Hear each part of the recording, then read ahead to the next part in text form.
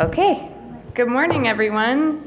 Welcome back to the February meeting of the California Coastal Commission. We'll begin today's session with a roll call, please. Commissioner O'Malley? Present. Commissioner Eckerly? Here. Commissioner Escalante? Is not on Zoom today. Okay. Commissioner Hart? Present. Commissioner Jackson? Here. Commissioner Kelly? Here. Commissioner Kunkel? Here. Commissioner Lee? Here. Commissioner Lopez? Presente. Commissioner Kalmick? Here. Commissioner Notoff? Here. Commissioner Moreno? Present. Commissioner Wilson? Here. And Chair Harmon. Here. Okay, thank you. Now we'll move to the virtual meeting procedures, please.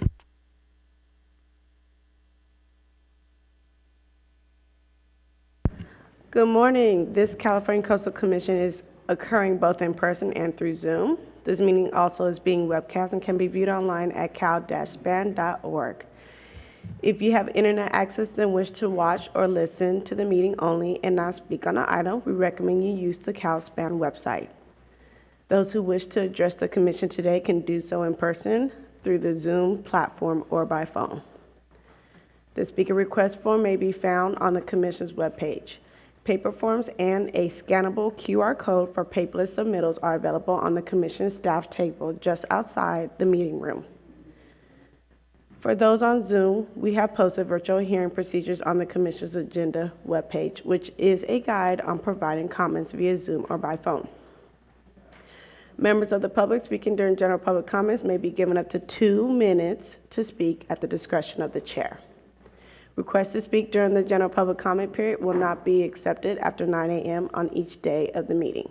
In order to provide the opportunity for the broadest range of public participation, you may speak on a specific topic one time only each month.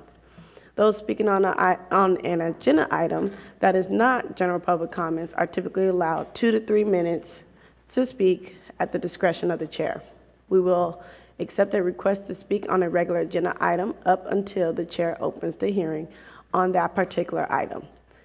If you have internet access, please go to the Commission webpage and click on the link to fill out a speaker request. If you do not have internet access or prefer to testify by phone, please call the Commission staff at 562-477-9089.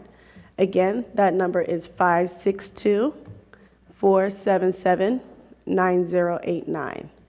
Staff will provide you with a telephone call-in number and instructions for how to participate and provide testimony by phone. We will manage speakers coming in and out the meeting through a meeting organizer. When it is your time to address the Commission, the organizer will invite you to turn on your video and microphone or provide instructions on how to unmute the phone. Madam Chair, that concludes the virtual hearing procedures.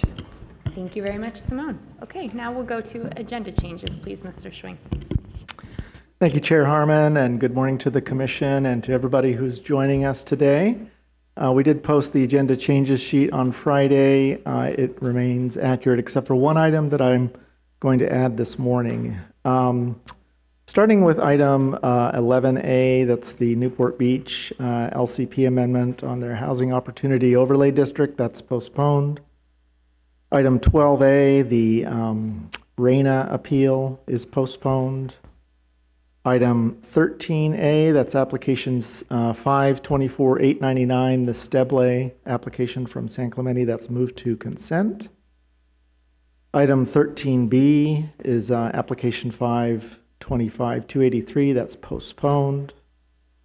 Item 13C, the Seidensticker application from Dana Point, that's postponed. This morning we're adding item 16A, the Oceanside downtown density for the 6th housing cycle is moved to consent. Then item 16C, the City of Carlsbad's zoning code cleanup for 2024, that's moved to consent. Item 16F, the City of San Diego's 2024 land development code update, that's moved to consent. Item 16G, the City of Carlsbad's LCP update. That's an LCP time extension only. That's moved to consent. Item 17A, that was a map adoption for the San Diego Unified Port District. That's postponed. And item 18A, which was an appeal out of the Port of San Diego, FR San Diego LLC, that was withdrawn. And that concludes the agenda changes this morning. Okay, thank you very much. With that, we will move to general public comment. Thank you. For members of the public, I will be announcing the names of the upcoming speakers and invite you to speak when it's your turn. Each speaker will be allowed 2 minutes during the general public comments at the discretion of the chair. In order to allow for live video testimony on Zoom, we will be bringing you in as a panelist. As we bring you in, your Zoom will reload. This may take a moment to speed up the process. We will bring several people in at a time, but please remain muted and keep your video off until we ask you to speak. After your time is up, you will be moved back to attendee mode. For members of the public present in the room, I will call your name in the order that they appear on our sign-up list. When you hear your name, please line up behind the podium and introduce yourself when you approach to speak. There is a raise hand function that will help us find you in the attendee list. If you are using the phone for audio, you can raise your hand by dialing *9. If you are participating by Zoom, you should see a button on your Zoom screen. If you have signed up to speak for this item and you are able to do so, please raise your hand now. When it's your time to speak, we will invite you to unmute and turn on your camera. You can unmute yourself on a phone by dialing *6. So first up, we're starting with in person. So we have Scott Macklis, followed by Sabrina Brennan, followed by Judy Taylor.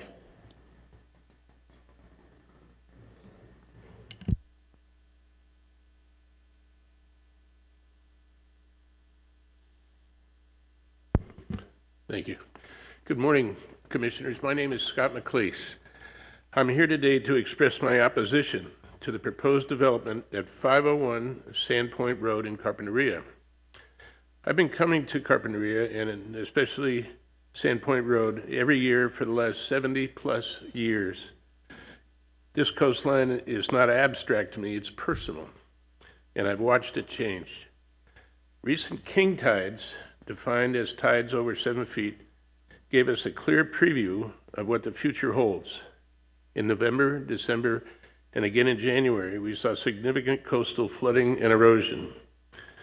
The 7.3 foot tides in December 4th and 5th were especially alarming. Portions of Sandpoint Road were submerged under 4 to 6 inches of standing water. Wave refraction flooded the driveway at 539 Sandpoint Road, leaving debris scattered across its entire width. At 501 Sandpoint, erosion accelerated on what little land remains. We do have some slides here to take a look at. Would you like me to go through them or just tell me? Oh, I'm sorry. If you would, that's the property at 501. There's the road that's been covered in 6 inches plus of water. And here's the edge of the 501 property. And through, next one, please. And there's the wave refraction coming in. Tides of this magnitude already occur 4 times a year, and with sea level rise and climate change, they will only become more frequent and more severe. When a king tide coincides with a storm, bringing elevated stream runoff and large wave energy, the flooding and erosion will be dramatically worse. These events will rapidly increase erosion at this site. It is not difficult to imagine the residents you approve surrounded by water, refractive wave crashing, and into many caissons requiring to support it, ultimately limiting or prohibiting access along a very narrow entryway. Thank you, sir. Sabrina Brennan, followed by Judy Taylor, and then we'll go to Zoom, and we'll go with Adam Leverez, followed by Vivian Marquise, followed by Dan Silver and Ann Stenton. So please be ready to be moved to panelists. This video documents ongoing. Good morning, Chair and Commissioners. My name is Sabrina Brennan. I'm the Director and Legislative Advocate for Surf Equity and co-founder of the Committee for Equity in Women's Surfing. I'm here to raise awareness about serious concerns regarding a federal beach surveillance system. The City of San Clemente approved an agreement with U.S. Customs and Border Protection to allow the agency to install a maritime surveillance tower and cameras overlooking the city's coastline. The system would be placed on city-owned land. While framed as a public safety measure, this approved system fundamentally changes the nature of California's coast.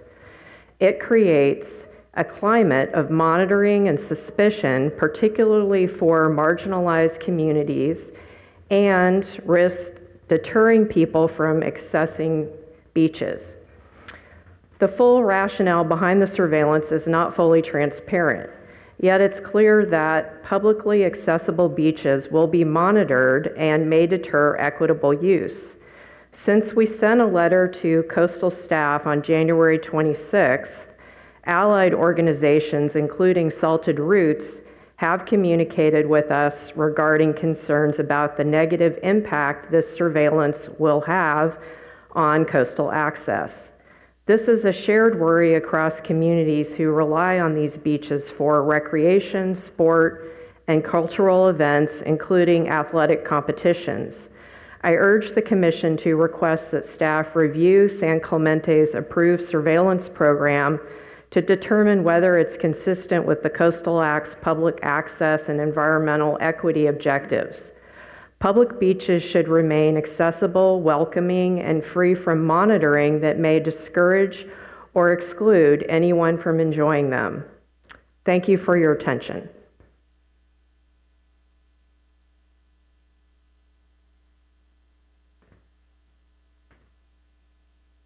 Good morning, Commissioners. Judy Taylor, 52-year coastie now. And I want to thank you all for bringing the nice weather with you. It's much appreciated. I'm here today in two roles. One on behalf of Smart Coast California. I just want to reiterate again how much we appreciate being a stakeholder and an ally. Particularly at our last summit, the presentation by Brittany Cozzolino, as she is local grown. So it was really nice personally to see her do a fabulous presentation. Now onto the personal, just want to ask you guys while you're here, if you have not seen the Hyatt site, and if you've not seen Seal Cove, if you get a little bit of time, I was in Monterey last week for meetings, and so I know when you get out of here, you just want to get out of here, you want to go home, and I totally get that. But if you have the time, either on the way to dinner tonight or on your way out of town tomorrow, both sites are very close by. Seal Cove is literally in spitting distance, and the Hyatt site is at the south end of Half Moon Bay. Seal Cove is 170 homes, isolated, geotechnical issues, sea level rise is causing bluff failure, aging infrastructure, and it's a pocket of homes. It's an established neighborhood. And so it's kind of a microcosm of what managed retreat and climate change on multiple levels is going to be doing to us over the next 50 years. The Hyatt site, y'all have said for as long as you've been here, we want that site to be a visitor serving gateway to the community. Any building is going to block the views. So just take a trip down there. It's where the James Ford is. You can just make the loop down and get yourself back to 92 really easily. But just take a look and see what this site is to the community and what the real options are. Because I know the developer has worked assiduously to meet the requirements for you folks. So anyways, welcome again. Bring the good weather every time you come. Thanks. Thank you. Next is Adam Leverance. We've already moved you to panelist. Go ahead and unmute yourself. Good morning again, commissioners and staff. Adam Leverance, speaking from Newport Beach. There are more reasons why CDPs should be required for the city's mooring permit to license conversion than I can cover in the time allotted. But some of them, the city began converting mooring permits to city-owned short-term mooring licenses without a CDP in late 2023.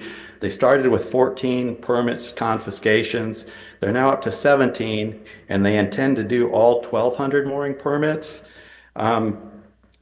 Also, they've got a potential project of a helical anchor upgrade, and that's $11.25 million or $7,500 on both ends for a double point mooring, which will add $15,000 of expense. It's another way to price out undesirable people like me from the harbor who aren't multimillionaires.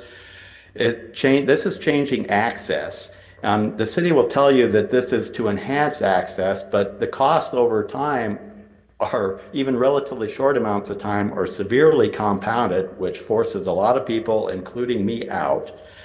And interestingly, at the Harbor Commission meeting this past month, the Harbor Department has indicated that they've deployed 2 helical anchor systems and, quote, arrangements are in place to deploy additional anchors later in the month, including 2 city moorings.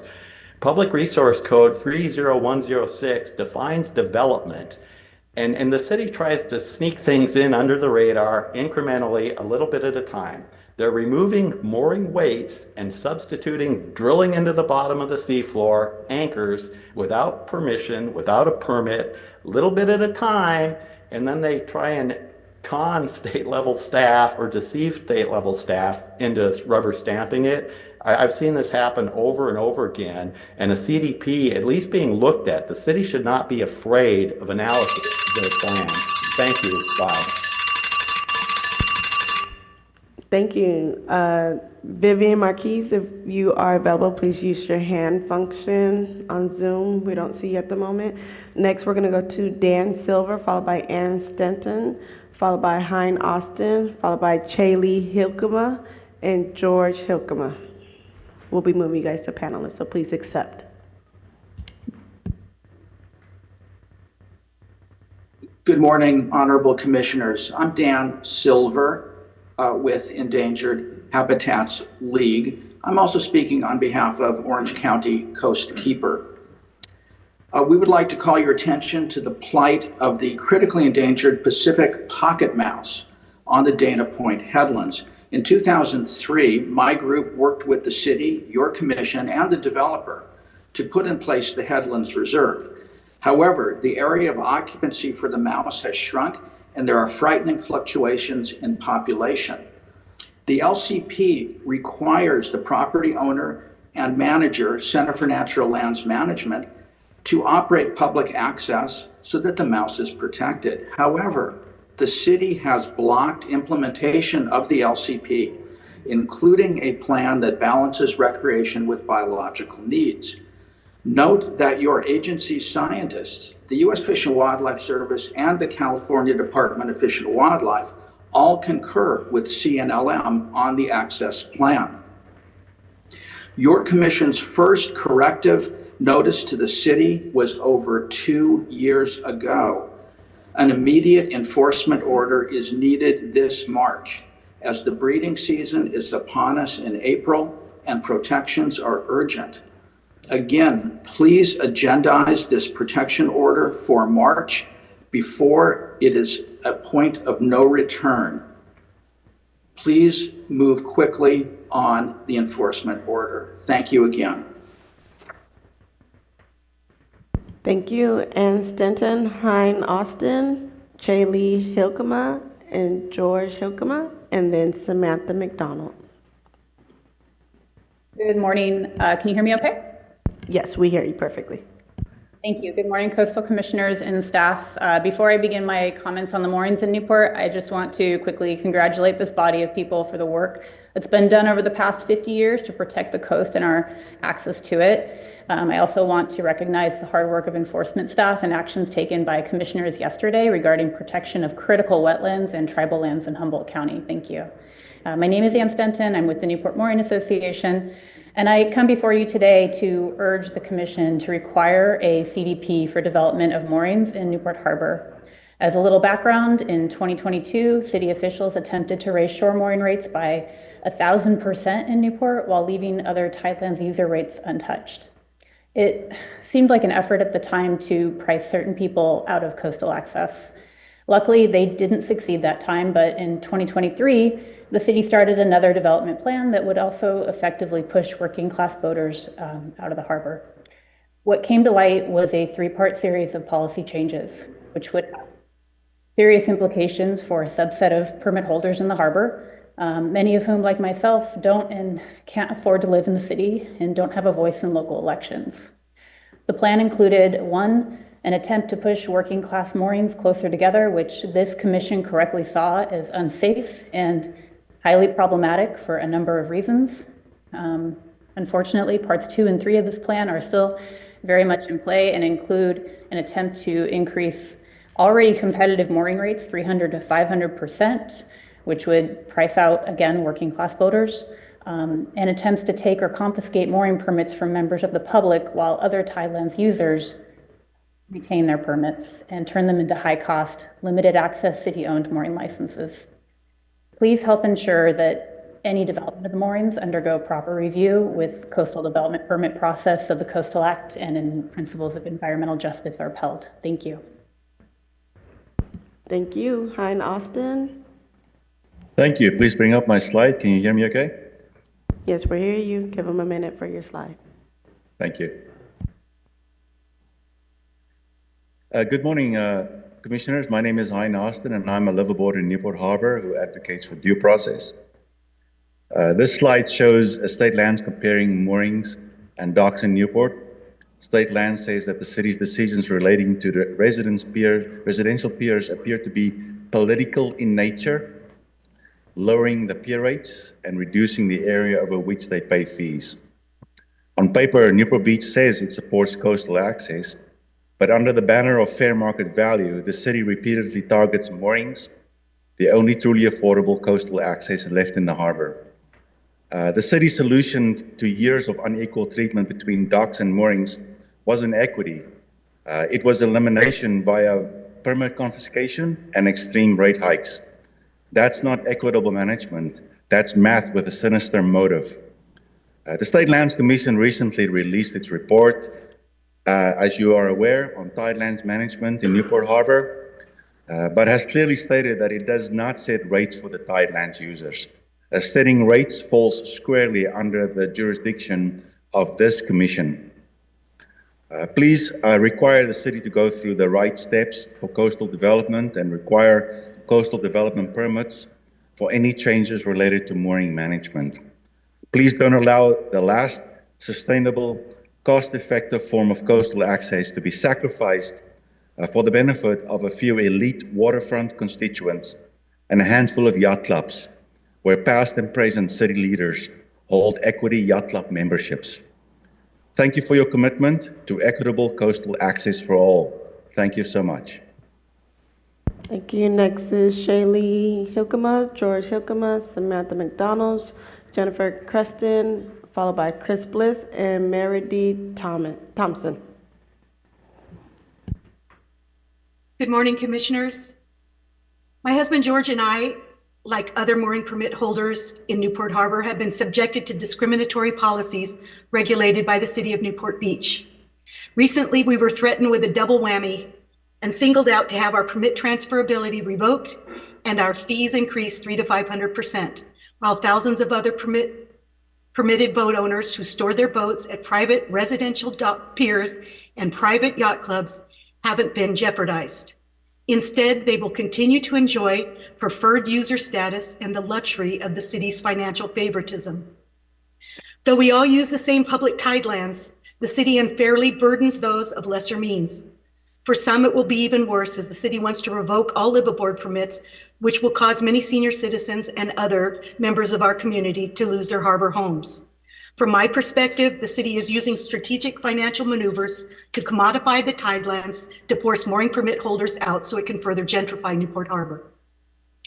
Currently, mooring permit holders pay higher fees than most like users in the harbor, and we don't have exclusive use rights to our moorings. So when they're empty, the city can rent them to members of the public and keep the fees. In contrast, those with residential piers pay nothing to store their boats at their private docks, and they pay a fraction of the fees we pay for a much larger footprint on the tidelands. They enjoy exclusive use rights of their docks, and the city allows them to rent dock space for their private gain, which can amount to many thousands of dollars of profit per year. This unequal treatment of like user groups makes evident the mismanagement of the tidelands by the city of Newport Beach, which is duty bound by the Beacon Bay Bill granting statute to make no discrimination in rates for any use or service, and the California Constitution, which forbids the making of any gift of any public money or thing of value to any individual. Oh, I see my time is up. Please require the city of Newport Beach to get a CDP for any changes it intends to make to the moorings at Newport Harbor. Thank you for your good work. Oops. Go ahead, George. Go ahead, honey. My name is George Hilkema, and I'm 90 years old. I've been a board member of the Newport Mooring Association for 35 years and have had my sailboat on a mooring in Newport Harbor for 40 years. I'm generally not one for regrets, but I must tell you that I wish I could get back the uncountable hours that I've spent addressing the issues of mooring permit fee increases and mooring permit revocation. The fact is that Newport Beach has biased policies that favor residential pier permit holders and burden mooring permit holders. Both moorings and private residential piers are self-installed and self-maintained, and both are used to store boats when they're not in use. We are like tideland users, but those with private docks pay a fraction of the fees we pay for their docks and pay no fees at all for the boats tied to them. In July of 2024, Executive Officer Jennifer Lucchese of the State Lands Commission reminded the city that it is required to, quote, manage its granted lands for the benefit of the statewide public, not for purely private or local interests, end quote, and that it is obligated to do so, quote, fairly and equitably without discrimination among users and rates, unquote. But just 1 year later, right before the 4th of July weekend, the city decided it would raise only mooring fees as much as 500% and revoke only mooring permit transferability. Voting on the public tidelands is a use that is consistent with the public trust, and the California Coastal Act states, quote, recreational boating use of coastal waters shall be encouraged, unquote. Please don't allow the city to continue its unfair treatment of mooring permit holders and require it to get a CDP for any changes that it intends to make in the moorings of Newport Harbor. Thank you very much. Thank you. Next is Samantha McDonald, followed by Jennifer Creston, followed by Chris Bliss and Mary D. Thompson and Terry Welsh. We have about 21 speakers left. Hi everyone, Samantha McDonald, liveaboard in Newport Beach. Like everyone else here, we really are asking for a coastal commission to require a coastal development permit from Newport Beach. Next slide, please. I first really want to emphasize from the perspective of liveaboards how much we are recreational vessels. Every boat in Newport Beach is a navigable sailboat or motorboat. There's no houseboats, they aren't allowed in Newport Beach.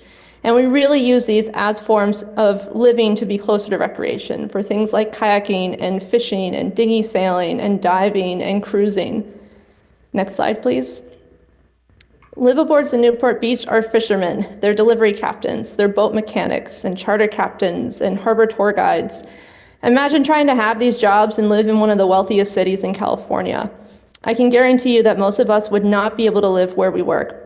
And more importantly, the state has made it clear that residents of persons that maintain the harbor and commerce and fishery navigation were not only consistent with, but in direct aid of basic trust purposes. And allowing the city to remove all liveaboards will be removing jobs that are in direct aid of the basic trusts and recreational opportunities and support. Next slide, please. Under the new license program the city is implementing, vessels' absence cannot exceed 6 months. Even if a boat needs a lengthy repair after a nasty Santa Ana storm, or if the vessel is cruising and waiting for a weather window to return home, the city can take away your mooring permit without appeal.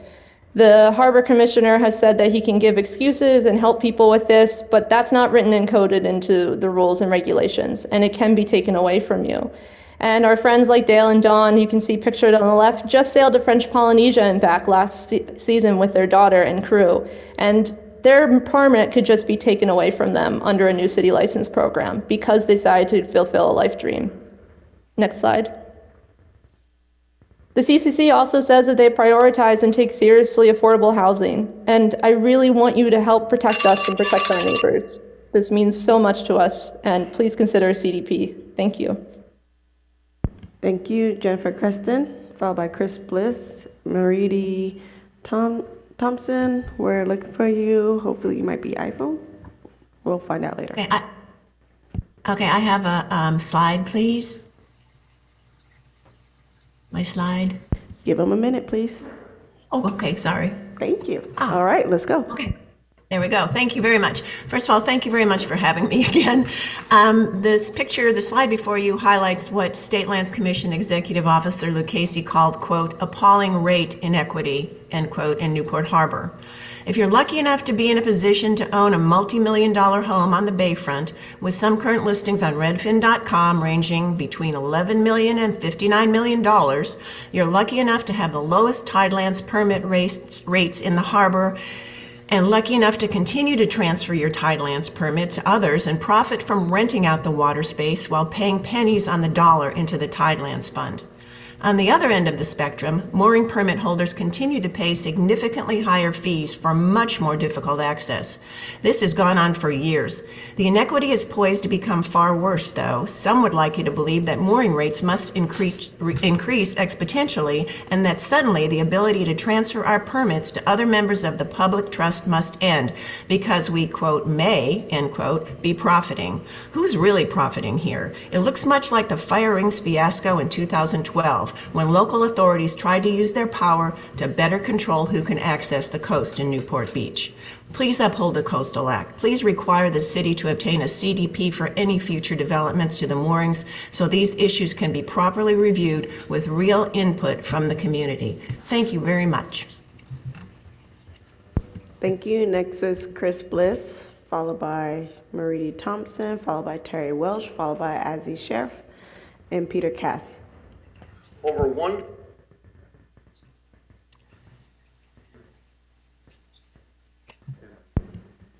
Chris Bliss. There's Chris Bliss. Oh.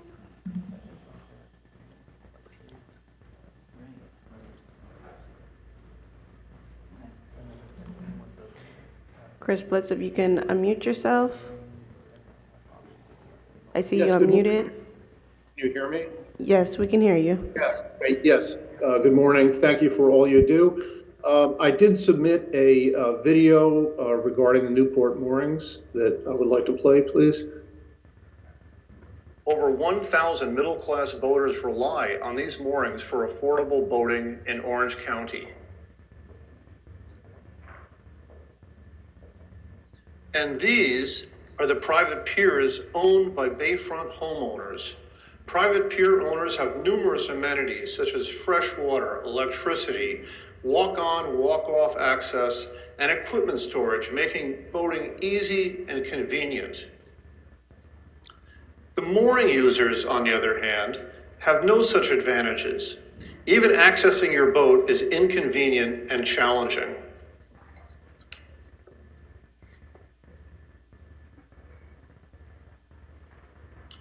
Private pier owners often rent out space at their docks, which are over the state tidelands, for high rent, often making tens of thousands of dollars per year, with little or none of that going to the Tidelands Fund. Mooring permittees are not allowed to rent their moorings. If their mooring is vacant, the city can rent it out and keep the proceeds with nothing going to the permittee who owns, pays for, and maintains the mooring equipment. Both the piers and the moorings are within a few feet of each other. and share the same tideland space. Both have the same function, which is a place to park a boat. Both require a permit and pay fees to the city. Yet, the mooring users are required to pay multiple times more than the pier users, despite the inconvenience and lack of amenities. This outrageous inequity and discrimination has been happening for decades. The Newport moorings are the only affordable coastal access for boaters in Orange County. Now, the city plans mooring rate hikes ranging to more than 500%. This will ultimately make boating in Southern California unaffordable to all but the very wealthy. The Newport moorings have provided affordable coastal access for middle-class families for 100 years. Please help protect this invaluable resource. Thank you. Next, we found Mariti. Oh, where'd she go? She's gone now. Okay, we're gonna move to Terry Welsh, excuse me. Terry, if you can unmute yourself.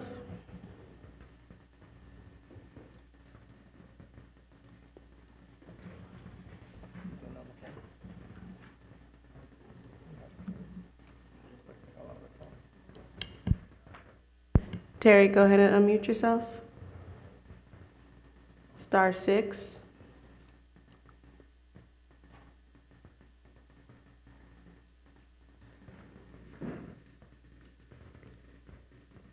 Terry, dial *6. There we go. Hello, can you hear me? Yes. Thank you very much. My name is Terry Welsh, and I'm the president of the Coastal Corridor Alliance, formerly known as the Banning Ranch Conservancy. And for me, it has always been, and it still is, a great honor to speak before this commission. Now, many of you may know that because of the work of many, many people and a very generous donation from Frank and Joanne Randall, Banning Ranch became publicly owned, permanently protected coastal open space in 2022. And I could talk all day about this, but this morning I'm here speaking in support of the conservation effort of the Pacific pocket mouse at Dana Point. Now, it's always a juggle balancing public access versus protecting important habitat, but at the Coastal Corridor Alliance, our philosophy is it's always best to err on the side of protecting the habitat. These species have nowhere else to go. And in many ways, we're going through the same thing right now at Randall Preserve.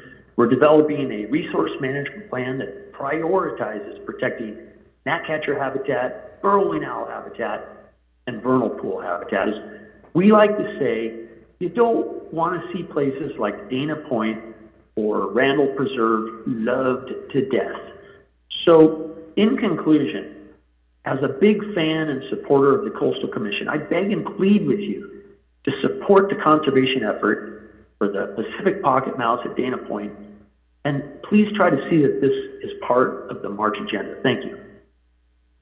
Thank you. Next is Ozzie Sheriff, followed by Peter Katz, followed by Robin Davidoff, followed by Jim Palmer, and Nathan Brenner.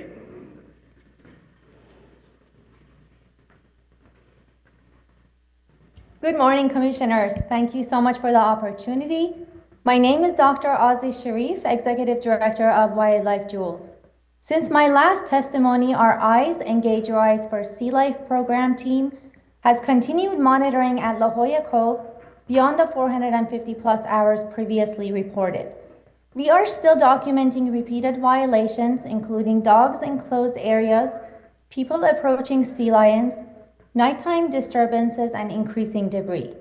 These behaviors continue to flush resting wildlife, disrupt sea lions, and create serious public safety risks. I also want to raise a related concern at the children's pool. From May 15 through September, our team spent over 200 hours monitoring western gulls. Western gulls are federally protected under the Migratory Bird Treaty Act, and U.S. Fish and Wildlife Service lists them among birds of conservation concern. During that time, we documented repeated harassment, adults flushed from nests, and interference that resulted in egg loss, nest failures, and chick mortality, putting newly hatched chicks at risk. We also repeatedly observed children and visitors running along the cliff edge to chase birds and their chicks, tripping and nearly falling, creating a serious public safety hazard. These are not isolated incidents. They reflect a predictable pattern during sensitive seasons that can be prevented with proactive management. For these reasons, Wildlife Jewels strongly supports the Seal Society's request for enhanced on-site management at La Jolla Cove. We also urge a seasonal plan of action for Children's Pool centered on enforcement, monitoring, and webcams in place ahead of May 15th. Thank you so much for your time. Thank you, Peter Cass, Robin Davidoff, Jim Palmer. Peter Cass. Good morning. I have a slide. Oh, thank you so much. Good morning, Commissioners. My name is Peter Cass. Thank you very much for your hard work. In 2012, the city of Newport Beach, using the air quality management, district, attempted to justify the removal of public beach barbecue fire rings because they attracted the wrong kind of people. This 2018 case study report read in part that, quote, open quote, the fire ring ban would effectively curtail recreational access to the beach for anybody not lucky enough to own coastal property. This was a public controversy driven by the local authorities and affluent property owners who felt entitled to determine which people deserve to enjoy local beaches. In the issue of the Newport Beach fire ring, the Coastal Commission was able to challenge the local power structure and defend beach access by invoking the Coastal Act, close quote. Unfortunately, today, we see a very similar situation with the current plans to remove the mooring permit in Newport Harbor. Please protect coastal access for those of us not wealthy enough to own a waterfront home in Newport. Please require the city to obtain a coastal development permit for any changes to the moorings. Thank you so much for your hard work. Thank you, Jim Palmer, Nathan Brenner, Lindia Ponce, and we have about 10 speakers left.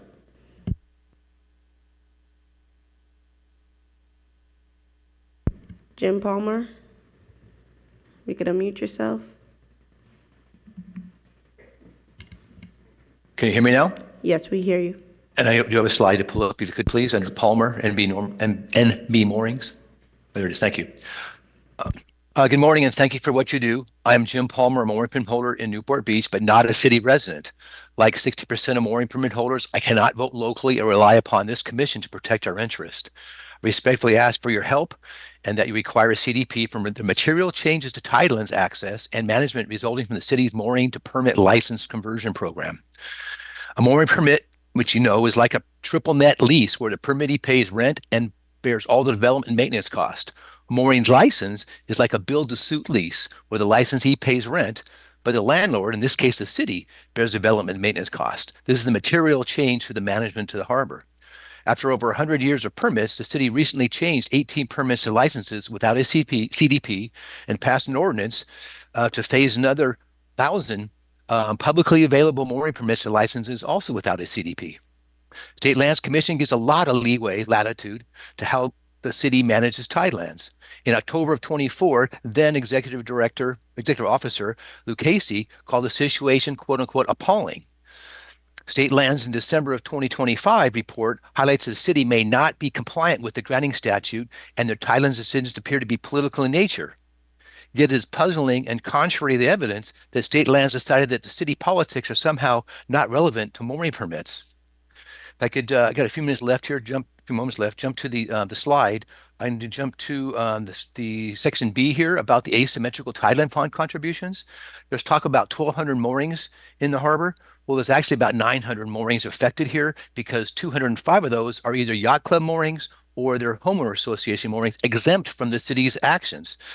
So there's 900 moorings are doing about $1.5 million in tideland fund support, where there's 3,000 boats on private residential piers contribute about $285,000 to the fund.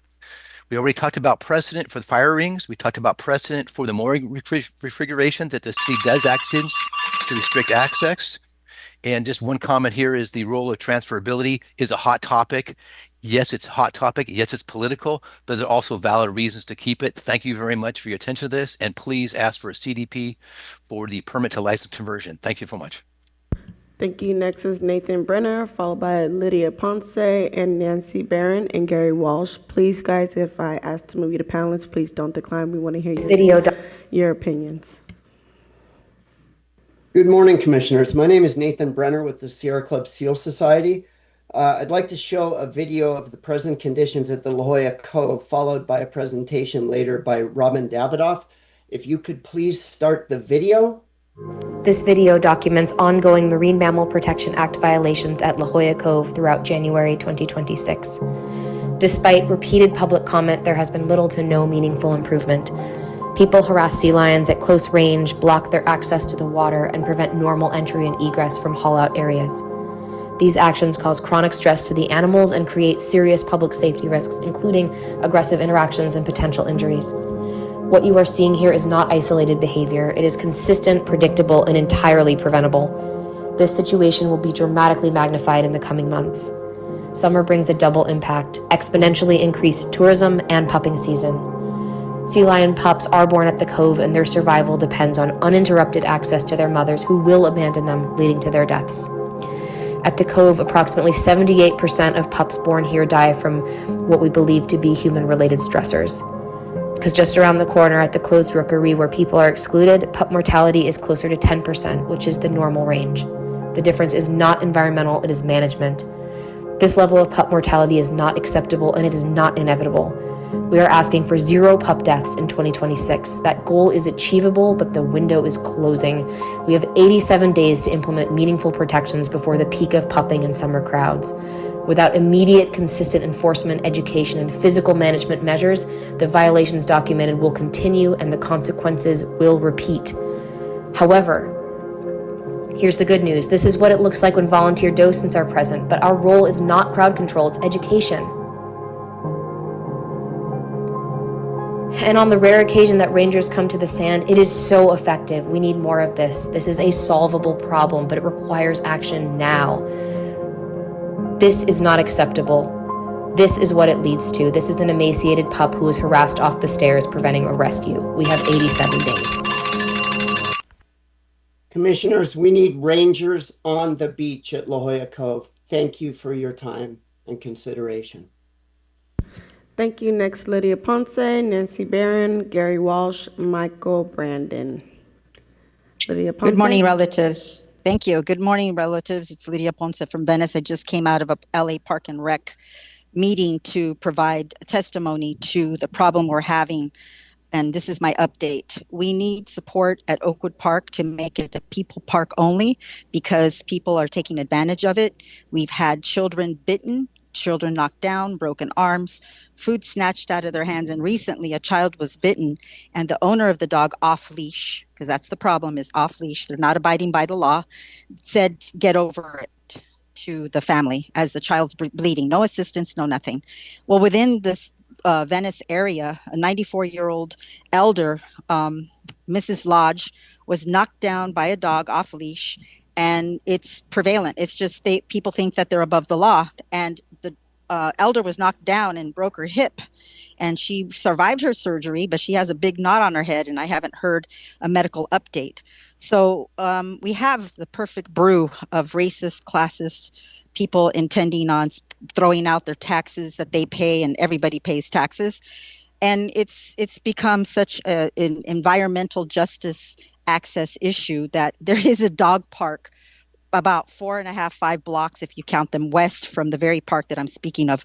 Help us become a people-only park. We're going to put through the press release about Mrs. Lodge, and I'm really, really asking, since we are in the dual jurisdiction and Oakwood Park is in that range, we really need some justice. 7 to 11 families gave up their homes back in the day to provide eminent domain. It was a gentleman eminent domain, the first I've ever heard of, to provide the community with that park. And that park is the only green space east of the beach. And that was ladies and gentlemen, the time when post-Emancipation Proclamation that Jim Crow laws set and our Black relatives could not cross between one street and the other. And I'm asking you, I'm going to be sending you the press release and sending you the updates for Mrs. Lodge. We need some prayer.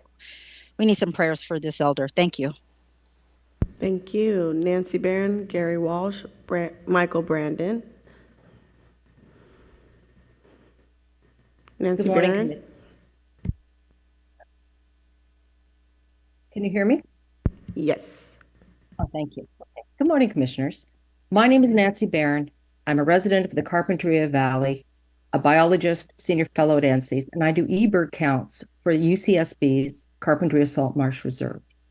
I'm here to express my opposition to the proposed development of 501 Sandpoint Road in Carpinteria, and I want to inform you of a significant new biological finding.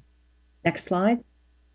Recently, the Carpinteria Salt Marsh ecosystem welcomed a new resident, a burrowing owl that's on this very spot of the proposed development. The burrowing owl is a shy bird, only 6 to 8 inches tall, but its presence here is huge. While burrowing owls are rarely observed due to habitat loss, it's native to the area and is known to overwinter here. It is listed as a bird of conservation concern at the federal level and is a candidate to be included in the state endangered species list. This owl was first observed on December the 5th and has been seen daily since.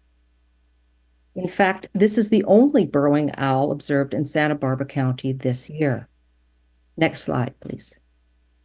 Burrowing owls have previously been documented in the Carpinteria Salt Marsh, including at this exact location. In fact, this vacant lot provides proven preferred foraging habitat within dune and coastal mat Esha. Development would significantly impact this rare species. In addition, USGS scientists show that this location is a hotspot for coastal birds, with the greatest abundance and diversity in the entire Salt Marsh Reserve. And as you know, this is one of the last slivers of coastal wetlands left. Please reconsider this project and require a full environmental impact report. Given the rarity of this habitat and the absence of comparable sites in Southern California, this project warrants the highest level of scrutiny to protect our vanishing birds. Thank you. Thank you, Gary Walsh, Michael Brandon, then Patricia Kuhlman, and Herman Kuhlman, and Kent Allen. Gary Walsh. Hello, I'm Gary Walsh from Save Our Beaches SC, and I'm here today to speak to you about OCTA's, Orange County Transit Authority, approval request for an emergency permit, what they call Area 4 down in San Clemente.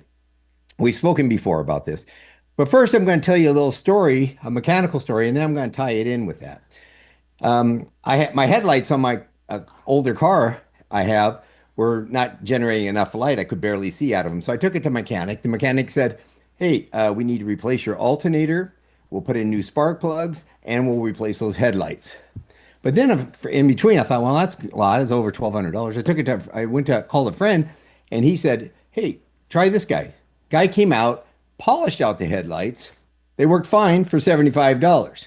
Now, why do you think that mechanic would have done all that? Wanted to charge me $1,200 for all that work? Because by polishing him out, he wasn't going to make any money. That's not what he does. Well, this is what OCTA has done with their proposal to put in a seawall. They hired an engineering firm to come up with solutions to protect their tracks. So naturally, their solutions require a lot of engineering, a lot of things that are keep them well involved in this and lots of money. What they've never done is put out a proposition for somebody to come in and just put sand down in front of this area. And so the difference is that they could put sand down. Make them put in a request for this emergency permit with only sand. Keep those engineering firms out of this so that they are not involved because they just want to build stuff. They can put sand down just as easy. force OCTA to put a sand-only permit request in. Thank you. Thank you. Next is Michael Brandon. We keep trying, but he keeps declining. Let's try this again. Oh, here he is. Okay. Surprise, surprise. Okay, Michael Brandon, if you can go ahead and unmute yourself. And then after that, Patricia Kuhlman, Herman Kuhlman, and Kent Allen. And then we should be done. Good morning, Excellent Chair Harmon, Commissioners, and staff. My name is Michael Brandon, and I'm here to speak about mooring permits in Newport Beach. My fellow boaters and I are simple people trying to do what we love, but we're in the middle of a mess that Newport Beach created. My understanding is that government should not be punitive towards its citizens. The role of government is to provide opportunity. The state lands investigation clearly discovered that the pressure that Newport Beach is applying only to mooring permittees is political in nature and obviously inequitable with respect to other users in the tidelands. My fellow boaters have shown you many examples of this today. This California Coastal Commission is our last fail-safe to protect the right to access the water with sailboats and powerboats, not only for us, but for all Californians now and into the future. You know more than anybody else that rates directly determine access. So please inform the city of Newport Beach that they need a CDP if they want to increase our mooring rents and change coastal access. They need a CDP if they want to confiscate all permits and change them to licenses. They need a CDP if they want to replace our mooring weights with helical coils. They need a CDP if they want to condense us into unsafe mooring densities. Please, please, please tell the city of Newport Beach, send them an official letter that they need a CDP to do these things. Thank you so much for your time, and thank you for hearing all of us today. Next is Patricia Kuhlman and Herman Kuhlman. Can you please accept?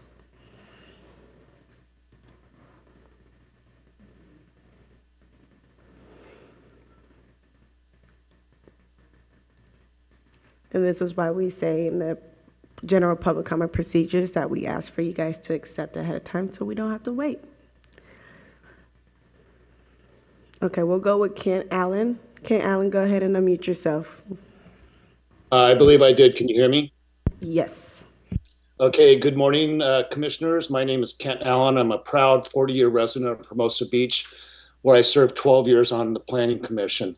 I'm speaking this morning to apologize to all of you on behalf of our little beach city. I know you take your work very seriously, just as you should. So you can imagine our embarrassment at seeing our representative from our city attend your December's meeting dressed as Santa's little helper. Mr. Jackson is a constant struggle. It's a struggle for public attention, and we are sorry that his narcissism has become your problem too. You will learn in time that he also struggles with conflict and disagreement. If you disagree with him, all too often you will be called a racist, a misogynist, or probably both. In recent weeks, at our city council chambers, he called one of our council members a racist prick, and then referred to that person and the city manager as butt buddies. Yes, that's right, butt buddies. That's what he said. He's also made a number of references about another council member's genitals and the size of his genitals. So our problem is now your problem that you share with us. We suggest you humor him, post with selfies with him, as that seems to calm his temper. If you could find a few more subcommittees for him to serve on, we'd appreciate it. Anything that takes him to Half Moon Bay, San Diego, is more often good for us in Hermosa Beach. He loves a committee title. Make him president or chairman of something trivial. That should calm him down for a few weeks. Just don't ask him what he keeps in his unpermitted ADU garage or what he keeps under his hat. He'll get really mad at you and you will be labeled a mega racist before lunchtime. Thank you again from Hermosa Beach. Have a good meeting. Okay. Patricia Kuhlman, Herman Kuhlman, John Dow, Scott Thomas. We see a couple of people that weren't online are back, so we're going to try again with John Dow. You can unmute yourself.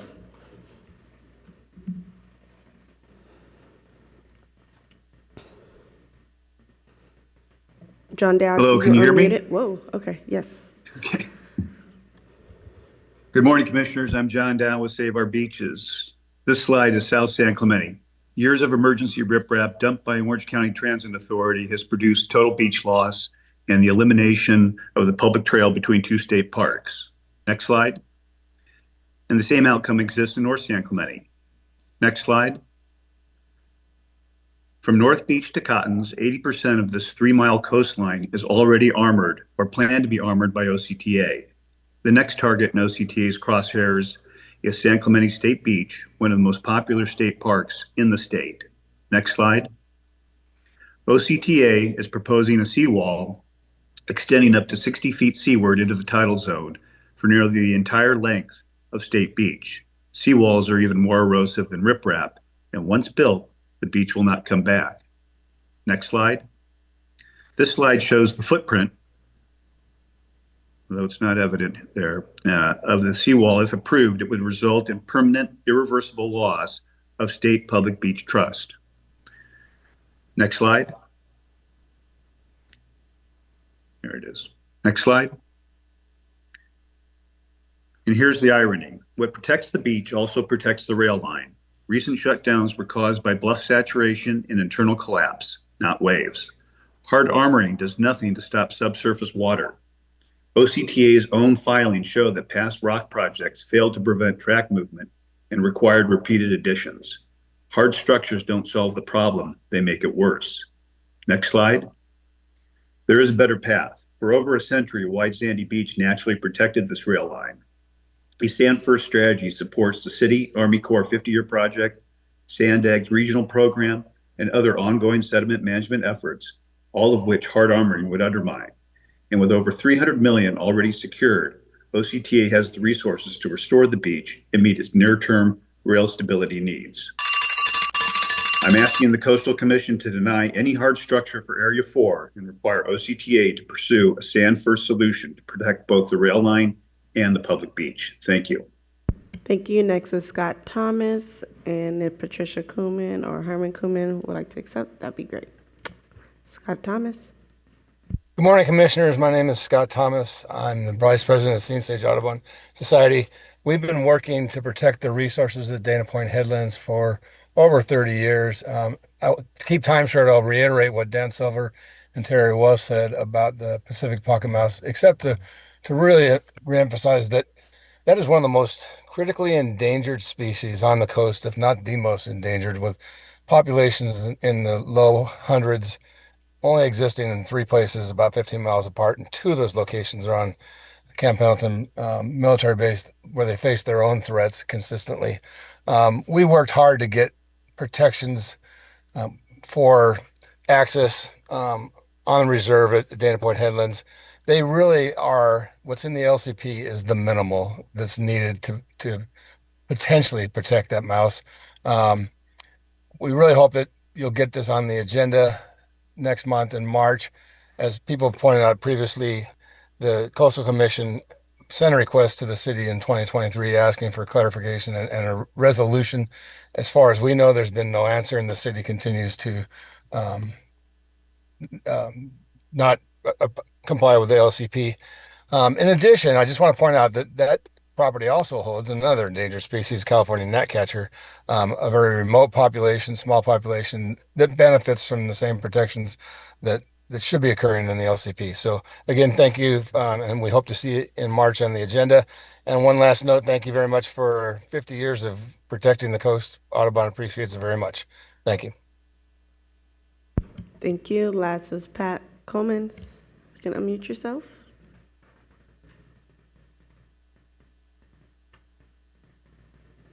We see you, just can't hear you. Okay, I'm sorry, I'm here. Can you hear me? Yes. I'm so sorry, I was having some technical issues on my side. My name is Patricia Cummins. I'm a retired boat captain living on my boat in the mooring in Newport Harbor. The moorings have worked for all of us for 100 years. We either rented or you had to purchase. The rule was if you wanted to live on your boat, you had to own it. The city guided me through the process. They took their transfer fees, they charged the extra liveaboard fee. I agreed to the rules and the yearly inspections. Now they want to take it and make me a renter at a very high fee, 500% plus increase. I pay now, and they also said it looks like there'll be never-ending increases because they're going to tie it to the cost of some fancy new marina here. One of the rules they have is if you're a renter, you can't live on your boat. They keep changing the rules, and it has us all in fear having our homes taken away from us. As there's about 50 or so liveaboards. We are mostly over 60s, some vets, some grandparents with family in the area. This will also stop younger people from ever being able to get into the boating world. The harbor is supposed to be an affordable place, and this will keep the middle class all out of boating. It just seems to be so unfair. We did everything we were supposed to, and now to have us reapply as a renter on a monthly, it just doesn't seem fair. That's all I had to say. My husband's here. If you want to start with Herman Kunis, he was next. Yes, we can do that. If you want to finish your 2 minutes, or we can move to him and he can have his 2 minutes. Yeah, I could move to him. Sorry. Okay, so we'll start the time back at 2 minutes again for him now, for Herman Kumin.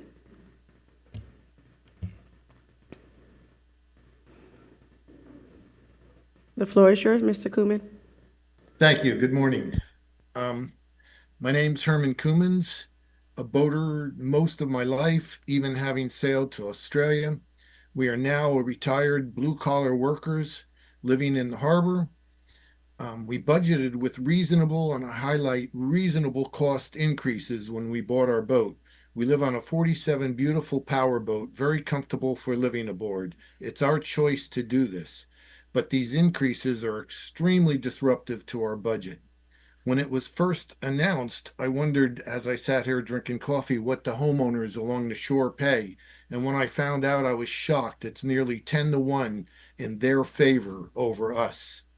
Implementing the mooring license to conversion further highlights stark disparities between tideland users, with mooring licenses being charged astronomically higher fees and being subject to far more restrictive terms than the city's favored groups, including over 1,000 residential pier permit holders, about 152 exclusive members-only yacht club moorings, as well as multiple affluent homeowner associating moorings.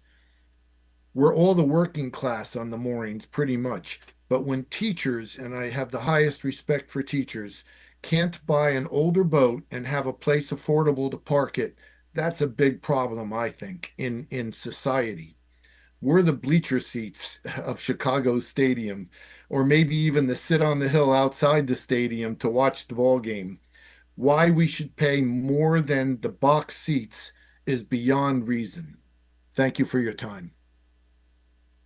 Thank you, and that concludes our speakers. David Hahn, we didn't see, so we're done.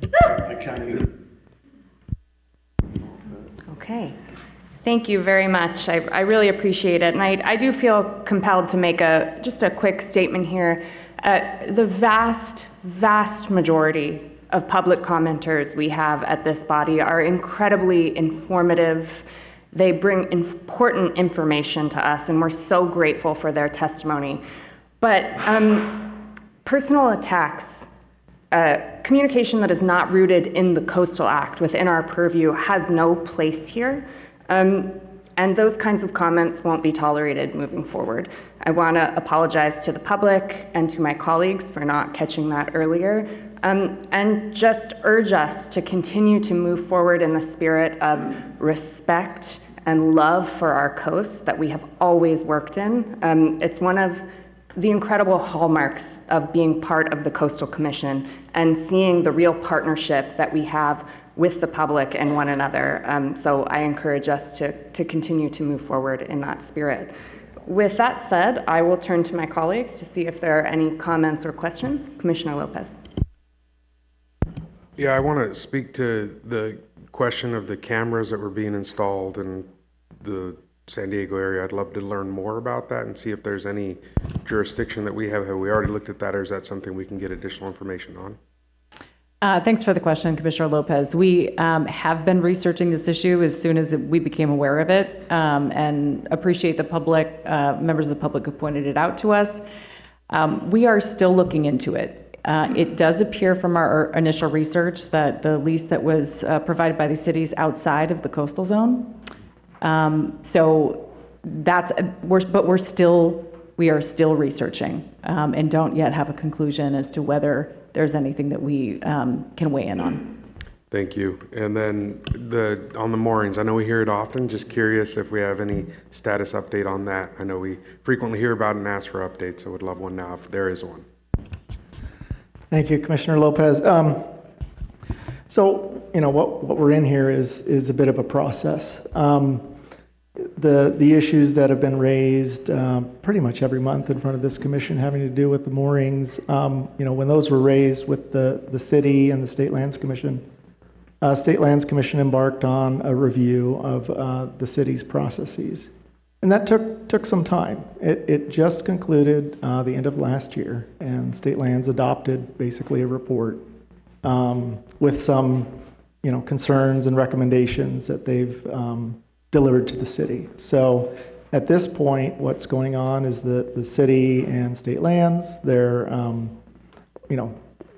working through the issues that were raised in the recommendations.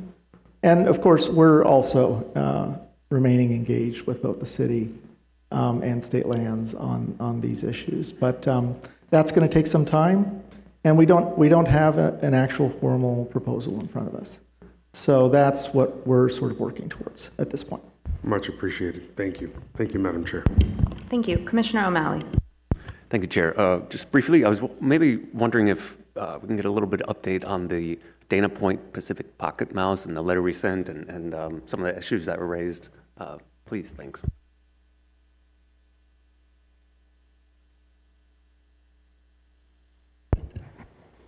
Thank you, Commissioner O'Malley. I just wanted to reassure you that we are very concerned about the species at this site, and we've been working to try to figure out options. And we're also aware of the timing, that there's a critical timing component. And we are hopeful that we can work something out. We have a meeting set up with we're talking to the city again next week.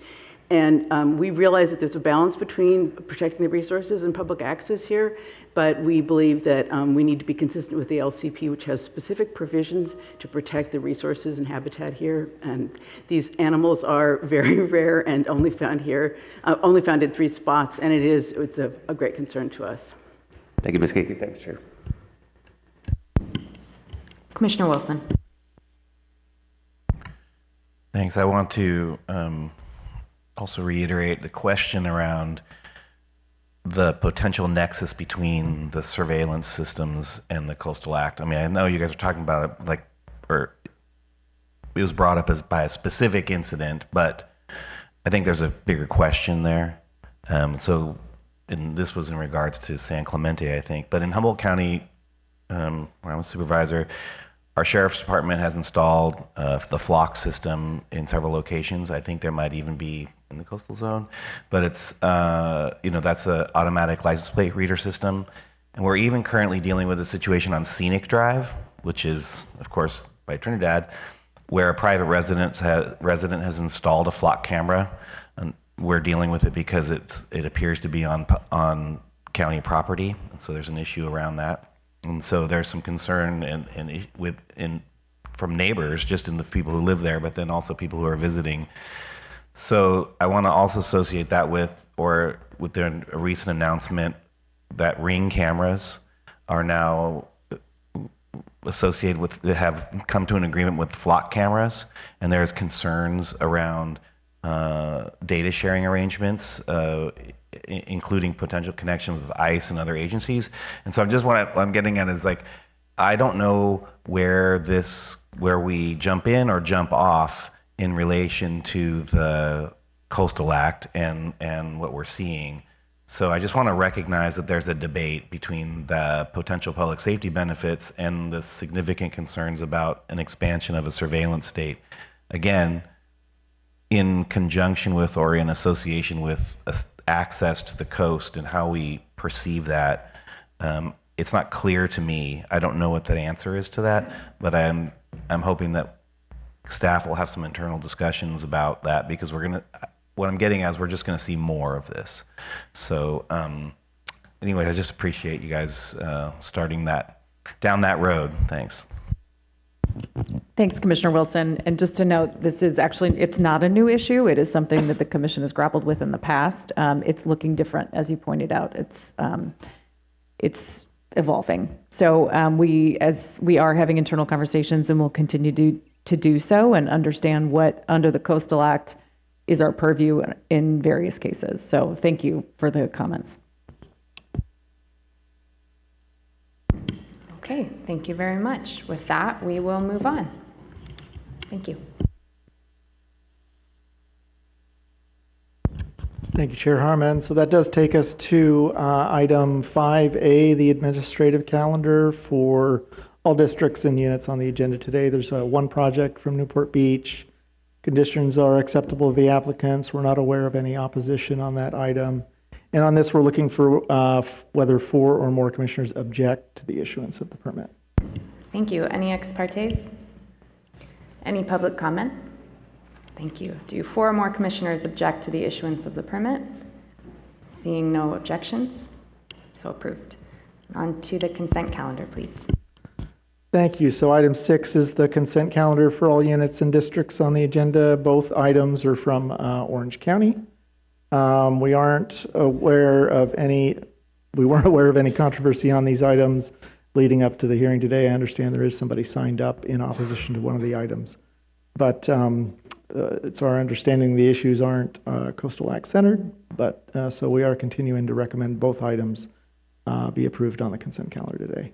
Great, thank you. Are there any ex partes? Okay, seeing none, public comment, please. Yes, we have a total of 5. We have 3 available for questions. We have Tom Coolin, who is on Zoom. I'm sorry, we're going to do the mayor first. Excuse me, Mayor, City of Oceanside, Esther Sanchez, who should be here.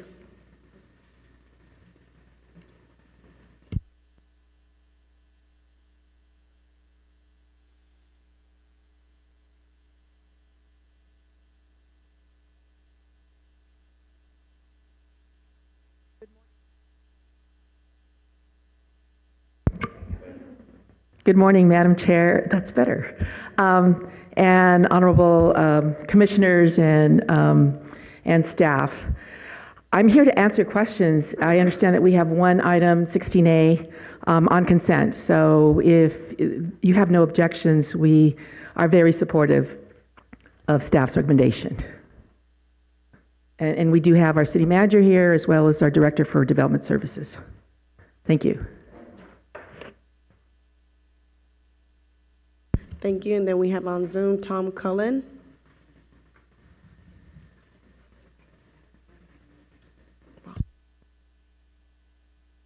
Good morning, commissioners. My name is Tom Cullen, and I am a neighbor on the Davis project.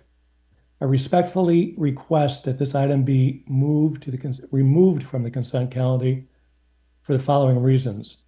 The project before you today that you're being asked to approve is not the same as the project the City of San Clemente approved in concept. As you can see on this slide on the right-hand side, upper right, it's the approved in concept slide. The decks on the back of this home have changed substantially since the applicant received approval from the city. I'm not sure whether the Coastal Commission is aware of the concept approved is not what is shown here today. Let me show you a few slides as an example. On the first slide, you can see that the City of San Clemente approved in concept. The lower elements are essentially Juliet balconies. They do not substantially protrude from the structure and function more like guardrails at doors than true usable decks. The second slide, which you're seeing now, also shows that the city approved in concept. You can clearly see the upper deck is much smaller and does not go the full length of the home. The bottom balconies are clearly Juliet styles, sitting right at the facade and not projecting out as usable deck space.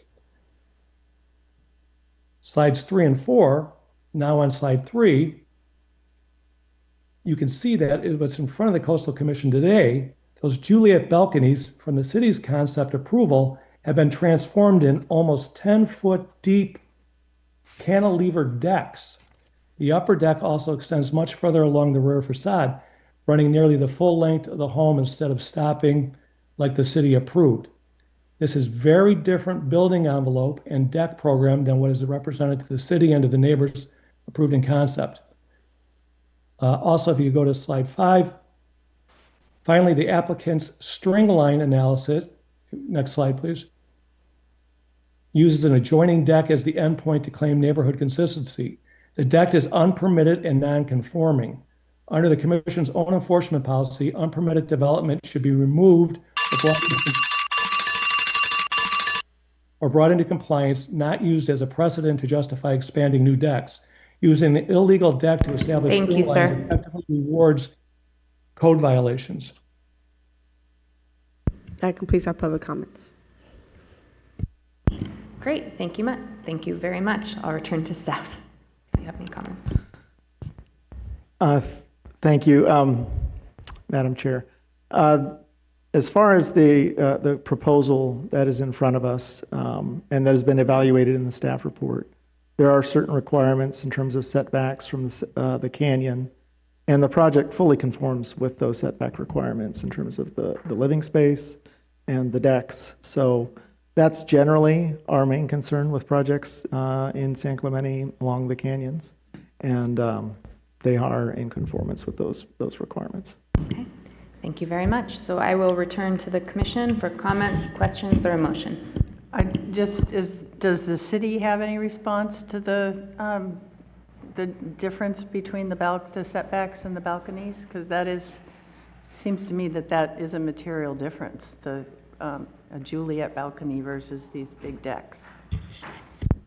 Yeah, some of these issues will, once the commission approves the CDP, this project, will have to go back to the city for whatever approvals that they continue to require, building permits and whatnot. And if there are issues under the city code that need to be addressed, they would be addressed at that time. Okay, I'll entertain a motion. I'll move consent. Thank you. That's a motion by Commissioner Wilson, a second by Vice Chair Hart. Any objections to unanimous consent? Seeing none, the consent calendar is adopted. We'll move on to item 7, please. Thank you. So this is for items moved from regular calendar to consent calendar. Again, for all districts and units on the agenda today, we've got 5 items.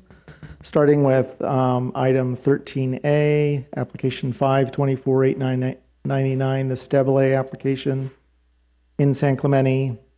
Item 16A, the City of Oceanside's downtown density LCP amendment. Item 16C, the City of Carlsbad's zoning code cleanup for 2024. Item 16F, the City of San Diego's 2024 land development code update.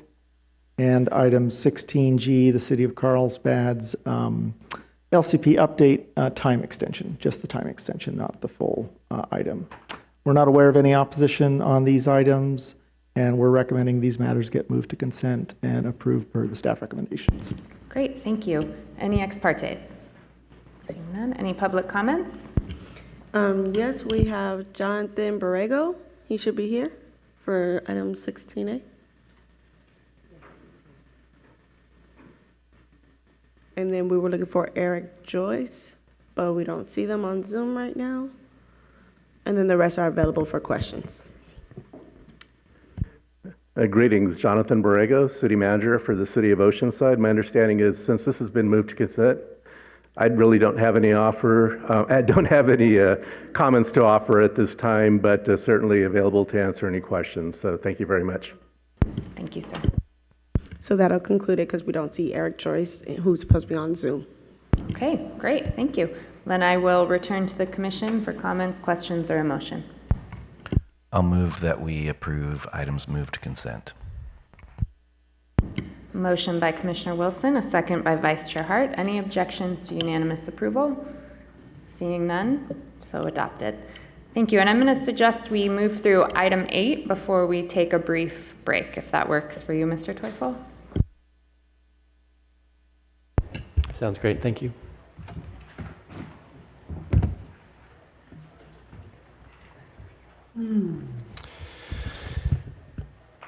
Thank you, Madam Chair. That brings us to item 8 and the Deputy Director report for the Energy, Ocean Resources, and Federal Consistency Division. We have 2 negative determinations to report and an immaterial amendment for your consideration. That is a request by the California American Water Company to amend its permit to allow an existing test well to remain in place and in use for another year. This is an item that has historically generated broad interest, so I'd like to invite our Senior Environmental Scientist, Deanna Christensen, to provide some brief background and a general update on the associated desalination project. Ms. Christensen. Thanks, Cassidy. And good morning, Commissioners. We did receive correspondence that was posted earlier this week regarding this immaterial amendment. The letter from the Ag Land Trust asserts that the Commission should deny the extension request for the test well and order its removal. They cite evidence presented in a pending lawsuit regarding CalAm's alleged lack of groundwater rights. However, we'd just like to note that this lawsuit is currently pending and is not yet resolved, so it would be premature to draw a conclusion as to the litigation outcome, which is expected sometime later this year. We also received correspondence that raised issue with CalAm's larger desalination project. However, they do not allege any coastal resource impacts associated with maintaining the test well for an additional year. We would note that the amendment involves no changes to the previously approved development and would cause no additional effects on coastal resources or public access. The test well would only operate a few hours per month for equipment maintenance purposes. And during this additional year. So it's expected that the issues related to the pending litigation regarding groundwater extraction, as well as CPUC, Water Board, and other required agency authorizations for this larger project will be likely resolved within the next year. I'd also like to provide you with a brief update as to the status of the larger project approved by the Commission in November of 2022. Staff did provide a thorough project status informational briefing last February that largely remains relevant. So I'll really focus mainly on the main progress that's been made since then, specifically on several special conditions that must be met before the permit can be issued. Given the complexity of the project, the Commission allowed CalAm up to 5 years instead of the standard 2 years to meet the prior to issuance conditions. First, Special Condition 1 requires several other agency permits and approvals be obtained, and CalAm has been making progress. A lease of state lands from the State Lands Commission for the slant wells is in progress, and a hearing on the lease application is expected this spring. A permit from the Regional Water Board to allow the project's discharge of brine through an existing outfall is currently under review by board staff, and a hearing on that is expected this summer or fall. Approval from Monterey One Water, who owns the ocean outfall CalAm would use, and an amendment to their outfall coastal development permit to make it suitable for CalAm's discharge is needed. CalAm and Monterey One Water have been working on a permit amendment application, and they expect to submit that to us in March.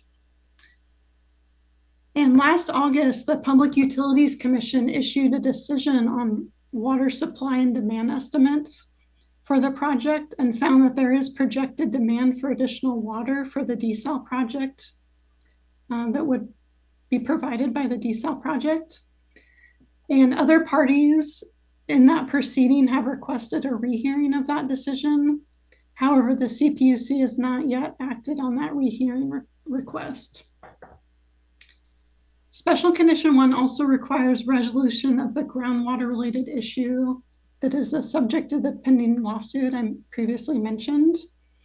In this lawsuit, the court is being asked to decide whether CalAm has the legal right to extract groundwater from beneath the site of its intake wells. And as part of this, the court referred several technical and legal questions to the State Water Board. And that office completed its report for the trial court in June of last year. And the court will now independently decide the case, likely sometime later this year. The CDP also includes special conditions related to the mitigation CalAm will need to provide to address the expected habitat impacts from the project. One of these, Special Condition 10, requires a habitat mitigation and monitoring plan. And CalAm has been working with commission staff, local agencies, and landowners to select appropriate sites for the required mitigation activities and to develop a draft plan for our review. 2 additional special conditions related to monitoring, one of groundwater conditions and another of nearby wetlands and vernal ponds. CalAm has submitted initial versions of both monitoring plans last year, and the independent review of them required by the commission is ongoing. 2 further important conditions, number 16 and 17, relate to environmental justice issues. Water from the project is expected to be more expensive than water from other sources, so Special Condition 16 requires CalAm to prepare and implement a program meant to offset the cost to low-income ratepayers. That work is in progress by CalAm. Special Condition 17 requires implementation of a community engagement plan to provide opportunities for residents of Reyna, particularly members of the environmental justice communities, to help identify needed public access amenities in the city that CalAm would fund. This engagement plan is meant to lead to CalAm's development of a public access and an amenities plan for the city to implement public access improvements with CalAm funding. CalAm completed the community engagement effort last year, and the city of Marina also completed its own community engagement process. CalAm is coordinating with commission staff on developing a draft public access and amenities plan that is based on the results of both their own and the city's engagement efforts with the community. Commission staff will continue our coordination with CalAm as well as the city on this effort.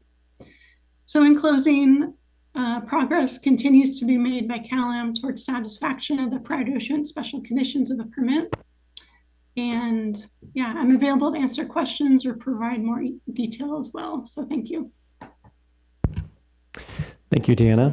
I believe we also have a representative from the applicant signed up to speak on this item. And following that, I would ask whether 3 or more commissioners object to the immaterial amendment in the Deputy Director report. Great, thank you. Yes, DJ Moore in person. Mr. Moore. Good morning, Chair Harmon and Commissioners. Before I get started, I'd just like to request an additional couple of minutes. I just wanted to supplement staff's update to you on the larger desal project, just given how significant a matter this has been before the Commission over the years. 5 minutes would be great. Thank you so much. DJ Moore, Paul Hastings, outside counsel to California American Water.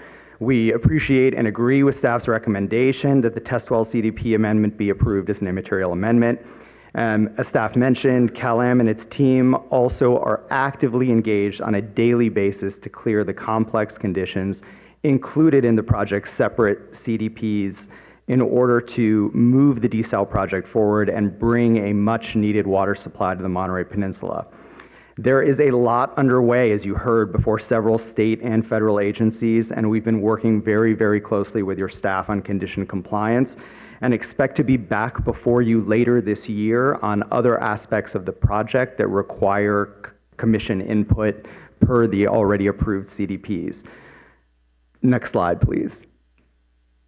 There we go. As you heard from staff, the commission originally approved the test well CDPs in 2014 so that CalAm could obtain data to inform the feasibility of subsurface slant wells as an intake well network at the Cemex sand mining facility in Marina for a desal facility. CalAm operated the test wells until February 2018, and the data the test well provided confirmed that locating slant wells here for a desalination facility would not cause adverse impacts to groundwater. Since then, CalAm has performed intermittent maintenance pumping of the test well for 4 hours per month in order to keep the screens functioning This limited maintenance does not adversely affect coastal resources, and nothing about CalAm's request has changed from prior commission approvals to extend this test well CDP while we're clearing conditions on the larger desalination project. Next slide, please. Briefly, I would like to update the commission on 2 litigation matters related to the desalination project. The first is actually the lawsuit that challenged the commission's approval of the CDPs from 2022. The trial court issued its decision in May, upholding the commission's CDPs in full. The appeal in that case is pending, with briefing anticipated to begin this spring. The second lawsuit Ms. Christensen mentioned challenges CalAm's water rights for the project and its potential impacts to groundwater. In June of 2025, the State Water Board's administrative hearing officer issued a report concluding that the slant well network would not infringe upon the City of Marina or Marina Coast Water District's water rights or impact the water district's ability to extract groundwater. Trial in that matter began in November and is expected to conclude in early 2026. Next slide, please. As Ms. Christensen mentioned, Special Condition 1 contains some of the most time-consuming requirements in the CDPs. I'm just going to run through those processes quickly. First, as Ms. Christensen mentioned, the CPUC issued its decision in a Phase 2 water supply and demand proceeding. Last year, the CPUC confirmed the need for additional water supplies to serve CalAm's district. The CPUC's estimates demonstrate there will be a deficit of over 2,500 acre-feet per year by 2050. That is approximately 3 times greater, actually, than the deficit the Commission identified when the CDPs were approved in 2022, and further confirms this project is needed. CalAm has also been working closely with State Lands Commission staff to bring its lease application for the slant well network to hearing, which is now anticipated in April of 26. CalAm is also anticipating its hearing before the regional board later this year for the project's NPDES permit. CalAm's marine scientists have been collecting data for over a year and are preparing a marine life mortality study that is required by the California Ocean Plan. Finally, CalAm has been working with M1W to prepare a CDP application to the Commission for modifications to the ocean outfall associated with CalAm's project, and we hope to submit that to you in the coming weeks. Next slide, please. Staff mentioned that over the last year, CalAm has continued to perform exhaustive analysis for ESHA mitigation. We've looked at over 40 sites and are working very closely with your staff. Next slide. CalAm did submit both a groundwater monitoring program to staff in September of last year and a vernal ponds monitoring plan in 2024. We understand that Commission staff's independent consultants are reviewing both of those plans, which are necessary to implement the project. Next slide, please. As to ratepayer relief, CalAm has been implementing multiple strategies as part of its general rate case with the CPUC and has been documenting those with Commission staff. For public access and amenities, the executive director approved the community engagement plan about a year ago, and CalAm's independent facilitator and the City of Marina conducted workshops last year. Based on the results of both of those workshops, we have prepared a public access and amenities plan that Commission staff is reviewing. We appreciate your time. It's a very complex project, as you can see. There are a lot of balls in the air. We look forward to being back in front of this body later this year. And of course, if you have any questions, we're here to answer them. Thank you so much. Thank you, Mr. Moore. Okay, return to our staff. Any further comments? No further comments. Thank you. Great, thank you very much. Any ex partes? I don't remember if I asked or not. Okay, seeing none. Any public comments? Okay, great, thank you. Well, I'll return to the commission. Comments or questions? Okay, do 3 or more commissioners object to any items in the Deputy Director's report? Okay, seeing no objections, the commission concurs. Okay, I'm gonna suggest we take a break now. If everyone could please be back promptly at 11, that's exactly when we're gonna get started. Thank you.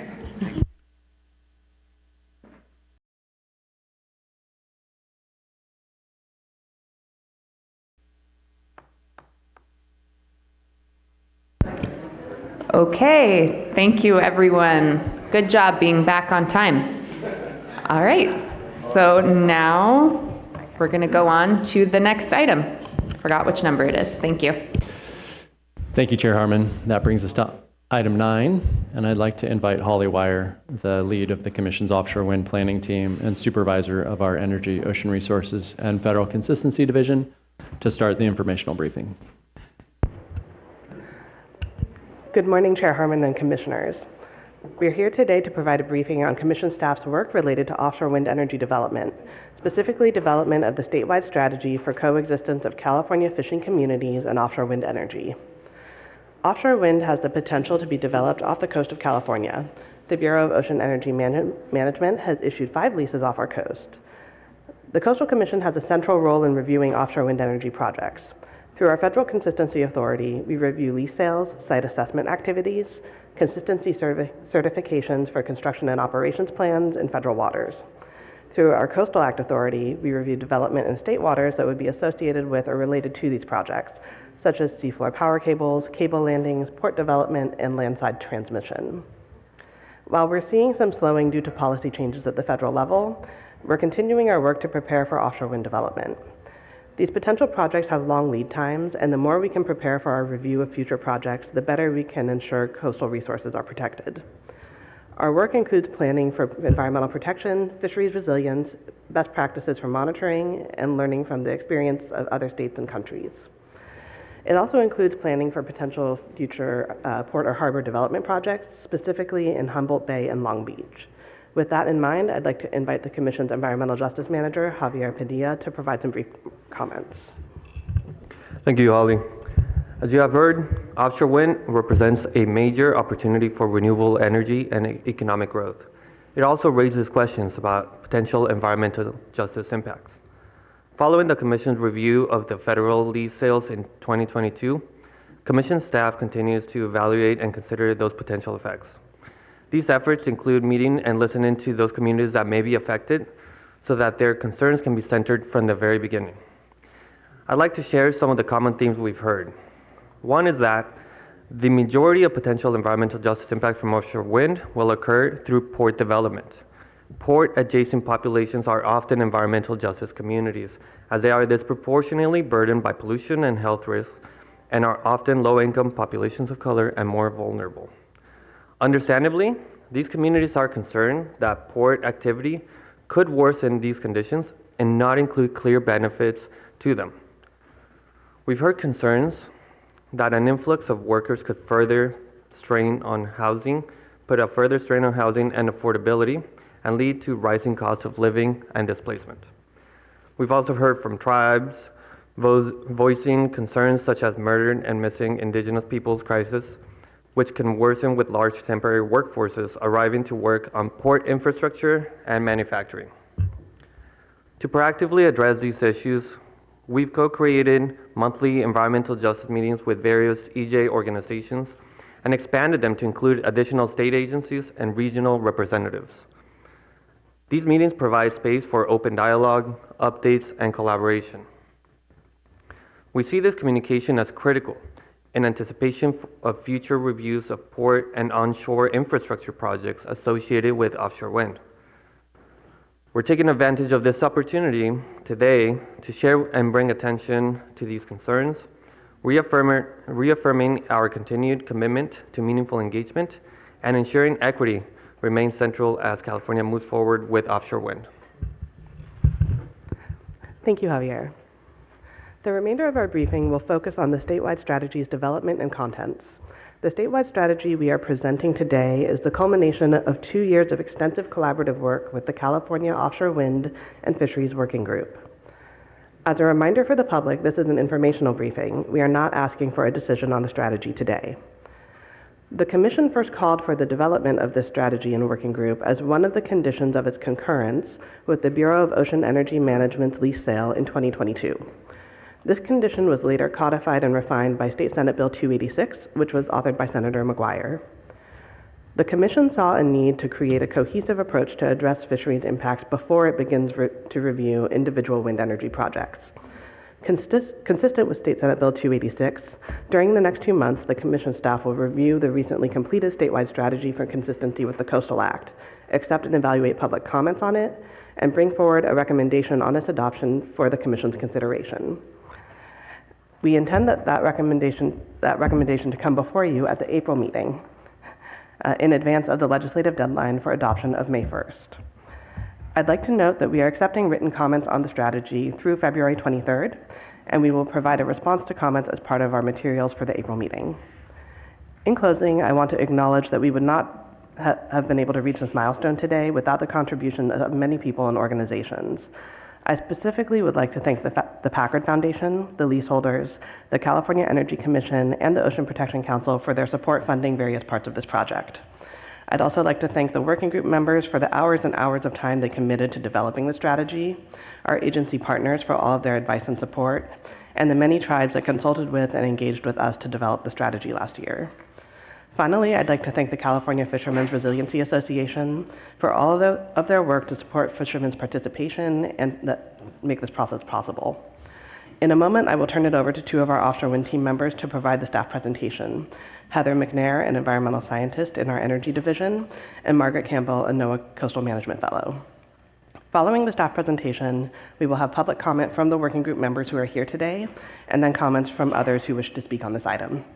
And with that, I will turn it over to Heather. Thank you. Good morning, Chair Harmon and Commissioners. It's an honor to provide this informational briefing on the statewide strategy for the coexistence of California fishing communities and offshore wind energy. This is intended to be a living document guiding the development of offshore wind in a manner that recognizes and protects the economic, commercial, and recreational importance of fishing activities. Next slide. California has committed to expansion of carbon-free energy generation, including through the harnessing of offshore ocean winds. Development of these offshore wind resources would occur in a shared ocean space and is expected to affect other existing uses, including commercial and recreational fishing. 5 leases totaling 582 square miles have been issued by the Bureau of Ocean Energy Management in the federal waters off of the California coast. 2 leases are off of Humboldt County, and 3 leases are off of San Luis Obispo County. To ensure the leasing of these areas was consistent with the Coastal Act's commercial and recreational fishing policies, the Commission required the formation of a working group to develop a strategy for addressing impacts to fishing. This working group and the contents of the strategy were further defined and codified in Senate Bill 286, passed in 2023 and sponsored by Senator McGuire. Next slide. The key goals were to develop a strategy to lay out process and guidance from early development planning stages through construction, operation, and into decommissioning. The first steps and priority in the strategy is avoiding of adverse impacts where possible, and then minimization of those that cannot be avoided. Following minimization, the strategy calls for mechanisms for fair and reasonable compensation to offset impacts. The strategy is required to prioritize fishery productivity, viability, and resilience. Next slide. These goals became the seed that was developed into the strategy by the Offshore Wind and Fisheries Working Group. Working group members were selected from nominations based on their connection to the community and demonstrated experience collaborating in a group with differing interests.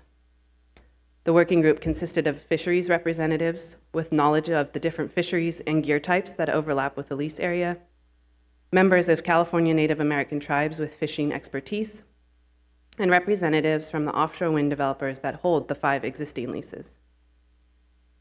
The working group was supported by a professional facilitation team and staff from a number of state and federal agencies. Next slide. The working group first met roughly 2 years ago, and over the course of 8 multi-day working group meetings and at least 60 subgroup meetings, with many of hours of work in between, the working group developed, revised, and refined the statewide strategy that is now public. Next slide, please.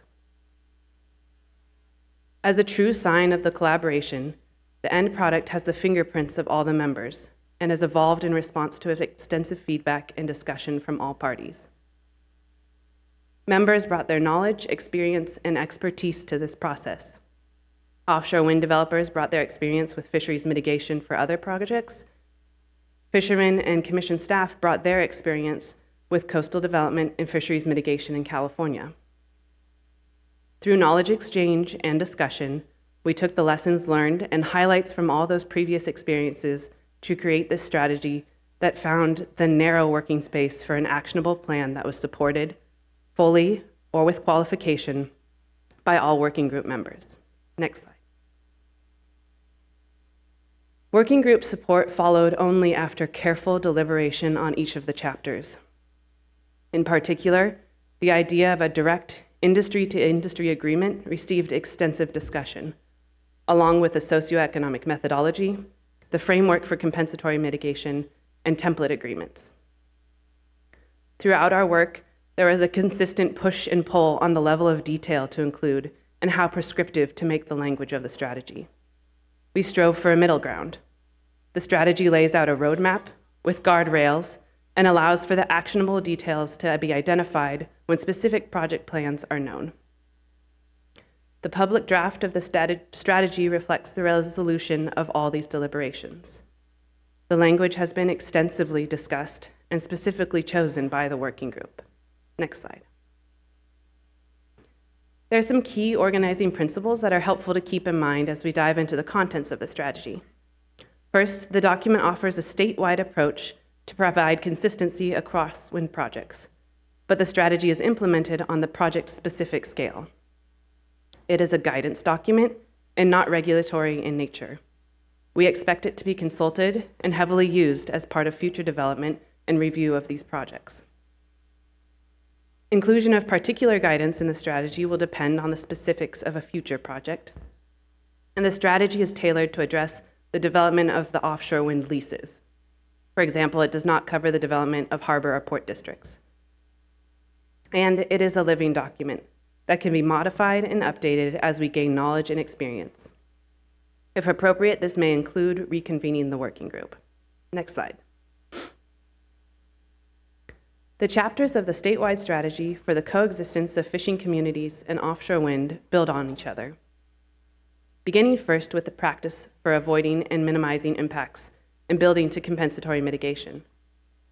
The contents of the strategy reflect the scope provided in Condition 7C of the Commission's concurrence and Senate Bill 286. I will give a brief overview of each of these chapters, but would like to note, while the first chapter is dedicated to communication, communication became a central theme throughout for addressing impacts and implementing the strategy. Next slide. Effective communication is critical for long-term coexistence of offshore wind developers and fishing communities. This chapter provides a set of best practices for adaptive, inclusive, and responsive communication to avoid and minimize conflict.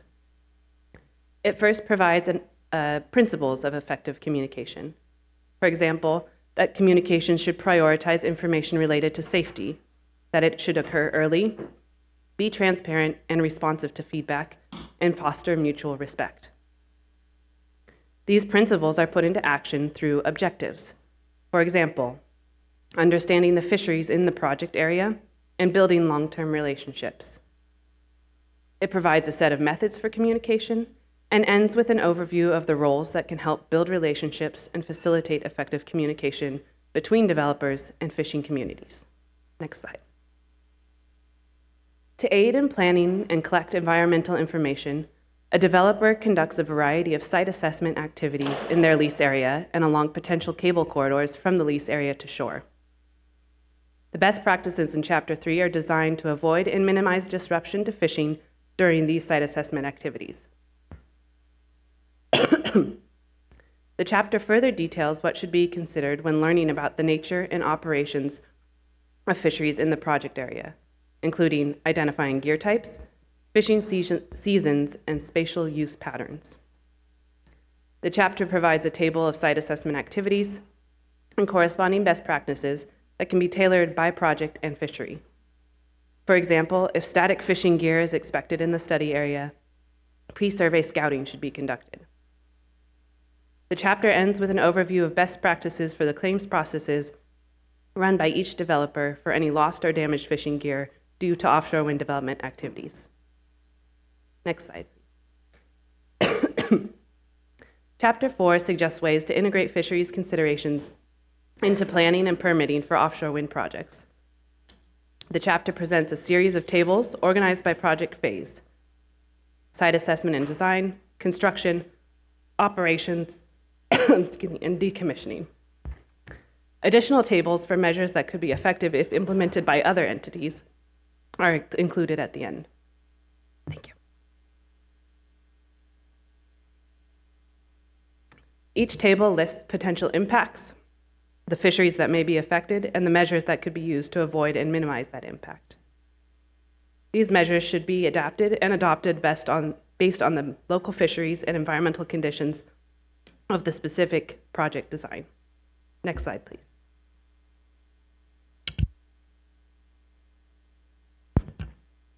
The next chapter picks up with an assessment of the cost from impacts that remain after avoidance, minimization, and mitigation measures are adopted.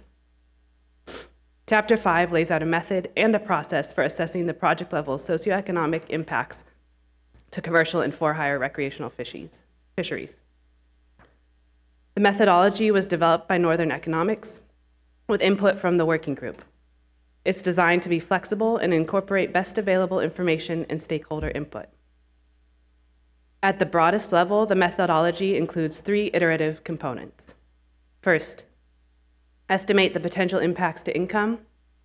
Second, understand the dependence importance of the area to different fisheries and communities, which will provide estimates of community and fleet vulnerability. And third, explore the uncertainties, refine the estimates of income and distribution impacts using best available information.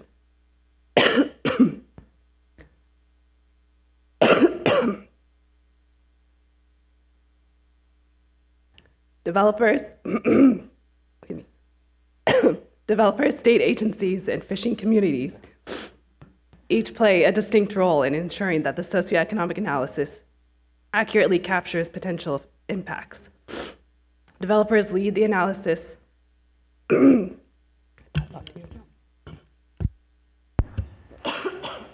Developers lead the analysis, seek and incorporate feedback.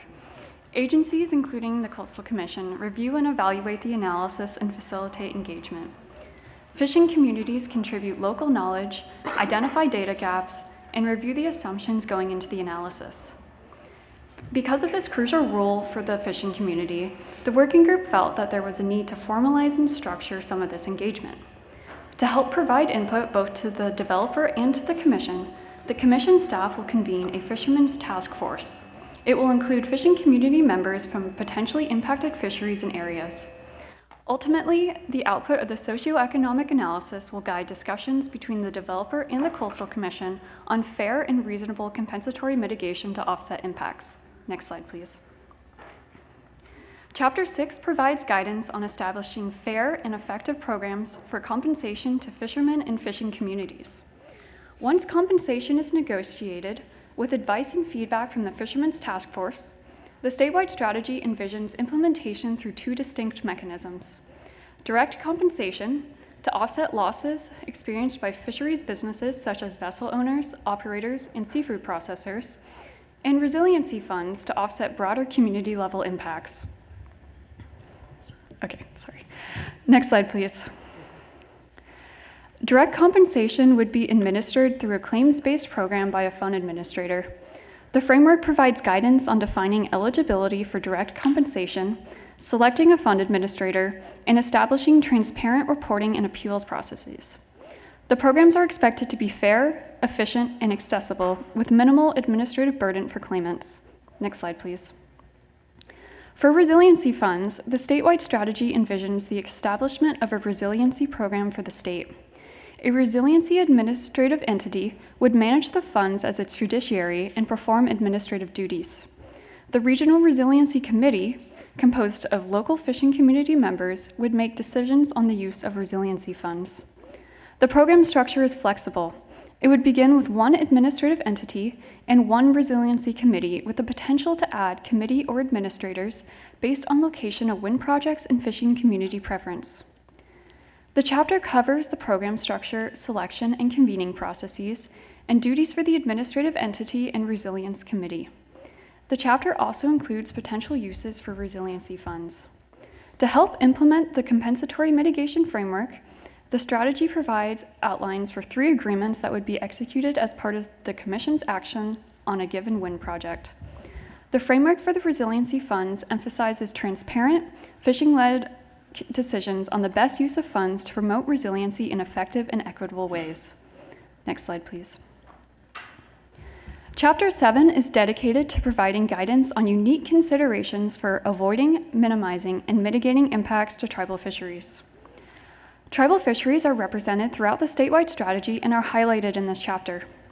For the statewide strategy, we borrowed a definition created by the state water boards and tribes, which defines tribal fisheries as including commercial, recreational, and subsistence fishing activities conducted by tribes and tribal members. With this definition in mind, this visualization shows how tribal fisheries are included throughout the strategy. Everything in this image depicts the statewide strategy as a whole. The dark blue on the left is representative of all the chapters, whereas the light blue right circle is just the tribal fisheries chapter. As you can see, there is overlap. There is overlap because the whole statewide strategy applies to tribal members that participate in commercial and for-hire recreational fisheries. The area of non-overlap in the right light blue circle is for the tribal chapter. This chapter focuses on the subsistence and non-commercial fisheries. This chapter was developed by a subgroup of the working group consisting of tribal representatives and leaseholder representatives, including their tribal liaisons. However, the group decided that it was important to get a broader perspective on potential impacts to tribal fisheries and effective avoidance and minimization measures. To do this, we sent letters to all California Native American tribes in the state, inviting them to a series of roundtables and inviting consultation. We held 2 in-person roundtables near the offshore wind lease areas and 1 virtually, as well as consultation meetings. Next slide, please. The Tribal Fisheries chapter begins with an introduction, which clarifies what is in the chapter and defines tribal fisheries similar to how I just shared the definition and Venn diagram, as well as some background information about tribes in California and tribal fisheries. Next is the communication protocols, which describes how best for developers to communicate with tribes.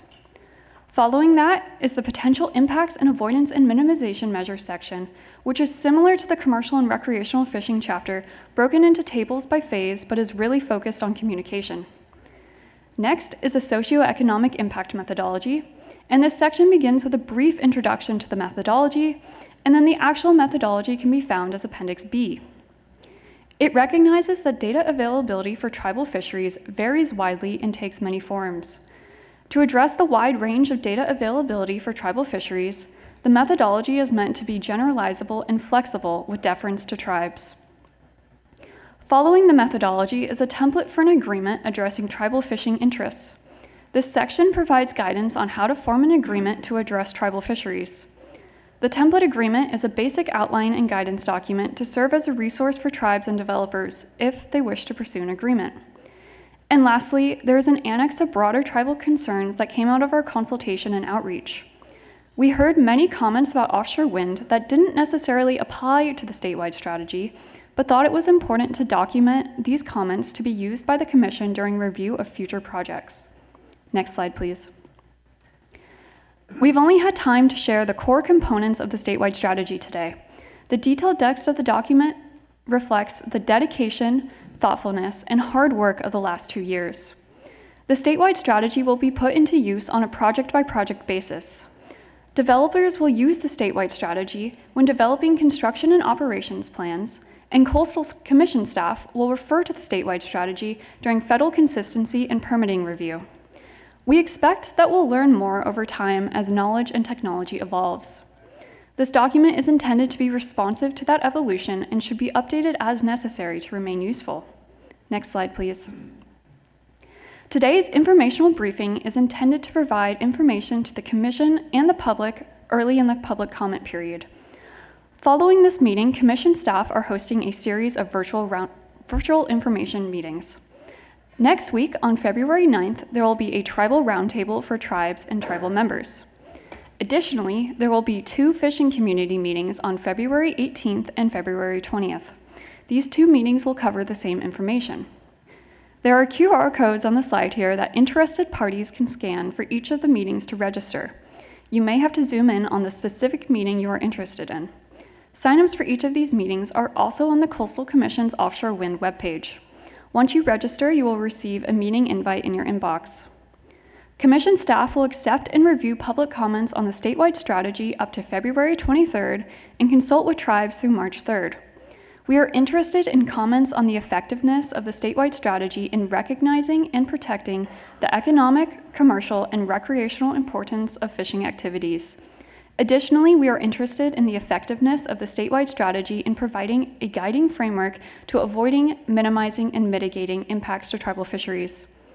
Commission staff will carefully consider comments and revise the strategy as necessary prior to bringing it back to the Commission for consideration at the April meeting. The materials will be posted on the Commission's April meeting agenda. Next slide, please. In closing, we are honored to present the statewide strategy for comments and discussion today. This is the culmination of the working group's work to create a roadmap for coexistence. The strategy lays out information and guidance for how projects can be designed and reviewed to recognize and protect the economic, commercial, and recreational importance of fishing in California. It promotes equity, resilience, and collaboration between fishing communities, which includes California Native American tribes, and the offshore wind industry to enable a long-term working relationship. Thank you for your attention, and we are happy to take questions. Additionally, there are technical experts on the socioeconomic methodologies from Northern Economics online, as well as working group members from both the offshore wind developer and fishing sectors to give public comment and answer questions.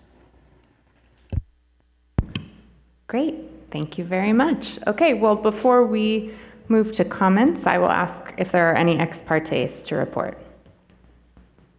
Okay, I have one. This past Monday, the date was February 2nd, around 9 a.m., I spoke via Zoom for approximately 15 minutes with representatives from the commercial fishermen of Santa Barbara. We talked about their involvement in the process, generally their gratitude for being included and how the process has been run, and generally speaking about long-term concerns around the Resiliency Fund in particular, and hoping to see that fund beefed up, but generally quite a positive conversation, and my appreciation to Dr. Selko and Mr. Voss in particular, who I know both from work here and work in the city of Santa Barbara.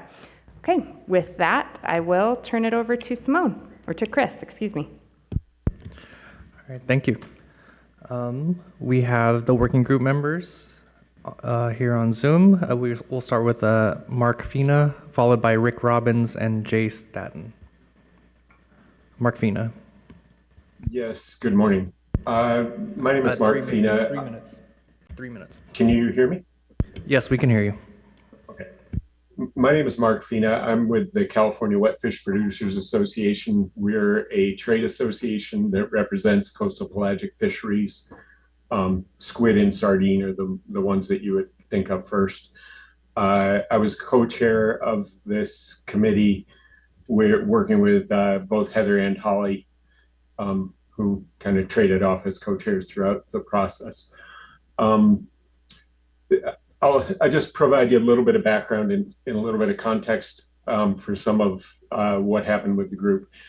We got off to a very slow start, I thought. It took a long time to get rolling. That was largely because there was not much consensus on some of the foundation, what's the underlying legal framework, as well as what the possible impacts might be. So it took us several meetings to get rolling.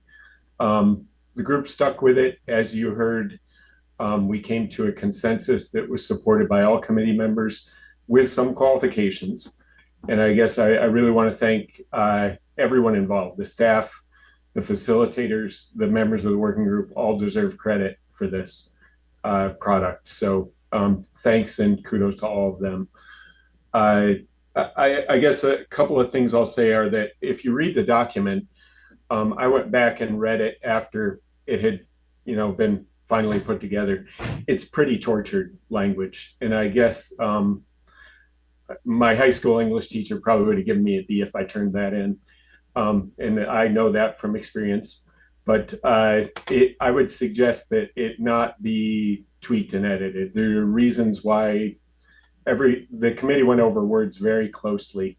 And I just think now is not the time to kind of play with wording. I think it's worth letting this document rest for a while, let people digest it. We know no developments are happening in the very near future. There might be technology changes which make us want to make changes. There may be impacts that we understand better that may suggest that we want to make some changes. And some fresh eyes later after this is settled for a while is probably better than trying to tinker with it now, especially given the agreement we got on it from the committee.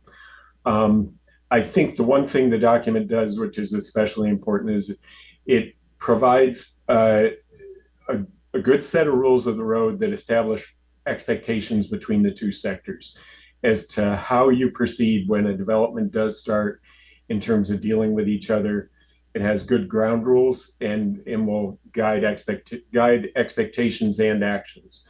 And I just want to say that I think we've accomplished what was expected. In that sense, there's as much detail, I think, as we can provide given where we are. And thank you all. Thank you all for the opportunity to participate in this and the opportunity to comment. And I'm happy to take questions if anyone has them. Thank you. Next is Rick Robbins, followed by Jay Staton and Ken Bates. Rick Robbins, we seem to be having trouble moving in as panelists.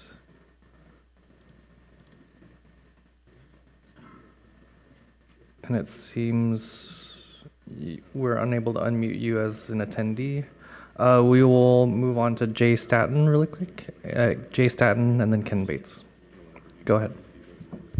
Good morning. My name is Jay Staton. I'm an environmental scientist with the California Department of Fish and Wildlife. I'm based in Eureka, where I work as part of our offshore renewable energy team. I served as CDFW's lead representative on the Fisheries Working Group, and I appreciate the opportunity to share a few reflections on that experience. Under the leadership of the California Coastal Commission, CDFW collaborated with other state and federal agencies and facilitators to support the Fisheries Working Group in the development of the strategy for coexistence of California fishing communities and offshore wind energy. I want to thank all the members of the working group and specifically recognize the Coastal Commission staff for their leadership and persistence and hard work throughout this process. This document is a culmination of over 2 years of commitment by the Fisheries Working Group to develop the strategy that provides a guiding framework for offshore wind development to proceed in a manner that recognizes and protects fishing communities and facilitates a long-term working relationship between the fishing and offshore wind industries in California. We look forward to continuing to collaborate and coordinate with our partner agencies, with tribal, commercial, and recreational fishing communities, and the offshore wind industry as offshore wind develops in California. Thank you. Thank you. Ken Bates, Amy Vieira, and Sam Acey. Ken Bates. Yeah, good morning, Chair Harmon, commissioners, staff. My name is Ken Bates. I'm the co-director of the California Fishermen's Resiliency Association, where it's a 501c6 nonprofit. Our membership association, Fishermen's Association, extends from Crescent City down to San Diego. And we're funded by Ocean Protection Council to serve as a point of contact for California Fishermen's Associations in their collective efforts to coexist with ocean industrialization energy projects. A total of 9 CFRA associates participated in the 7C process, both as primary and alternate fisheries representatives. I'd like to point out just a couple of things. The federal guidelines for mitigation of impacts to commercial and recreational fisheries created by the Bureau of Ocean Energy Management begins with the following disclaimer. So I'm going to read it. The contents of this document do not have force and effect of law and are not meant to bind the public in any way. The document before the Commission today is also presently voluntary guidelines. This is not a reality that the fishing industry and commercial fishermen live with on a daily basis. Much to the communities credit, fishing is heavily regulated by Fish and Wildlife, Air Resources Board, Federal Fisheries Management Councils, Immigration and Customs, Coast Guard, health requirements, all of those things. You know, I believe it'll be the responsibility of the Coastal Commission to enlist the information in the statewide strategy document in order to form permit conditions that do have the force and effect of law and minimize impacts to fishermen and fishing communities from these projects. Permit conditions should include robust funding for long-term fishing community resiliency in light of the unreplaceable fishing ground loss that the footprints of these projects take up. I would point out, and it's one of the things that I have been very happy about the Coastal Commission, is the Coastal Commission is the only state agency with specific provisions for protecting and enhancing commercial fishing activities within the Commission's charter.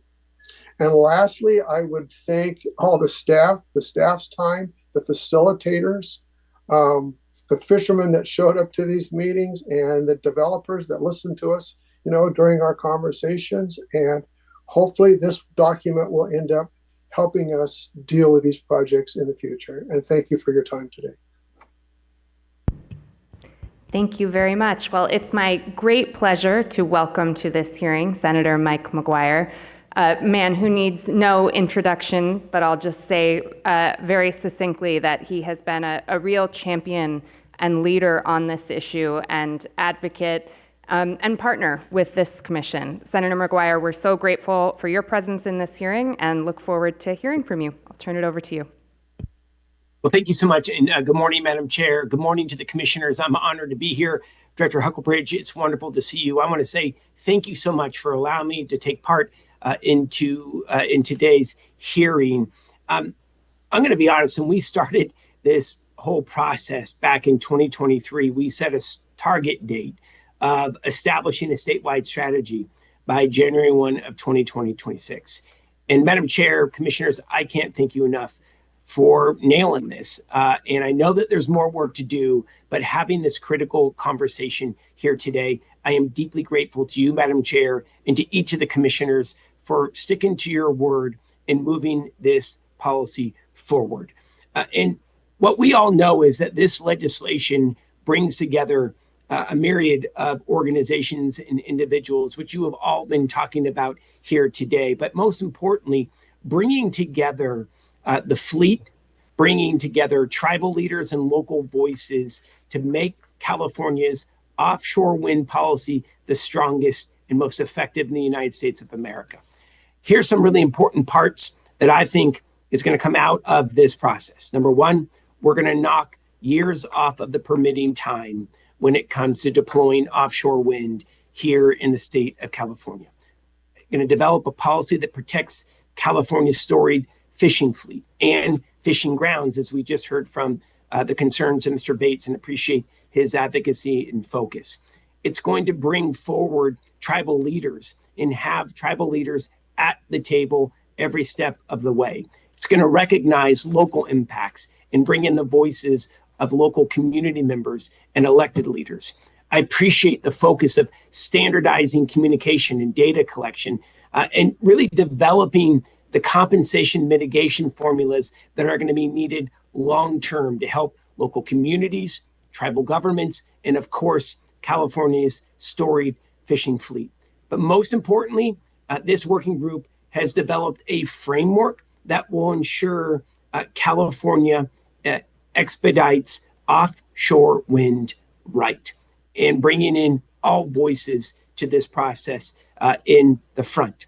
The fact that every stakeholder has signed off thus far on this strategy tells us that the process that you've established is working to ensure that California's fishing fleet is protected, along with bringing in tribal voices and protecting resources to benefit coastal communities and spur family-sustaining jobs in some of the most rural parts of this state.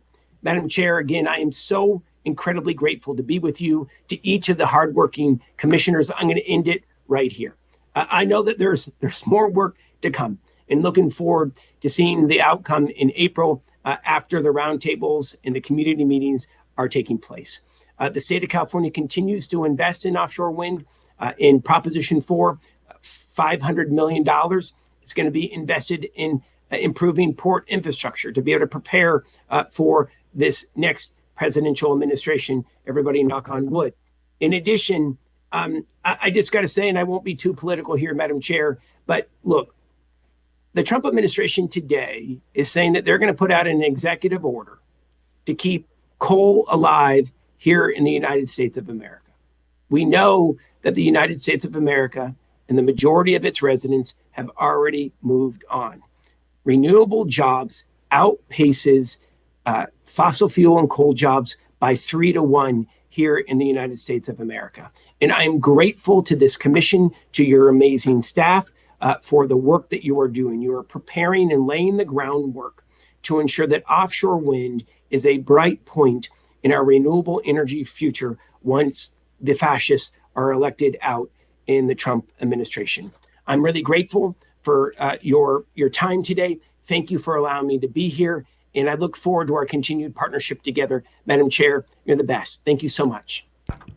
Thank you very much, Senator. We're so grateful that you joined us today and for all of your work. Okay, I will return it to Chris. Thank you. All right, thank you. And we will continue with Amy Vieira, then Sam Acey, and then Danielle Mullaney. Amy, go ahead. Good morning. Good morning, Chair Harmon and Commissioners. My name is Amy Vieira, and I'm a senior environmental scientist with the California State Lands Commission and a non-voting member of the working group. I'd like to give you a little bit more flavor for how big of an undertaking the development of the statewide strategy was, and the degree to which the offshore wind industry and the fishing industry really stretched themselves as they work to accomplish the mandate of SB 286. First, the scope is enormous. It covers commercial and tribal fisheries and contains chapters on communication protocols, surveys, mitigation measures, methodologies to assess socioeconomic impacts, and governance structures to ensure that mitigation funds are used in the manner that they are intended. Development of the statewide strategy required an advanced understanding of state and federal laws, including the California Environmental Quality Act, the National Environmental Policy Act, and the Coastal Zone Management Act, just to name a few. The representatives of these two industries, again, really stretched themselves to get to where we are today, with a strategy that both industries support, even though they might not have gotten everything that they wanted. The negotiations required patience, perseverance, creative thinking, and a lot of hard work. I feel very fortunate to have watched this process from the 50-yard line, if you will. And the statewide strategy will be a critical part of the development of offshore wind off of California, but also serves as a model for other potentially conflicting uses of our ocean. Finally, I'd like to recognize your staff and the professional facilitators who did a really amazing job. In particular, I'd like to recognize Holly Wire, Heather McNair, Margaret Campbell, Annie Rosen, and Joe Street, and of course, all the members of the working group. Thank you for this opportunity to provide these comments. Thank you. Sam Acey, Danielle Mullaney, and then Steve Scheibblauer. Sam Acey. Thanks very much. Good morning, everyone. My name is Sam Ashe. I'm the fisheries manager for Golden State Wind. I'm a relatively new joiner to the 7C process, having only started back in June of 24. So really just speaking to my experience with the group. I have a background in engagement with the commercial fishing industry. I can say firsthand the challenge it can be sometimes to get folks with similar viewpoints into a room to talk about an issue. I think that is incredibly compounded when you add differing viewpoints with different stakeholder groups. And then when you extend that timeline out to almost 70 meetings over the course of 2 years, it's really quite impressive. I also just want to speak to the diversity of the group, just acknowledging, having vast experience from fisheries stakeholders, tribal affairs, state and federal regulators, and offshore wind developers. Everybody comes from a different walk of life. Everybody brings a different viewpoint to the table. And I think when you have this kind of wide-ranging expertise all in one room at the same time, it can be a little challenging to not get so far down into the weeds to the point where it's not productive. I think that, sometimes it's really challenging to figure out where the line is between a discussion that's going to result in comprehensive guidance versus that is going to be overprescribed. And I think that one of the best outcomes of this strategy is that we were able to find that sweet spot where we took a step back and said, there's a lot of things that we just don't know how it's going to play out. Why don't we give ourselves room to work with this in the future, either when we have better information or some of these projects are farther along. And I think that that's really the biggest strength of this strategy, is that it highlights the shared priorities of the working group, but it also enables us to continue having the discussion in the future as more information comes available to us. I just want to say that there's, I mentioned the challenge in getting groups like this together to be productive. And I just want to do a big shout out to all the coastal staff that were involved, especially Heather, Holly, and Margaret. You and many others shepherded this colossal undertaking through, and I think you should be very proud of yourselves. This is a great product. I also just want to say that I'm in touch with Rick Robbins here. He's been trying to join as a panelist, and I think he's still having trouble. I know he's really eager to provide a comment, so if we could help that out, that'd be great. Thanks. Thank you. I'll try Rick again. We will continue with Danielle Mullaney, Steve Scheiblower, and then Rachel Mahler. Danielle? Good morning, Commissioners. My name is Danielle Mullaney, and I am a Program Specialist for Offshore Renewable Energy Planning at the California Energy Commission. I had the opportunity to participate as a state agency representative within the Fisheries Working Group, and throughout that process, I observed the extensive time and effort that participants dedicated to negotiating and developing the statewide strategy. I want to express my support for the statewide strategy and the process that the Coastal Commission staff executed. The Assembly Bill 525 Offshore Wind Energy Strategic Plan that the Energy Commission adopted in 2024 identified the need for a coordinated approach to addressing fisheries impacts from offshore wind development, and the Fisheries Working Group demonstrated a coordinated approach and brought together diverse perspectives, and the result is a statewide framework that can be used as guidance to avoid, minimize, and mitigate impacts to fishing communities. In addition to providing guidance for addressing impacts from future offshore wind projects, this statewide strategy can also inform several of the Energy Commission's offshore wind energy mandates, including the Assembly Bill 3 Seaport Readiness Plan, which considers potential impacts to fisheries and seaport siting and planning for offshore wind energy. I appreciate the opportunity to be part of the working group and the leadership of the Coastal Commission staff that led this effort. Looking forward to seeing the statewide strategy move forward through the next steps in this process. Thank you for the opportunity to comment. Thank you. Next, Steve Scheiblower.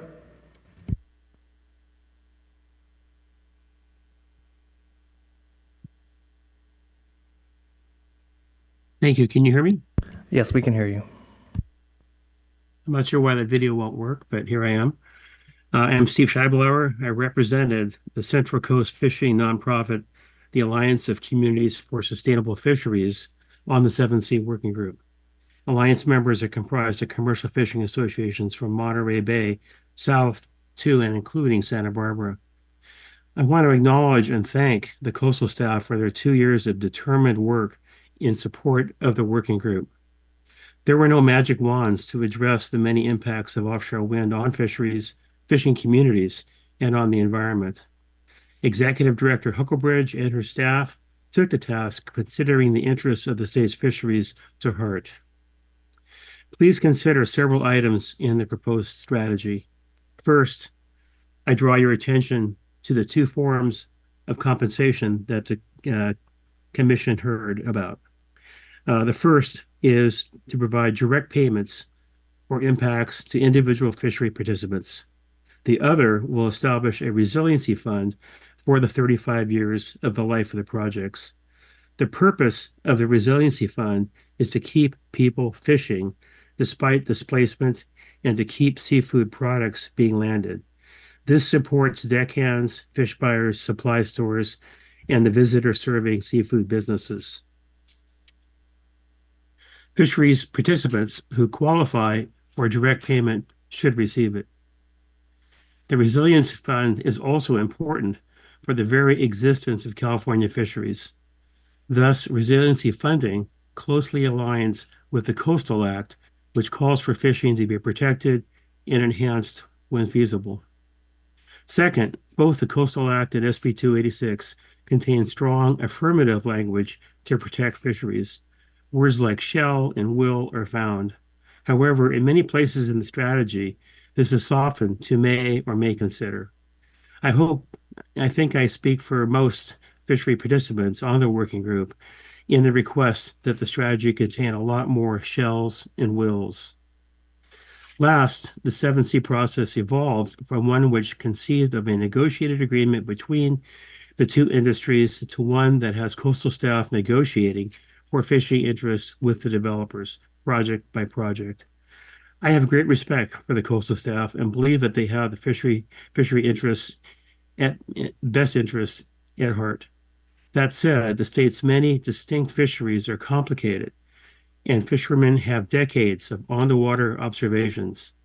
Even if fishermen are not at the negotiating table, I hope the Commission negotiators will consult on the major points of the compensation agreement early and often with the fishing representatives.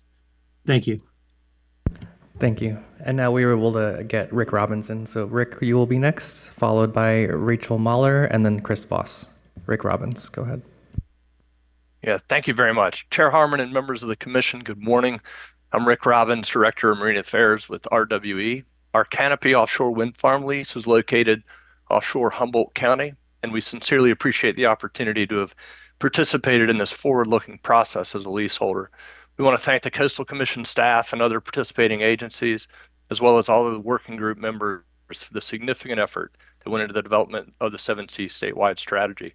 We recognize the time and extensive coordination that was required, and we appreciate the staff's clear commitment to a thoughtful and inclusive process aimed at achieving a positive outcome for tribal nations in the offshore wind and fishing industries. The strategies presented to the Commission today is a consensus document. The fact that the working group was able to develop a strategy that all members could ultimately support represents a major success. Although no party received everything they sought, the document reflects the shared priorities of the offshore wind and fishing industries. To the credit of everyone involved, this consensus was made possible by the good faith effort of all working group members to listen, adapt, and compromise, building understanding, knowledge, and trust as we work through the 2-year process together. We all learned a lot from each other across the caucuses as we developed the strategy, and it really would be hard to overstate how much effort went into the process. The strategy provides clear and practical guidance to support the responsible development of offshore wind in California and to promote successful coexistence with the fishing industry. Importantly, the strategy clearly defines roles and responsibilities for developers, fishermen, and regulators throughout the development process, helping to set appropriate expectations and reduce conflicts as projects move forward. The strategy benefits from an integrated approach to fisheries compensatory mitigation by including both direct compensation and resiliency funding in the framework. This ensures a coordinated approach to developing these complementary mitigation measures for impacts to fisheries that may remain after avoidance, minimization, and mitigation measures are implemented. The proposed guidance includes a leading decision-making role for the fishing industry in the distribution of resiliency funding through regional resiliency committees. The strategy is well informed by lessons learned. One example I'd like to highlight is in the best practices for impact avoidance during site investigation or offshore survey activities. This chapter recommends that developers conduct a fisheries characterization to ensure that the project developer has a detailed understanding of the fisheries that may interact with the project area. This characterization relies on direct engagement between the developer and the fisheries, curating and then leveraging local knowledge to promote impact avoidance and coexistence. This provides an important foundation for successful deconfliction and coordination throughout the life cycle of the development process. Thank you again for the opportunity to have participated in this process and to comment on the strategy today. We certainly look forward to continuing to work with the Commission as this process moves forward. Thanks again. Thank you. Next, Rachel Mahler, Chris Voss, and then Abby Mohan. Rachel Mahler. Yeah, good morning, Commissioners. My name is Rachel Mahler. I'm the Fisheries Liaison for Golden State Wind. I've had the opportunity to be involved in the 7C process from start to finish. I endeavored to attend every meeting, contribute to the statewide strategy thoughtfully, and learn from the tribal and fishing community members. I'd just like to take a moment to share some insights I witnessed over the last 2 years. This process meaningfully brought together tribal members, fishermen, leaseholders, and agency staff in a way that allowed for honest dialogue, shared learning, and relationship building across industries that do not often have the opportunity to work directly together. I've seen trust grow, perspectives broaden, and practical understanding develop on all sides, which is essential for responsible offshore wind development in California. I want to commend the Coastal Commission staff involved in this process directly for the significant time, care, and leadership invested in this process. The Commission staff created a space that was grounded in mutual respect and presented a genuine commitment to collaboration. I'm really proud to have been part of the 7C Fisheries Working Group and grateful for the tribal representatives and fishermen who continue to work hard and provide their valuable time and valuable input. The relationships built through this effort will have lasting benefits beyond this single working group and have had a positive impact on me personally. I just want to thank all the members again for their hard work and commitment to the 7C process, which serves as a strong foundation for future collaborations on building offshore wind in California responsibly. Thanks for your time. Thank you. Chris Voss, Abby Mohan, and then Emily Rochan. Chris Voss. Good almost afternoon. My name is Chris Voss, and I'm president of the Commercial Fishermen of Santa Barbara. Chair Harmon, thanks for your comments earlier. Commissioners, I want to reiterate all the praise to the coastal staff for having supported a fantastic process.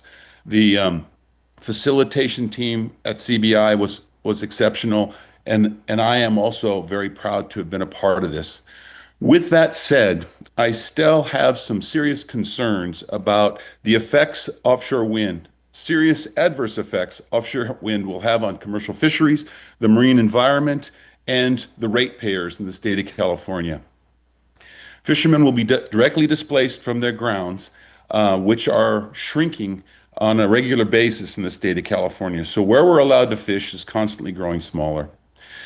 In addition, the uncertainties around upwelling impacts due to offshore wind farms and the potential for electromagnetic fields causing issues in the marine environment, as well as the survey process having detrimental effects on fisheries. Plus the extent of the footprint of the leases alone, we have cable corridors and then portside impacts that are kind of, the portside and impacts are outside of the this framework's purview. So that's a concern. In addition, the most significant thing I think all of us should be concerned about in a state that already has some of the most expensive electrical costs of any state in the union, another centralized electrical distribution system that can't help but be one of the most expensive ways on the planet to generate electricity. There's so much uncertainty associated with the scale of these projects and the cost associated with the electricity that they will generate that we should all step back a little bit and evaluate that reality. I understand we absolutely need to decarbonize our energy system, absolutely. But we have to do it wisely and thoughtfully and not recklessly in ways that end up costing a fortune in maintenance and initial outlays to create gigantic centralized electrical distribution systems. That's what's gotten us into a problem in California to begin with. So again, let's consider cost-benefit analysis that includes what ratepayers may end up having to deal with when it comes to paying for this kind of electricity. There are cheaper alternatives that are renewable with photovoltaic. Thank you for this opportunity to comment. Thank you. Next, Abby Mohan, Emily Rochan, and then Mike Conroy. Abby Mohan. Thank you. Good afternoon. My name is Abby Mohan, and I am providing public comment on behalf of the Ocean Protection Council, where I am the Senior Offshore Wind Program Manager. Over the past couple years, my colleagues and I have had the privilege of participating in the 7C Working Group, and OPC strongly supports the statewide strategy that has resulted from this collaborative effort. As state agency participants, we were available to answer questions and provide technical assistance, but we primarily observed the exemplary facilitation, organization, and respectful dialogue that characterized this process. The working group effectively balanced in-person meetings, virtual sessions, and subgroup discussions, which allowed for substantive conversations while maintaining mutual respect for all perspectives. OPC supported the development of the strategy by funding the work of Northern Economics, an external economic consulting group that contributed to the economic components of the strategy through research, consultations with subject matter experts, community engagement and outreach, in addition to participation in the working group subgroups. OPC also supported the inception of the California Fishermen's Resiliency Association and expansion of their organization. And CFRA really served as a critical point of contact and provided logistical support that really enabled meaningful participation by commercial fishermen in this process. The working group process yielded valuable lessons and effective strategies for navigating complex topics, building consensus, and achieving collaboration.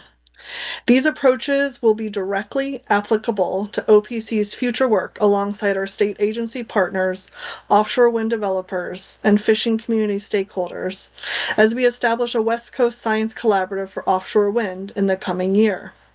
We look forward to advancing the next phase of offshore wind and using the structure of this group as a framework for future collaborations across agencies and industries. Thank you for the opportunity to provide comment. Thank you. Next is Emily Rochan, Mike Conroy, and then we will return to the room for the general public. Emily Rochan. Good afternoon, Madam Chair and members of the Commission. I am Emily Rochan, Senior Manager of Strategic Implementation at Vineyard Offshore. Vineyard Offshore holds a lease for Lease Area 562, which is located off the coast of Humboldt County. We appreciate the opportunity to offer comments on the 7C process and the statewide strategy. First, I would like to echo many of the speakers that have gone before me and sincerely thank Coastal Commission staff, particularly Heather, Holly, and Margaret, partner agencies, the facilitators, and working group members for the extraordinary effort that went into developing this strategy. Over 2 years, agency staff and working group members have invested countless hours and engaged in extensive discussions to tackle complex and sensitive issues. The result is a thoughtful, practical framework that represents a meaningful first step towards long-term coexistence amongst California's tribal nations, the offshore wind industry, and the fishing community.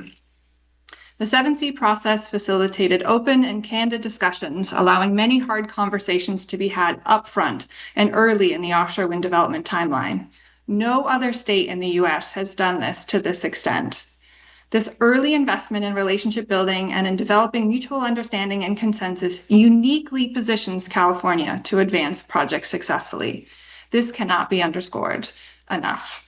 In our view, the 7C process was effective because it built consensus over time on the strategy's key elements, and it reflects alignment on core principles even where perspectives differed. This outcome would not have been possible without sustained engagement and a willingness by all parties to listen to each other and work through disagreements constructively. Importantly, the strategy is designed to align with and operate within the extensive permitting and regulatory framework governing offshore wind projects. It also incorporates the experience, input, and key concerns of California's fishing industry while maintaining a workable, flexible framework that can evolve alongside the offshore wind industry. It also offers a dedicated, respectful framework for engagement with California Native American tribes that recognizes tribal sovereignty, cultural practices, and data sovereignty. In closing, the statewide strategy provides a practical, collaborative foundation for long-term coexistence. We commend the Commission for its consistent support of the 7C process and appreciate the opportunity to serve as a working group member and to provide comment today. Thank you. Thank you. Mike Conroy? Confirming you can hear me. Yes, we can hear you. Perfect. Good afternoon, Chair, Commissioners, and staff. I'm having bandwidth issues that will spare you from having my video feed turned on. My name is Mike Conroy, and I was a Fisheries Association rep on the working group. At the outset, and like previous speakers, I want to express my sincere appreciation to Holly, Heather, Margaret, Kate, and other commission staff for their efforts in shepherding a diverse group of folks through a process that was at times difficult. There are many others from other state agencies that deserve to be thanked. Amy, Jay, Danielle, Abby, thank you very much. Similarly, the folks at Kearns and West and CBI who helped facilitate the process, we couldn't have done it without them. I also agree with the folks before me who spoke to the benefits derived from being a member of the working group, from relationship building to perspective understanding. All of those proved invaluable. I agree that the statewide strategy establishes a process and a framework to ensure that fisheries and offshore wind coexist should offshore wind projects be developed off the California coast.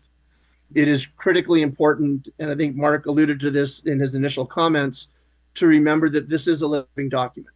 But one of the more significant issues that arose during our many meetings was the sheer amount of unknowns that accompanied the potential industrialization of the marine space, with hundreds of floating offshore wind turbines and other infrastructure necessary to support those, covering 500 plus miles of important fishing grounds and habitats. Unfortunately, there are no examples anywhere of floating offshore wind developments of the size and scale that may be coming off of California.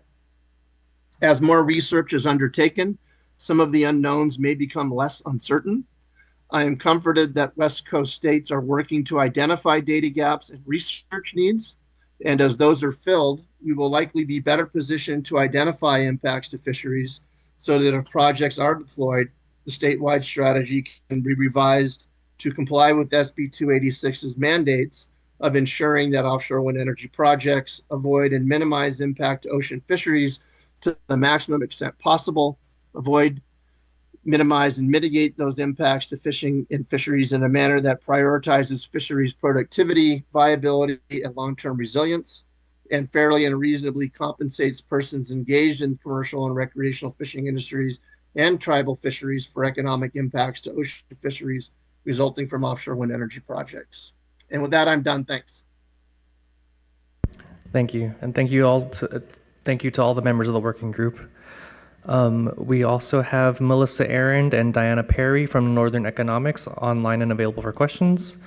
And then we have the only one member of the public who wishes to speak, Carly Ann Johnson, who is here in person. And we'll be doing 2 minutes for general public speakers.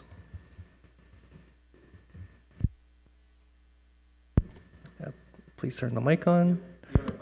And there we go. Is it on? Yes. All right. Thank you. Good afternoon, Chair Harmon and Commissioners. I'm Carly Ann Johnson with CJ Environmental.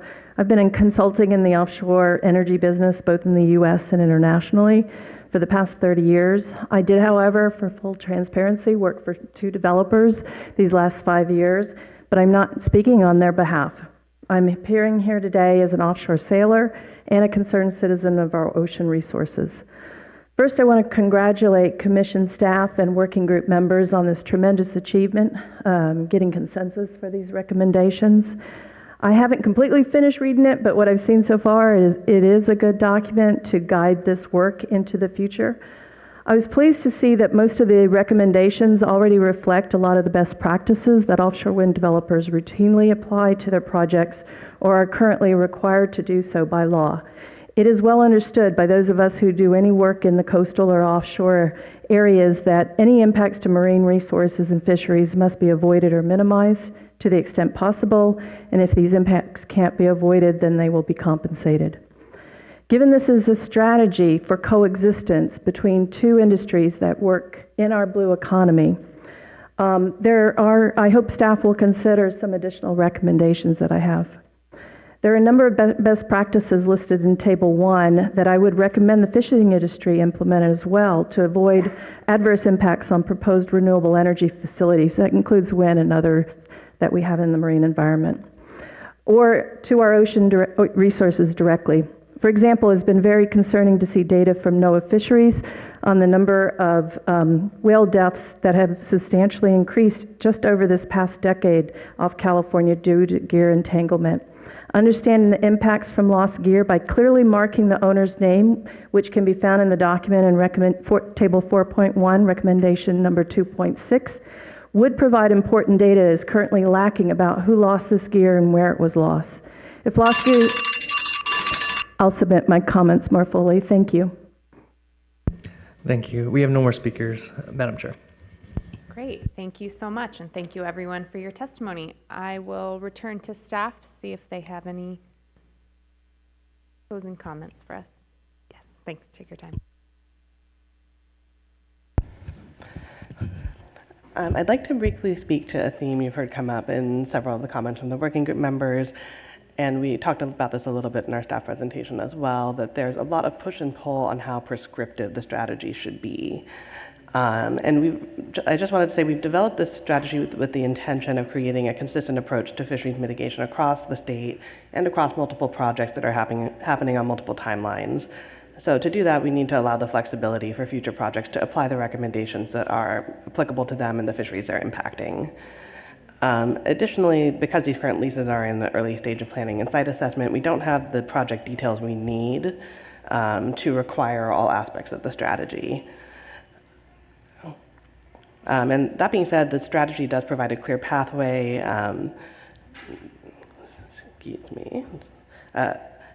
The strategy provides a clear pathway to creating a project that is consistent with our enforceable policies related to fishing activities.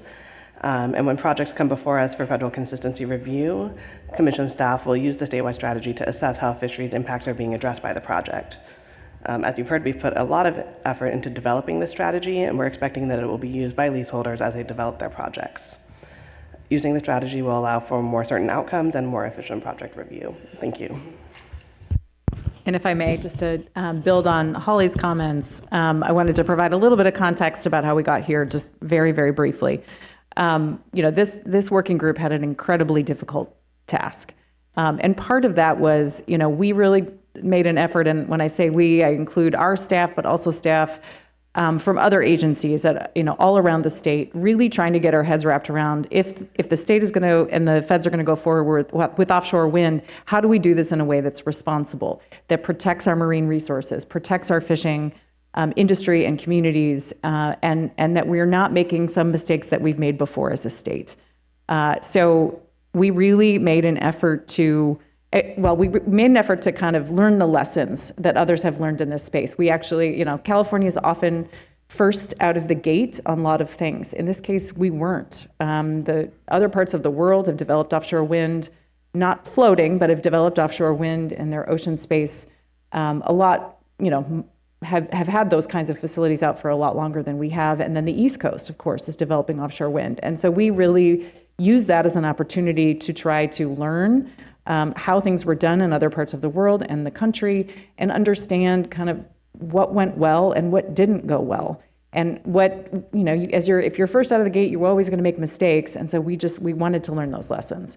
So this, the idea of building the strategy came out of that understanding. And knowing that one of the challenges has been these two industries, the fishing industry and the offshore wind industry, being at different ends of the spectrum and not finding a good path forward on how to talk to each other. And so it's been challenging in a lot of places. So we took that and tried to come up with a different outcome. And the other thing we really strove for, as Holly said, was consistency. So we have 5 leases in 2 different parts of the state, and we wanted there to be some consistency in process and frameworks so that people were treated fairly in whatever the outcome was. And so that's just to give you a little bit of the context of how we got here. So again, a huge task though. When we started this process, we had different working group members with wildly different ideas of what the outcome would look like and what the products of this working group would produce. But through a lot of dedicated hard work, we were able to build relationships. We were able to come together and listen to each other. And I just have to commend all the working group members for their willingness to really show up and do the work Everybody put the time and the effort in, and I think the result that we have today is because of that. So, I first want to say thank you to Senator McGuire for his vision and the collaboration and getting us even to the point of having a working group. And then the working group members themselves. We have, representatives of the commercial and recreational fishing fleets, tribal representatives of the 5 offshore wind leases, and then our agency partners. Everybody showed up and found a way to get to a product that everybody could sign off on, which is really impressive. And so I want to thank them for really being willing to stretch, because that's what everybody had to do here. I also really want to thank our staff. They did a fantastic job working through this process and really creating an environment where we could have this kind of an outcome. So huge kudos, Heather, Holly, Margaret, also to Annie and Joe and everybody else who's been involved, because I think part of the thoughtfulness around how to set up the process helped. So just as a reminder, this today is an informational item. So we are not done yet. We still have some public comments that we will be accepting. We're going to do tribal consultation, and then we will be bringing this back for adoption in April. So we'll have another hearing on this for an official adoption. But I think what you've heard today is an indicator of, again, this consensus that we've reached. It was hard won, and we're really proud of the work we've done here. We'll see where we end up with public comment. There may be some changes, but again, I'm just really proud to be standing here in front of you and meeting the timeline. That's another not insignificant point to make, that we actually met the timeline, the very aggressive timeline that Senator McGuire laid out for us. But we also, of course, welcome your feedback. So if you have any feedback, whether today at the hearing or after, please let us know. We of course welcome it and want to consider it as we move forward and bring you a document for adoption in April. So with that, I'll conclude and turn it back to you, Madam Chair. Great, thank you very much. Okay, so I will bring it back to the commission, and we'll begin with Commissioner Notoff. Thank you. Thanks to everyone for participating in the work group, and I wanted to just reflect that commercial fishing industry has been longtime partners in fighting to protect California's coast and ocean for the last several decades, working to protect the coast from offshore oil and gas drilling and fossil fuel development. I want to thank them for that. And now, as we're moving away from dependence on fossil fuels, it's critical that they remain partners in how do we take the next step. As Senator McGuire referenced, I view this as agreement among these parties is just front page news everywhere. These days, this type of agreement is really cause for celebration, and you all have rightly received a lot of kudos for that, and I'll add mine to that. But I did want to just express the importance of having, I love the concept of industry to industry agreement, the balance that is reflected in that type of approach is long overdue. It's not something that we've seen with from the oil industry, for example. So I'm glad to see that as we are moving to this critical next step of moving away from fossil fuels with renewable energy, that we have that kind of mindset, and this is a huge step forward, and I probably would not have happened without Senator McGuire's leadership, but and meeting the deadline, I did want to put a point on that. That was quite awesome as well. So thanks for that, and I look forward to see the next steps. Thank you. Commissioner Eckerly. Thank you, Madam Chair. I just want to acknowledge that this was an incredibly heavy lift. Extend my thanks to Commission staff, to the fishermen, tribal members, the leaseholders, and agency partners who really brought this success to us today. Consensus, that's huge. So I want to just recognize and thank you all for that. I also just want to acknowledge that there is so much uncertainty and concern about this new industry and what we don't know and the potential impacts to the environment, to livelihoods and communities. And I think the value of this process is that the commission created space for fishermen and tribal members and others to come together and share those concerns and to be heard. And the product of that is this thoughtful and thorough summary with solutions and best practices that we can pull from. So thank you for creating that space, for making sure people's voices were heard and giving us a place to build from the lessons learned on the East Coast so that we can try to do it right here. Commissioner Lopez. Deep appreciation for everything that's gone in. For me, having been through a lot of instances like this where you take a really tough issue, you build as big a table as you can and try to catch as many voices. I want to tell the community right now, on the record, this isn't perfect, and it's not going to be. We're going to iterate.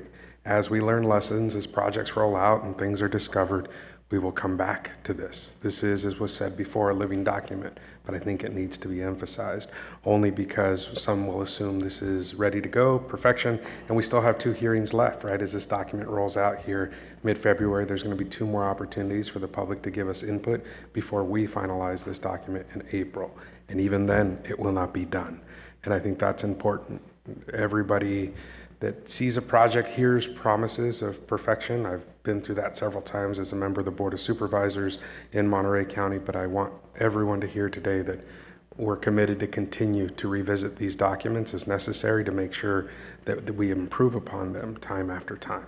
And so thank you again for the work that's gone in thus far. I think the table you built is meaningful. I appreciate the focus on the EJ communities within the document, the recognition of the socioeconomic needs of the coastal communities who are dependent on our fisheries, including Monterey among them, and here in San Mateo as well. And so just a deep appreciation for the work that's gone in so far and a continued commitment from me to help bring more people to the table in the future.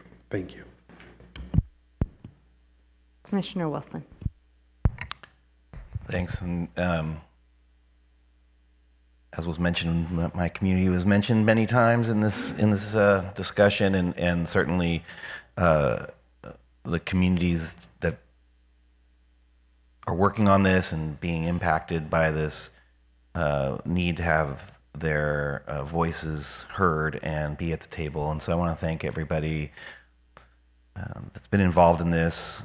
Everyone's been a leader and everyone's been a participant in I think a very fruitful way. It's going to continue, and it's important that it continues. And I think the work needs to be done. I have to, in myself, when we're in these processes, remind myself that we're pursuing offshore wind and specifically floating offshore wind to address a crisis, and that crisis will impact the ocean that we're talking about, all these systems working in, where the crisis isn't just sea level rise. I wish it was just sea level rise. That would be, because sea level rise will be dealing with impacts to fisheries and their associated nurseries in our estuarine systems, and that will be very impactful. But we're also talking about warming, and then part of that warming, we're seeing changes in where species can survive, and then we're seeing diseases breaking out, and then we're also, what we don't talk about a lot is acidification, and the potential for ecological collapse at the base level of the food web in terms of diatoms. So that is the point. We're not moving forward or thinking about offshore wind for the fun of it, or because we want to seek to industrialize the oceans for just because. It's to address a dramatic change that's required in our energy systems worldwide, and we're seeking to be a part of that. and it is to address the very things that will be impacting these communities as well. So from my perspective, it's important that we are partners in that, in all of that. And I think there are some questions sometimes about California's role in this, and specifically around when we're talking about offshore wind, we often lump it all together, but just around floating offshore wind, which is we're talking about the countries of Norway, Portugal, and Scotland is where we see offshore wind happening now. They're doing it. It's in the water and it's functioning. So when I look at California, those three GDPs combined are less than 1/10 of California's GDP. So my confidence in California's ability to be a leader in this and to be able to address this and move forward, I think I see a real potential for us in doing it right. And so with that, I just want to thank again the staff for heeding the call of Senator McGuire in terms of the timeline and getting these things going, but also through the governor's office and the agencies that are working on this, and then through all the participants. There's more hard work ahead because we're going to have to be working on this together, and thanks for that. Thank you. Commissioner Escalante. Thanks, Madam Chair. I hope I don't sound too thunderous in there.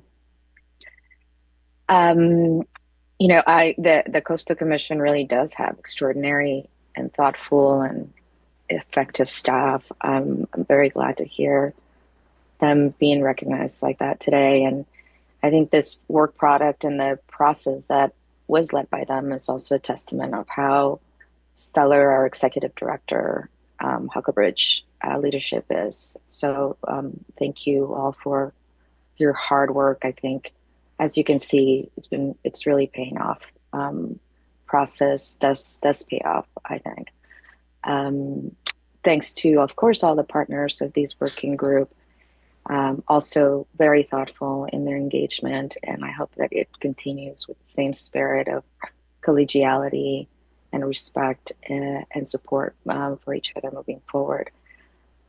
Huge thanks to my senator, Senator McGuire, and I couldn't agree more with every single thing that you said. And I say for Commissioner Wilson, boiling and more acidic oceans, thanks to climate change caused by the burning of fossil fuels, gas, oil, and now we're talking again about coal. It is destroying the ability of our oceans to sustain life, any life, including ours. So I'm happy to move forward, and I'm also proud of our visionary stage. And I would only ask from our staff if they could just mail me a copy of that report, because I like to get in there with highlighters and post-its. One question is, I'm assuming there are similar working groups that will have this kind of product, or are there other working groups, or is this the only one? I'm sorry if I missed that. No, happy to answer that. This is the only working group that I think is currently active related to offshore wind. We are working. There's a science collaborative, as you heard Abby mention from OPC. We are working on that with OPC, in collaboration with OPC. But it's not a working group, but it's a similar idea. So more on that, and that's more to look at the science and the research and understand what impacts might come from offshore wind and how to address them. So that's a separate effort, but that's also ongoing. And I'm not aware of any other specific types of working groups related to offshore wind. Of course, I believe this process could be a model in other, for other industries, for other types of development, just as a process, how we kind of came to it. And so I'll be looking out for opportunities in that front. It just depends on how the state moves forward on other potential ocean energy or development. This process could serve as a model for that. I absolutely agree with you. I think this is a good model for conversations about other EJ impacts, such as the building out of the ports, whether it's temporary or permanent. It is just what Javier said at the beginning. It really rang true to me that it is significant to those communities that are already bearing the brunt of all industries that are based around ports and those facilities. So I will be looking forward to hearing more about that. But in the meantime, I appreciate how things have been done and look forward to hear more from the public, their comments and feedback about this report. Thanks so much. Commissioner Eckerly. Thank you. Just a quick follow-up, because the West Coast Science Collaborative was mentioned. The Ocean Protection Council just released a draft blueprint for that Science Collaborative. It is out for public comment. You can find that information on our website, and we will be hosting a public listening session to go over the details of that blueprint on March 4th from 10 to 12 p.m. Okay, well, I certainly join with all of my colleagues in their very eloquent comments on this, but I did want to just highlight, as Director Huckelbridge did and Commissioner Escalante in particular, what an incredible blueprint we have here. The effectiveness in moving forward this issue, but zooming out, we're in such complex times, and the problems that we face and that we will face require such delicacy. This truly is a model. I mean, I think even more than the substance, seeing how you all managed to move this forward and the participants move this forward, to me, it gave me a degree of hope that I think I've certainly been lacking in these challenging times. So I really appreciate that, and I am excited to see the ways that this process can be applied elsewhere, not only just for this commission, but I really hope more broadly, because it's rare, I think, to have such important and complex matters, and to hear, I think, to a person, every commenter that participated in the working group acknowledged what it felt like to be heard and to have these conversations in a real open and fruitful way. So my sincere gratitude on many levels for this. So with that, I will close this item and then break for lunch. And if everyone could be back at 1:45, please. Thank you.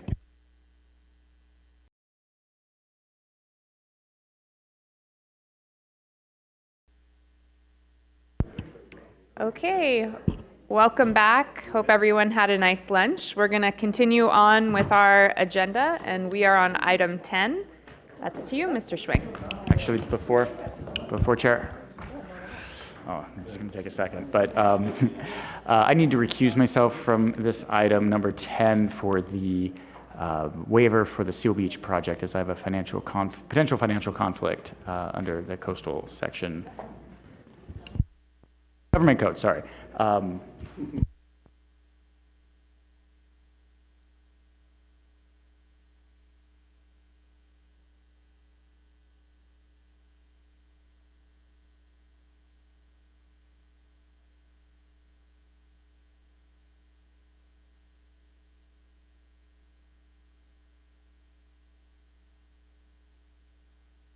Under Government Code Section 87100.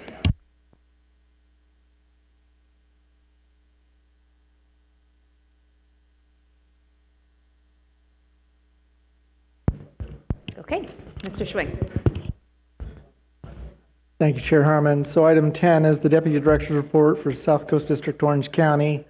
In this packet, we're reporting the completion of the LCP amendment certification for the City of Newport Beach's updates to its beachfront setback requirements, as well as other changes that are part of the submittal. Here, the Executive Director has determined the city's action to be legally adequate to complete the certification process. The report also contains 4 waivers, 1 extension, 1 amendment for projects in Seal Beach, Huntington Beach, Laguna Beach, and San Clemente. No known opposition, so we're asking whether 3 or more commissioners object to the waivers or the extension or amendment in the report. Great, thank you. Any ex partes? Any public comments? None. Okay, do 3 or more commissioners object to any item in the Deputy Director's report? Seeing no objection, the commission concurs. Thank you. Item 14, please. Thank you. So that does take us down to items 14A and 14B. There's going to be a combined staff presentation on these items. And Emily Greer with our Long Beach office is going to do the staff presentation. Emily, whenever you're ready, please go ahead. Thanks, Carl. Good afternoon, Commissioners. This is a combined presentation for items 14A and 14B, which are reconsideration requests for two CDP applications that the Commission approved with conditions at its November 5th, 2025 hearing. The applicants are 32007 South Coast Highway LLC and 32005 South Coast Highway LLC. A reconsideration request is a procedure outlined in the Coastal Act and regulations that, following a Commission action, allows an applicant to seek a rehearing of their application when certain standards are met that are described further on in this presentation. Next slide, please. The projects are located within the South Laguna area of Laguna Beach in Orange County and are seaward of Pacific Coast Highway. The project site at 32007 South Coast Highway is a flag-shaped, approximately 12,400 square foot coastal bluff lot that is developed with a single-family residence partway down the slope, a detached two-car garage located at street level at PCH, and a funicular that runs between the garage and the residence down the slope. Next slide, please. The project site at 32005 Coast Highway is a rectangle-shaped, approximately 6,000 square foot vacant bluff lot. Next slide, please. On November 5th, 2025, the Commission found substantial issue for appeal number A-5-LGB-20-0058 and subsequently approved with conditions the CDP on de novo. The approved project included permanent authorization of slope repair activities approved under an emergency CDP, after the fact approval for a shoring wall with 7 caissons, and construction of a new shotcrete retaining wall at 32007 Coast Highway. The applicant's request for after-the-fact approval of the beach access staircase was not authorized by the Commission. Next slide, please. Additionally, on November 5th, 2025, after finding substantial issue with appeal number A-5-LGB-20-0059, the Commission approved with conditions another CDP on de novo. The CDP included permanent authorization of slope repair activities approved under an emergency CDP, replacement of the curb and gutter on Coast Highway, after-the-fact approval for a shoring wall with 3 caissons, after-the-fact approval for the demolition of a single-family residence, and construction of a new shotcrete retaining wall at 32005 Coast Highway. Next slide, please. The Commission's regulations state that the grounds for reconsideration of a permit action shall be as provided in Coastal Act Section 30627, which states, the basis of the request for reconsideration shall be either that there is relevant new evidence, which in the exercise of reasonable diligence could not have been presented at the hearing on the matter, or that an error of fact or law has occurred which has the potential of altering the Commission's initial decision. Next slide, please. On December 2nd, 2025, Steve Kaufman, the applicant's authorized agent, submitted a letter to the Commission highlighting 2 factors the applicants claim justify reconsideration of the approved projects. Although the applicants generally support the Commission's decision to approve the projects, they disagree with the Commission's bluff edge determination and have requested deletion of the Commission's bluff edge determination from the findings and special conditions. First, the applicants contend that the project should be reconsidered because they claim that there is relevant new evidence which, in the exercise of reasonable diligence, could not have been submitted at the public hearing. Specifically, the applicants assert that after the public hearing concluded, Commission staff referred the bluff edge issue to the staff geologist, who subsequently explained the basis for his bluff edge determination. The applicants argue that the staff geologist's testimony was erroneous and served as the sole basis for the Commission's decision to retain the bluff edge finding. Because the public hearing had already closed, the applicants and their geotechnical expert claim that they were denied an opportunity to address and correct these alleged errors. While the applicants did not have an opportunity to rebut the staff geologist's statements made during the staff response to public comment, all of the information cited in the applicant's reconsideration letter, including the cross-section and related graphics, was already a part of the administrative record and available to the Commissioners at the time of the hearing. In fact, some of these graphics were displayed during staff's testimony and the applicant's testimony. Therefore, the evidence referenced in the reconsideration request does not constitute relevant new evidence as it was available prior to the hearing, addressed during the hearing, and does not introduce any new material information that was previously unavailable. Moreover, the opportunity to rebut staff's response to the applicant's testimony is not in and of itself a basis for reconsideration. Second, the applicants assert that there is an error of law with the potential to alter the Commission's initial decision. Specifically, the applicants contend that a bluff edge determination as a matter of law applies to only natural landforms and not what they term wholly altered landforms. According to the applicants, the Commission's bluff edge determination was improperly based on an altered landform rather than a natural one. As an initial matter, the Commission's position is that the bluff edge determination is factual, not a legal determination, so this is not a valid basis for reconsideration based on an alleged error of law for that reason alone. Even if it were a legal determination, the applicants do not meet their burden of demonstrating that there was an error of law that had the potential to alter the Commission's decision. The LCP definition of a coastal bluff edge makes explicit that bluff edges retreat over time due to erosion, landslides, formation of gullies, and grading. The LCP anticipates that these types of alterations, including alterations from non-natural sources to the coastal bluff, would move the bluff edge landward of its historical position. In a case where there is fill placed, which would otherwise extend the coastal bluff beyond the bluff edge does not move seaward but remains in the same position. The LCP definition, which largely mirrors the coastal regulation language, would have no meaning or purpose if, as the applicants propose, bluff edge determinations could only be made on pristine, unaltered bluffs. The applicant's interpretation would lead to unintended results where any modification to the slope would preclude the making of a bluff edge determination. Therefore, many, if not all, the LCP policies relating to bluff face development and bluff edge setbacks would be inapplicable because there would be no means of correctly identifying the bluff face and the reference point of the bluff edge. The protections and restrictions provided for bluff face and bluff top development in the LCP would be impossible to implement under such an interpretation. Staff's response is detailed further in the staff report, but staff would note that accepting the applicant's interpretation would undermine the basis for the Commission's factual bluff edge interpretation, as well as the underlying purpose of the Coastal Act, to protect coastal bluff resources and minimize further alteration of natural landforms. Next slide, please. In conclusion, there is no relevant new evidence which, in the exercise of reasonable due diligence, could not have been presented at the hearings on the matters.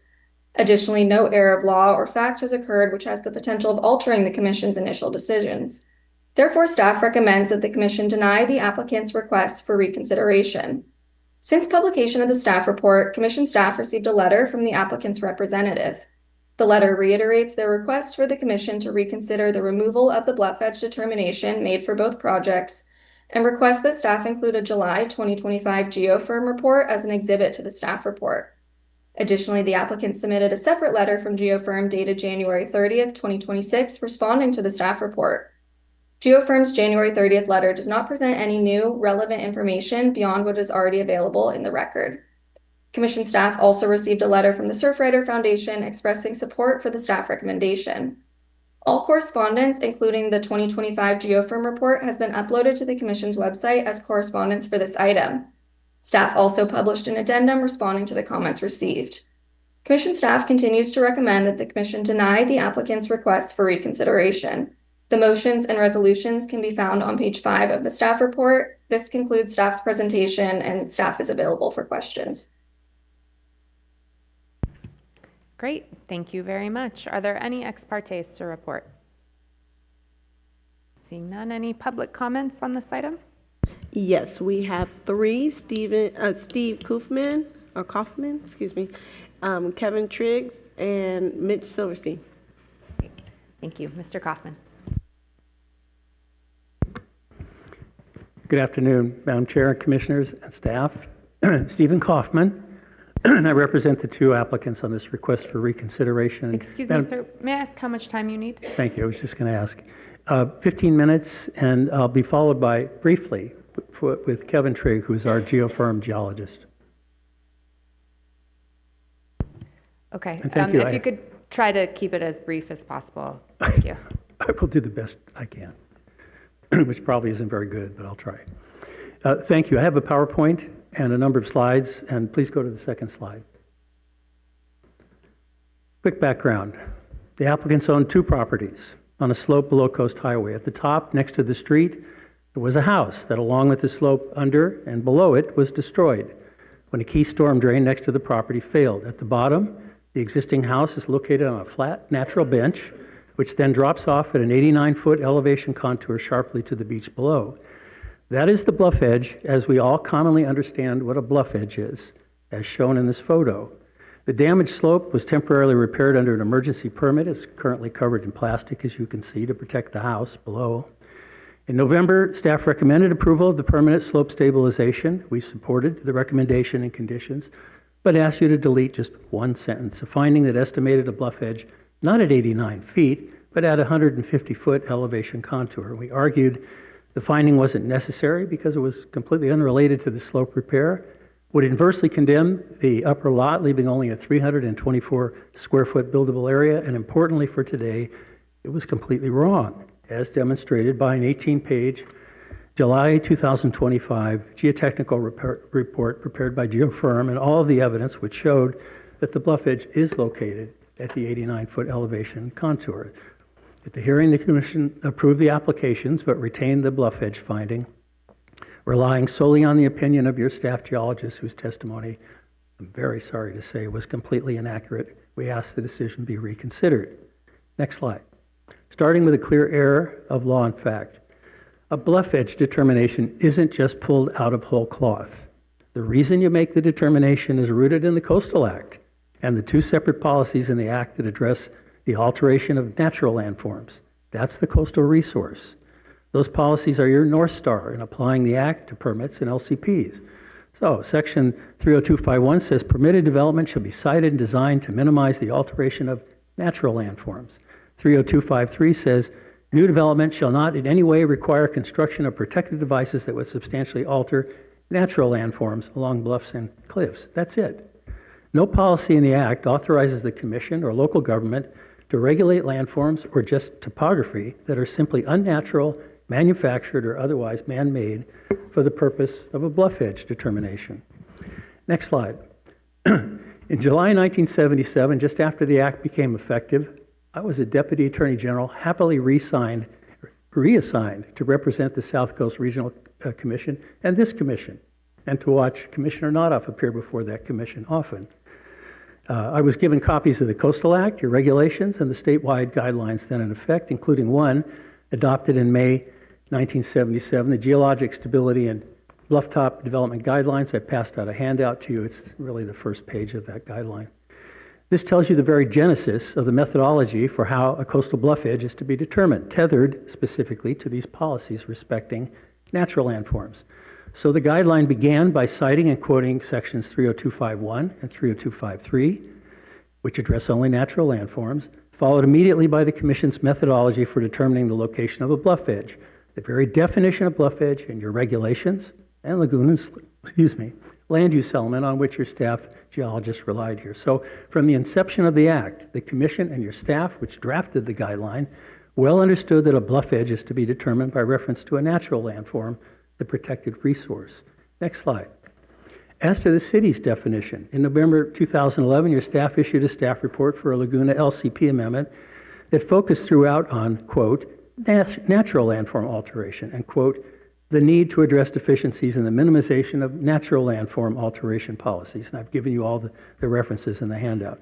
The city's submission repeatedly referred to just landform, and your staff just as repeatedly inserted the word natural before landform. In suggested modification 21, staff revised submitted policy 7.3 to add the word natural before landform, and you see that here. Next slide. In the staff report which the Commission adopted explained, the Commission imposes suggested modification 21, which adds numerous actions that address measures to avoid or minimize alteration of natural landforms and risk from coastal hazards. And still further, minimizing structures on the bluff and preserving natural landforms to the extent possible reduces erosion and instability and preserves the visual quality of the scenic coastal area consistent with Section 30251 of the Coastal Act. And the bluff edge definition added is on page 8 of the handout. In short, natural landforms. That's why you require a bluff edge determination. Now, as to the LCP amendment, the staff report says the word natural was just inserted to conform to those policies I mentioned in the Coastal Act. And that's half right. The other half is that's because the resource is natural landform, and that's what you and local government must act to preserve. Next slide. Your geologist saw the reference in the bluff edge definition to a step-like feature.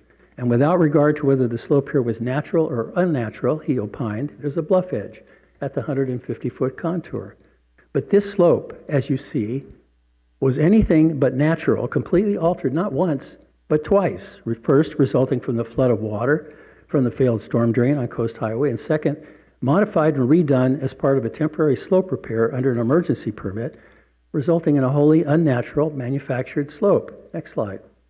In November, I showed you this aerial from 1972 when the Orange County Planning Commission described the slope as gentle until it reached the natural bench on which the house below was ultimately built, and then it dropped off at the 89-foot elevation contour steeply to the beach below. That is the natural landform, and why that is the location of the bluff edge. Next slide. This is a composite topo, two topos in one. Faintly, the damaged slope before repair, and superimposed on it the darker topography post-repair relied on by your geologist. It also shows a slice through the center of the property from which a cross-section was prepared and uneven contour lines. But please remember the slice. The before contours went in one direction, the after contours went in another, and from that cross-section, your staff geologist stated there's a step-like feature. This was a bluff edge opinion based on a completely altered slope, twice, after damage and after repair. It was not based on a natural landform in any way, shape, or form, and therefore your opinion, the opinion that he rendered, and your decision which relied on it were in error as a matter of both law and fact. Now, second, the relevant evidence with reasonable diligence we couldn't have provided you at the November hearing. Once the hearing was closed, then your geologist offered an opinion that unfortunately was demonstrably inaccurate. There was no way for us to correct his misstatements. Now, next slide. Your staff just showed you this cross-section. Your staff analyst showed you the cross-section at the hearing, Exhibit 5 to the staff reports. A slice through irregular contours I just showed you, and then she turned it over to the staff geologist. And while this exhibit was before you and on the screen, he testified, his testimony is at the very end of the handout, quote, "It was said that this slope is not caused by marine erosion. This entire topography is actually the result of marine erosion. The slope was not formed by other processes, but by marine erosion." And that was completely wrong. But the commission, understandably, relied on it. Now, it doesn't take a geologist to see that this slope is stratified. You see that by the dashed lines. And a geologist would know that this entire slope is not formed by marine erosion. In fact, nothing in the many geotech reports prepared for this project would support that, especially this graphic, which shows clearly, unmistakably, and in bold, the following. At the bottom, TSO, that's the bedrock. On top of that, QTM, that's the marine terrace ending at the 89-foot elevation contour, on top of which you see the lower house, and then all the way up the slope to Coast Highway, QTN, that's distinctly non-marine terrace terrestrial deposits. So the portion of the slope at issue between these two properties is distinctly non-marine terrace deposits, and the staff geologist was unfortunately wrong in his explanation to you. Now, the staff report doesn't even address this factual error because it can't. You can't defend the indefensible. You can see it with your own eyes. And of course, you want to base your decision on accurate facts.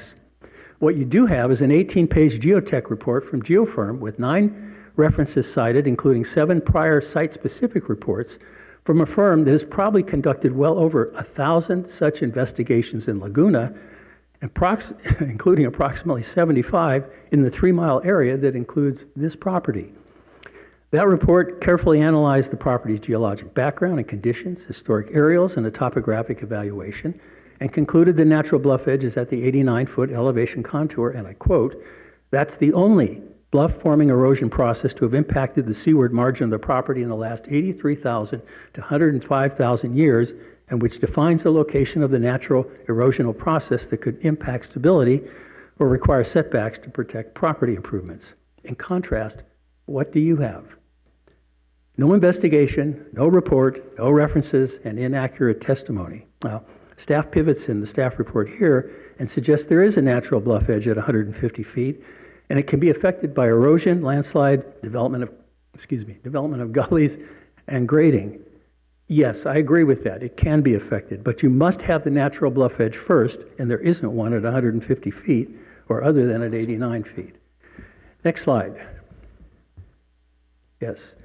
We'll go through these fairly quickly. The USGS 1885 T-sheet referred to by staff in the staff report is, as Geofirm explained, old, and the contouring of the slope is demonstrably inaccurate. It shows breaks at 40, 60, and 120 feet, and we know today there are no breaks at 40, 60, or 120 feet, as you saw in the first photo I showed you and the 1972 aerial. And the maximum elevation on this property in the T-sheet appears to be about 120 feet, while Coast Highway is actually about 165 feet. And contrary to the assertion in the staff report, there's no step-like feature at 150 feet, and the slope doesn't flatten significantly to that of a marine terrace inclined seaward because the multiple site-specific investigations demonstrate there's no marine terrace surface at that elevation. Next slide.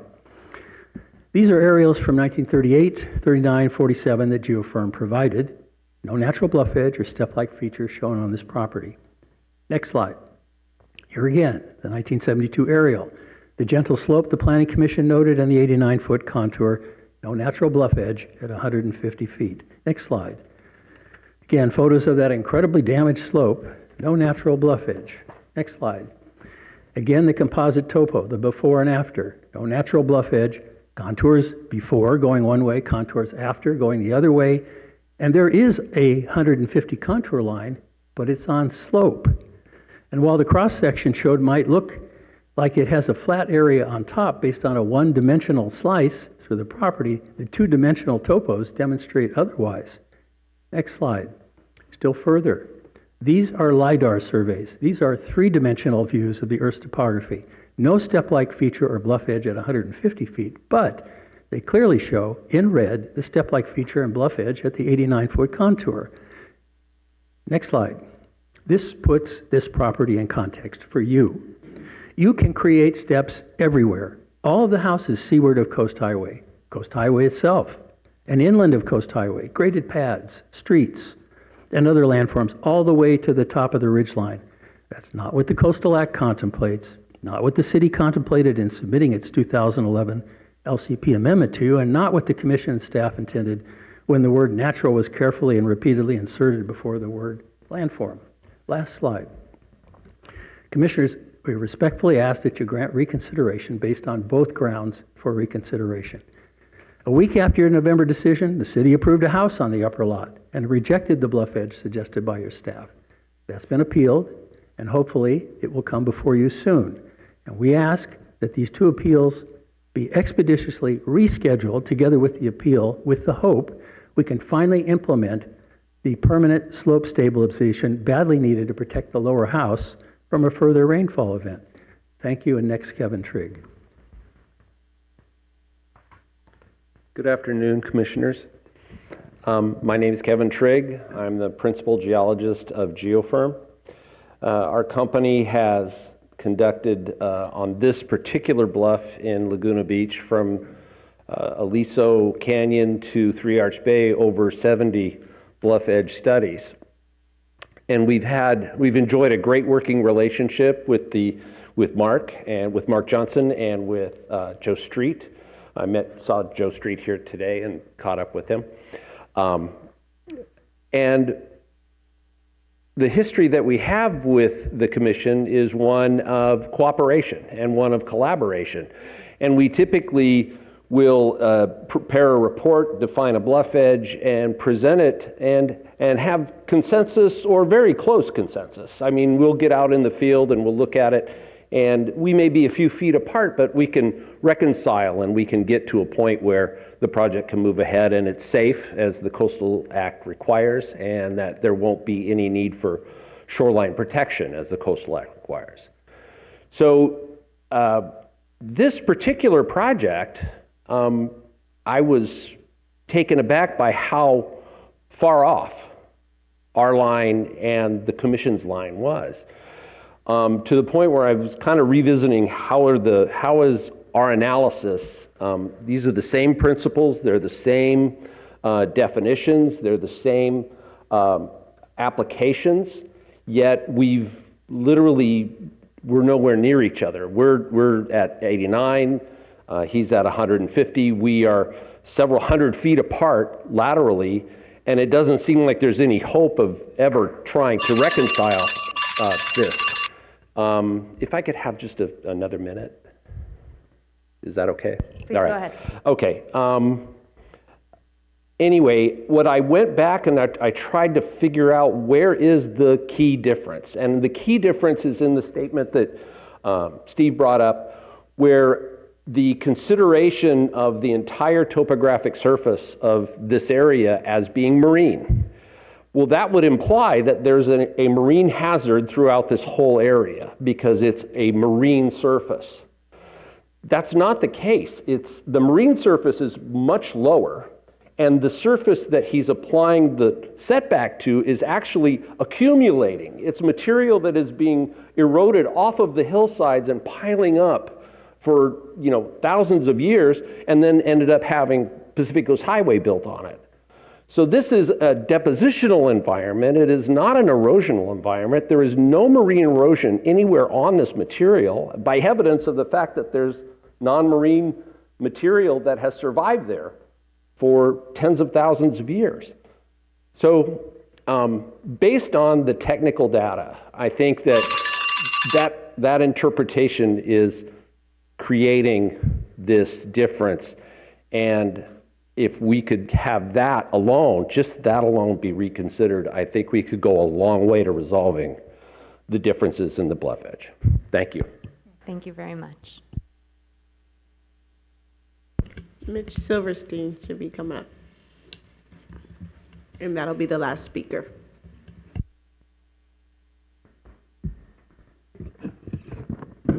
Is it 2 minutes or 3? Thanks. Chair Harmon and Commissioners, Mitch Silverstein with Surfrider Foundation. On behalf of Surfrider and the public beaches we protect, I ask that you support staff's recommendation and deny these requests. A reconsideration can only be permitted if there is new evidence or if an error of law or fact has occurred. On new evidence, staff clearly articulates that no new evidence was presented that wasn't already in the record at the time of the original hearing. The applicant argues that commission staff erroneously testified that the bluff is made up of marine terrace deposits rather than non-marine terrace deposits as well. However, this distinction is immaterial because Laguna Beach's LUE makes no distinction between or mention of the underlying sediments of a coastal bluff in determining the bluff edge. Coastal bluffs form through erosion regardless of, no matter what the eroded material is made from. As for the error of law argument, the applicant contends that the Coastal Act and Laguna Beach's LUE only regulate development on natural landforms, and since the bluff has been altered, no bluff edge can be determined. However, the city's LUE explicitly states that bluff edges change due to, and I quote, erosion, landslides, gullies, and grading, end quote, clearly anticipating altered bluffs. If bluff edge determinations only applied to pristine slopes, I could probably just shovel some fill on a bluff and say, look, it's been altered, now the Coastal Act doesn't apply anymore. Clearly that would be absurd and contrary to the Coastal Act's protective intent. In any case, the Commission's geologists based their determination on historical maps from before any of these unnatural alterations occurred. The Commission's geologists determined the bluff edge is at 150 feet elevation, the point where the slope of the topmost step ends and becomes relatively level. Because this bluff does have a step-like character, the LUE requires identifying the bluff edge at the landward edge of the topmost step. The bluff edge determination in this location has been on record for 6 years. It was established in 2019 following a substantial issue hearing for the adjacent property that shares the same bluff edge. Therefore, the Commission's determination remains correct and consistent with the city's LUE and the Coastal Act. There is neither new evidence nor error of law to substantiate this request. Proper bluff edge determinations protect sensitive coastal resources and help avoid the need for future shoreline armoring that would sacrifice public beaches to private development interests. Surfrider urges you to deny this request. Thank you for the opportunity. That's all the public comments for this. Great, thank you very much. Okay, well, I will return to our staff. Do they have any closing comments? Thank you, Chair Harmon. So, hearing what we've heard today, staff didn't hear anything new that wasn't previously addressed in the staff report. And recommendation and the hearings on these matters. I want to point out that there's nothing unusual about the way the bluff edge setback policies were applied in this case or in these cases, nor the manner of the bluff edge identification itself, which is based largely on topography. We responded fully to the comments that were provided here as well in the addendum. I do want to point out that this particular proceeding is not an opportunity to revisit the bluff edge determination that was made by the Commission at its hearings on the CDPs. We're simply looking at the narrow question of whether the requests here meet the grounds identified in the Coastal Act. On the bluff edge determination itself, I'd point out that our geologist has many, many years of experience doing these things. So his determination was in line with prior determinations on these sites. There was a prior determination of the bluff edge location in the context of a prior appeal on these sites. And the determination made in that case by a prior staff geologist is on point with the one made here today, or made in the Commission's actions. And I think with that, I don't know if we have any further comments from our staff counsel. Yeah, I would just like to add that the fact that the Coastal Act protects natural landforms does not mean that the Commission can't identify a bluff edge on a natural landform that has been altered. The fact that it is still at base a natural landform. They didn't create the entire bluff there. It is a natural landform that has been altered. And also to note that even if the applicant were right about the Coastal Act interpretation, LCPs can be more protective than the Coastal Act itself. And it's really clear that this LCP policy identifies the bluff edge determination, including if there's been fill or cut. So it takes into account the potential for alteration of the natural form. Thank you very much. Okay, I'll bring it back to the Commission for comments, questions, motion. Commissioner Escalante. Thanks, Madam Chair. I'll be brief. I just want to echo, I think, everything that Mr. Silverstein said. That's sort of what I was thinking, and just to add, what I think is unusual is the lengths to which folks have tried to push a big giant cube into a small hole. I've never seen a funicular connecting a garage to a downslope home. So I really do hope that they take to heart the Commission's intention on this, not just to protect the precedent of now 50 years since we're celebrating, but also protect the safety of those who live on and near the bluff. So thank you, staff, for your thorough review and your thorough work, and I appreciate it. Thanks. Vice Chair Hart. Thanks. I'm ready to make the motion, and I would just, in my mind, the clearest point here is the one that was just stated by our counsel, which is there hasn't been anything presented that is new that would justify reconsideration at this time. We're not here to relitigate the original decision by the Commission, and based on that, I'm prepared to make the motion. So I move the Commission grant reconsideration of the Coastal Development Permit number A-5-LGB-20-0058, asking for a no vote on this motion. Second. It's a motion by Vice Chair Hart, a second by Commissioner Notoff. They're asking for a no vote. May we have a roll call, please? Commissioner O'Malley. No. O'Malley, no. Commissioner Escalante. No. Escalante, no. Commissioner Hart. No. Hart, no. Commissioner Jackson. No. Jackson, no. Commissioner Kelly. No. Kelly, no. Commissioner Lee. No. Lee, no. Commissioner Lopez. No. Lopez, no. Commissioner Kalmick. No. Kalmick, no. Commissioner Nothoff. No.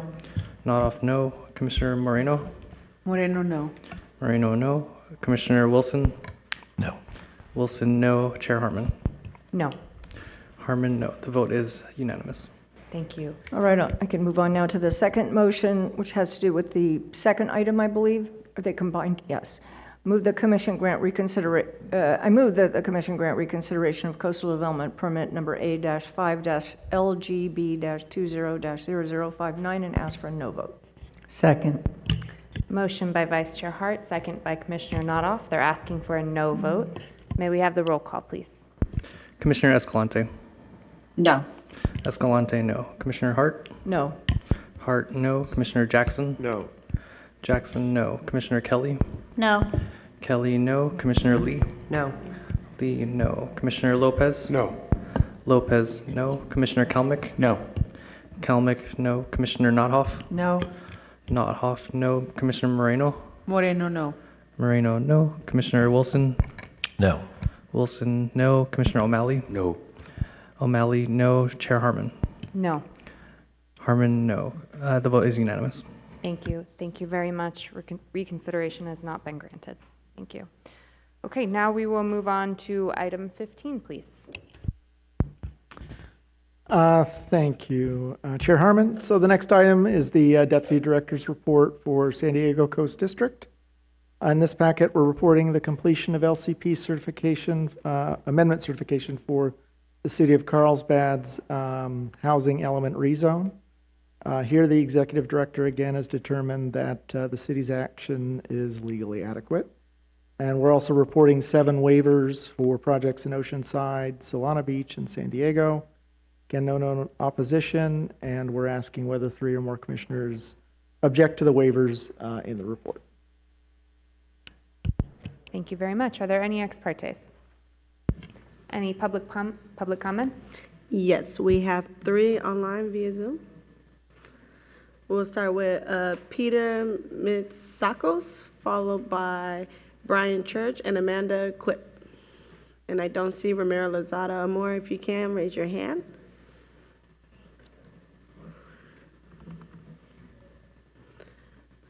Peter Misako, if you can unmute yourself. Okay. Amanda declined. I see Peter. Peter, I see you. Can you go ahead and unmute yourself, please? I did it. There you go.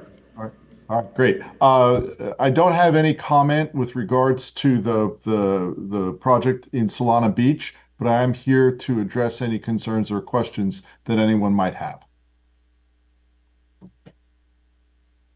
Okay, thank you. Sorry, Brian's available for questions. So if you don't have any questions for him, we'll move on. Okay, great. Thank you very much. Do 3 or more commissioners object to any item in the report? Seeing no objection, the commission concurs. Thank you. Item 16B. Thank you. And item 16B, there is staff PowerPoint on this. If you could bring that up. And Melissa Balin Gonzalez with our San Diego Coast District office is going to do the staff presentation on this item. Go ahead, Melissa. Great. Good afternoon, Commissioners. Item 16B is a request by the City of Oceanside to amend their IP to update inclusionary housing provisions. There is also an addendum to this item that adds an appendix with the suggested modifications in line with the city's proposed text and responds to a public comment questioning the Commission's authority to impose suggested modifications on inclusionary housing provisions that will be discussed later in the presentation. Next slide, please. The IP amendment includes 2 portions. The first portion, approved by the city in 2024, would increase the requirement to reserve housing for low and moderate income households from 10% to 15%, and at the same time, increase the minimum threshold subject to inclusionary housing requirements from 3 units to 10 or more units. It would also require reserved units within a multifamily development provide a proportionate unit mix based on bedroom count compared to market rent units, be dispersed throughout the project, and have access to the same amenities as market rate units. Lastly, it would clarify that ADUs may be used to satisfy inclusionary housing requirements. Next slide, please. During the review of this application, the city revised the submittal to also incorporate revisions to inclusionary housing provisions approved by the city in 2023, such as defining the methods by which inclusionary housing may be satisfied, which kinds of developments are included, alternative options for providing inclusionary housing, and in lieu fees. This amendment also adds new sections regarding standards and incentives to reserve inclusionary units, application and review procedures, and agreements and restrictions. Next slide, please. The standard of review for IP amendments is their conformance with and adequacy to carry out the policies of the certified LUP. Although the certified LUP does not contain any specific inclusionary housing policies, it does contain policies that support maximum public access to the coast, and inclusionary housing supports coastal access for all income levels. Inclusionary housing is also aligned with the Commission's environmental justice policy and Section 30604H of the Coastal Act, which the Commission has interpreted to extend to LCPs as well as CDPs, allowing the Commission and local governments to consider environmental justice in planning decisions, such as the subject amendment to protect affordable housing and promote a range of affordable new residential types for all income levels. In addition, 30604G directs the Commission to encourage the provision of new affordable housing opportunities for persons of low and moderate income in the coastal zone. Next slide, please. The city's proposal to increase the affordability requirement from 10% to 15% is consistent with these mandates and goals. However, the proposal to revise the number of units that are subject to inclusionary housing requirements from 3 or more units to 10 or more units is a significant increase. As such, projects that currently require inclusionary housing would no longer be required to do so, which would likely decrease affordable housing throughout the city's coastal zone. Therefore, staff is recommending suggested modifications 1, 3, and 4 to revise the applicability of this provision from 10 or more units to 7 or more units. The city agrees with this change. As discussed in the addendum, staff received public comments from Christopher Peterson questioning the Commission's legal authority to impose this change.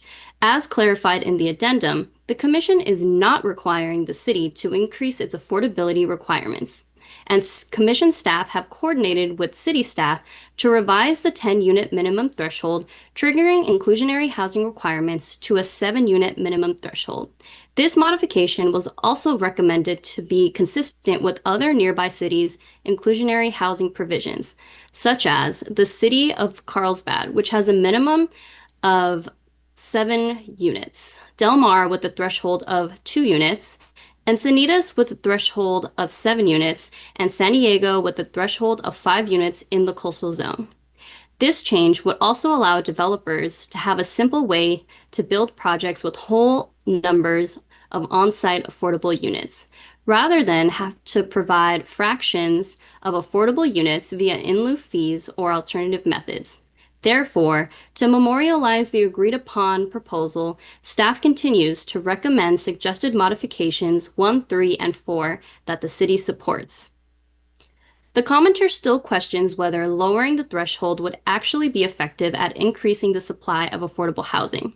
Staff notes that while there's no economic feasibility study specific to the city's proposed increase in inclusionary housing comparing a 7-unit threshold to a 10-unit threshold, or any studies on the effectiveness of inclusionary housing policies in other nearby cities, there is still a larger body of research cited in the addendum that supports that inclusionary housing provisions facilitate increased on-site affordable housing.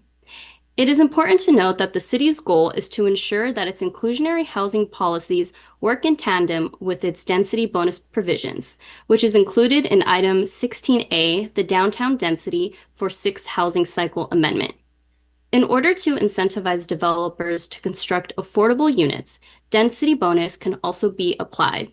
Therefore, developers could go beyond the minimum inclusionary requirement in order to apply density bonus and receive further incentives, concessions, and waivers of development standards to increase financial feasibility and result in more affordable units. Suggested modification 5 is recommended to allow ADUs to be constructed on-site for any residential development, including single-family and multifamily projects to satisfy inclusionary housing requirements. The remaining suggested modifications include minor revisions, updates or clarifications. And again, the city is in agreement with all of the suggested modifications. Next slide, please.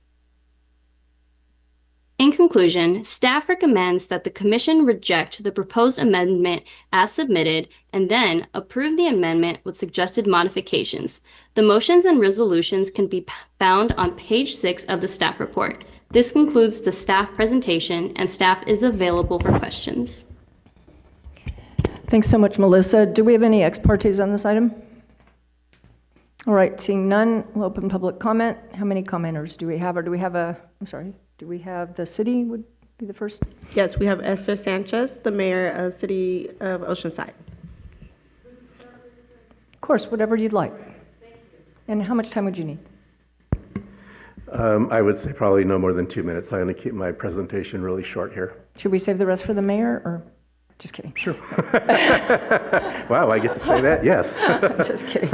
Are you Jonathan Borrego? Please proceed, thanks. Thank you. Jonathan Borrego, City Manager, City of Oceanside. I do have a presentation, but in the interest of time, and because I think staff did a great job summarizing all our amendment, we don't need to pull up the slides here. I'm just going to keep my comments rather brief. And what I wanted to focus on today was just to provide a little bit of background and context of why the city is pursuing this local coastal plan amendment.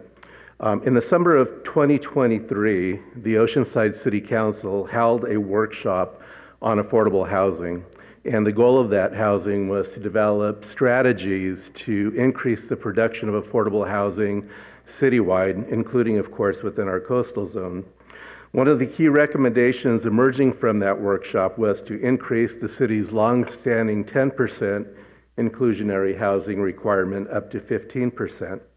Staff subsequently returned to our City Council with a code amendment and an LCP in late 2023 to effectuate these changes.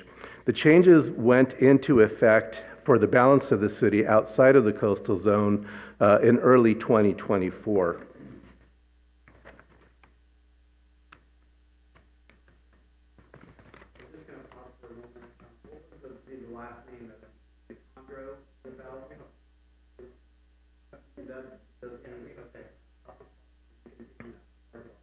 Thank you. To provide a little bit of context, one of the reasons it's really important for us to encourage further production of affordable housing in Oceanside is our current Reyna target is 5,443 housing units. Of that number, we are to produce 1,986 in the very low and low income categories. And like many cities in the state, it's a real challenge to hit those lower income levels. It's a lot easier to hit the moderate and above moderate units. So increasing our inclusionary requirement, but even by 5%, is really important to help us achieve those goals. As I mentioned earlier, this zoning code amendment to increase the inclusionary requirement from 10 to 15% has been in effect throughout the balance of the city since early 2024. And I can tell that since that time, increasing that requirement by 5% has in no way, shape, or form slowed development down in the balance of the city. Contrary to what some people might believe, it really hasn't proven to be any sort of an impediment in terms of housing production in our city. So I would argue that doing it in the coastal zone, I'm assuming we would have the same effect. We have a lot of development pressure in our coastal zone, as I'm sure you understand. We are aware of the correspondence that was received in opposition to this request, and your staff just touched upon that. With respect to that correspondence, we have absolutely no objections to staff's recommendation to lower the threshold from 10 units to 7 units. It would actually help us in our goal to further affordable housing. So with all due respect to the letter writer, we have absolutely no objections to staff's recommendation to lower it from 10 to 7. So with that, happy to answer any questions that you may have, and again, want to thank staff for their cooperation on this one and assistance and guidance, and really happy that we're able to present this afternoon, and ask that you support staff's recommendation and our LCPA. Thank you. Great, thanks so much. Next speaker will be the mayor of Oceanside. Hello. Good afternoon, honorable commissioners and Madam Chair. My name is Esther Sanchez. I am the mayor for the city of Oceanside. I previously was a council member, and I was also a commissioner for the Coastal Commission 2009 to 2013. I was born and raised, actually, later became part of our coastal zone for the city of Oceanside. I grew up in the neighborhood that I live in still is one of the low-income Latino neighborhoods, the first one in Oceanside. And as you can imagine, access is extremely important for me to ensure that these resources are accessible to everyone. So first of all, we did have, originally we had a pretty good program in the coastal zone, coastal area with respect to our LCP and the Coastal Act. We had redevelopment, so with tax increment and in lieu fees, we were building affordable housing, probably more than this rate. But when redevelopment disappeared, so did tax increment, so did in lieu fees. And so it has really caused us to have a more uphill battle to ensure coastal access for everyone. So the only way really to make that happen is to be able to have go from 10% to 15%. You just heard that we're a little behind with respect to the low and very low, and we're pretty much with all of the either built or in the process of being built or has been approved. We are more than hitting the mark for at market housing, and so especially in the coastal zone, there's been a lot of development. We absolutely recognize the authority of this commission. We are very much in support of staff's recommendation, and we appreciate your looking at this. Thank you very much. Thank you. The only other speaker we had signed up was Chris Peterson. Chris, we are not seeing you on Zoom. If you are there, please raise your hand.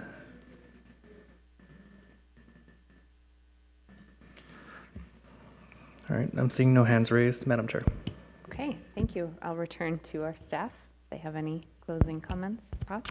Nothing further at this point, other than to thank the city for working with us well on this LCP amendment, as well as other LCP amendments that we've brought before the commission lately. Also do want to point out that this was the first staff presentation for Melissa, who made that presentation, so want to congratulate her on that. Thank you. Amazing, thank you. Okay, well, I'll return to the commission for their comments, questions. Commissioner Lopez. Yeah, thank you. Going through this report, I had a lot of questions, and I get this number 7, right? The number 7 leads to 15% equaling 1 unit. So I understand why that is a floor that I can support. The challenge for me is the ADU allowance as the unit. I can't, understanding the quality of life that somebody gets from an ADU versus a single family home, it doesn't make sense to me that way. Allowing that to be the straight number. If we're going to go down this route, I will only be able to support this if the modification to 5 says that it's 2 ADUs, right, for the 1. That's the only way it makes sense to me. Because going with 1, knowing what I've got in my community, the challenges, and I'll share even 15% seems low to me. In the Salinas Valley in Monterey County, our floor is 20%. Nobody's done a project in 20 years below that. And now we require 30%, and projects are getting built. So, it takes a lot, but if we're going to do ADUs as that modification, then I want to see a 2-for-1 on an ADU based on the size to give families a quality of life through that EJ lens putting somebody in an ADU that may be a family of 2 to 3 is not fair. And I think families deserve to have access to affordable housing along the coast in a way that they enjoy these communities in the way that most of us get to. So for me, just know that unfortunately today is a line for me. I can support modifications 1, 3, and 4 as proposed by staff, but it's number 5 that I'm having an issue with right now. Thank you, Madam Chair. Thank you, Commissioner. Commissioner Escalante. Thank you, Madam Chair. Thank you, Commissioner Lopez. Just historical perspective on this commission. We used to, when we first started having these conversations, when legislation started being sort of talked about regarding, the density bonuses and affordable housing in statewide policy. When as commissioners we're pushing for 15-20% affordable housing, we were called crazy at best. So I'm very, very excited to hear you say that, Commissioner Lopez, that you are very supportive of higher numbers. I know that it's not it's complicated up and down the coast with different local governments having their different perspectives, but I'm glad that at least we're moving up to 10%. But I agree with you, Commissioner Lopez. We should be moving that goalpost to be a lot more ambitious, because we're going to be left with a lot of empty luxury units and people living on the streets. So thanks. Thank you. Commissioner Kelly. I have a question for staff and possibly the city. Just what is the reason why I ask is because historically, prior to the housing and HCD requirements in the last Reyna cycle, and then there was legislation associated with ADU policy, that we in a lot of municipalities have increased our ADU square footage up to the 1,200 square foot maximum. And I'm curious, in this jurisdiction, what is the definition of an ADU and what is the maximum square footage allowed to be considered an ADU?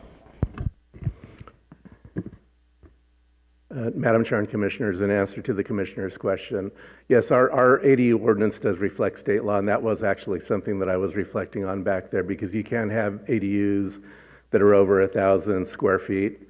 And generally, I will say this, it's very rare that we see an ADU used to satisfy an inclusionary housing requirement.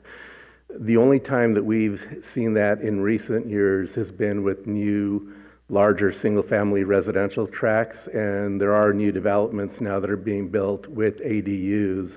Those ADUs are deed restricted, by the way, so they would need to be deed restricted in order to meet that requirement.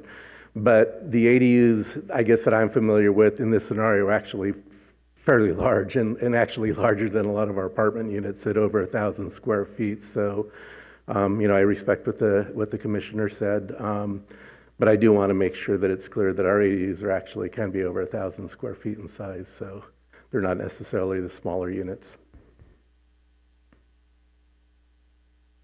Thank you so much for that. And I respectfully, receive the comments, and from Commissioner Lopez, and I almost called you Supervisor Commissioner Lopez.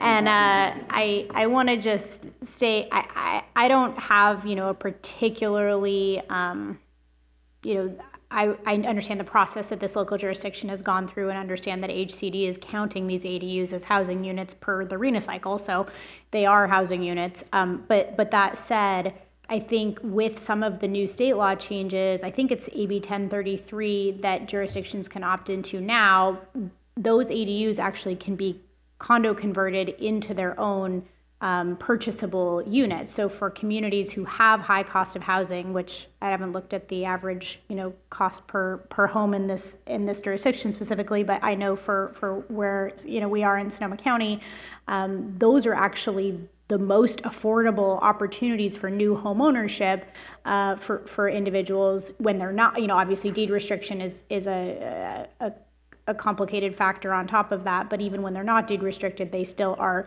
naturally occurring affordable and up to 1,200 square feet in my jurisdiction, which means they're 3 bedrooms that are comfortable 3-bedroom units. So what historically had been limited at the 800 square foot maximum, and then with the state law changes up to 1,200 square feet, they actually are decent sized homes, which is it's a different way to think about it, but it's naturally occurring affordable based on the square footage size.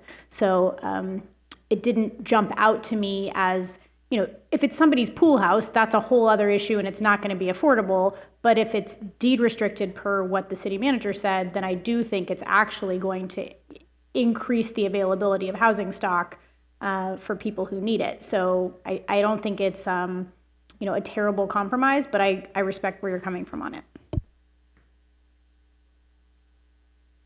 Commissioner Jackson.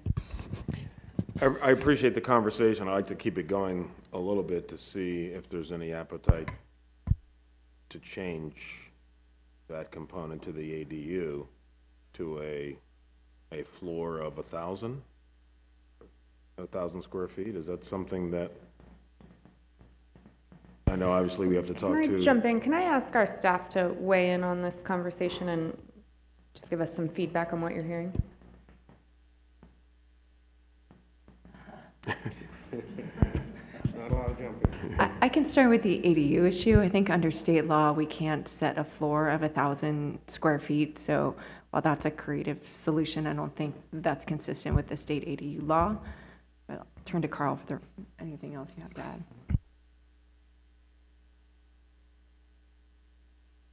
Could I also clarify, Commissioner Lopez, are you talking about just removing the strike through of single family so that ADUs, so suggested modification 5 takes the language that the city included, so ADUs may be constructed on site to satisfy an inclusionary housing requirement for a single family residential development is what the city proposed.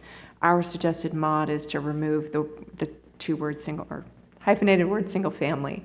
So would you like to just remove the strike through of single family? Is that what you're proposing? I mean,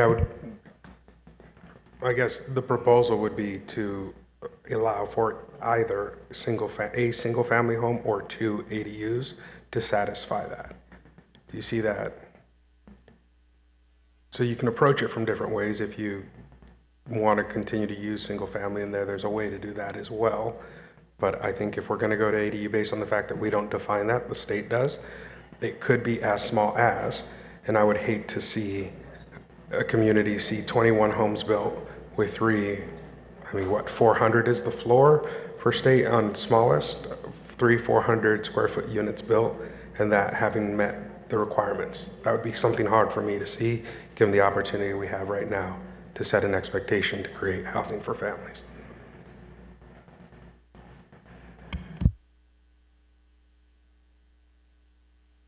So part of the challenge we're having right now is we're wading into some state law that we're not experts on. And so we are reticent to jump into solutions without taking a moment to think through whether what the solutions are that are also consistent with existing state law on the housing side. So that's just to give you, that's why we're struggling here to respond quickly, because it does wade into, I mean, there's been so many new laws about ADUs and housing in general, and I think we're nervous about misstepping and jumping into it. So maybe I might suggest we could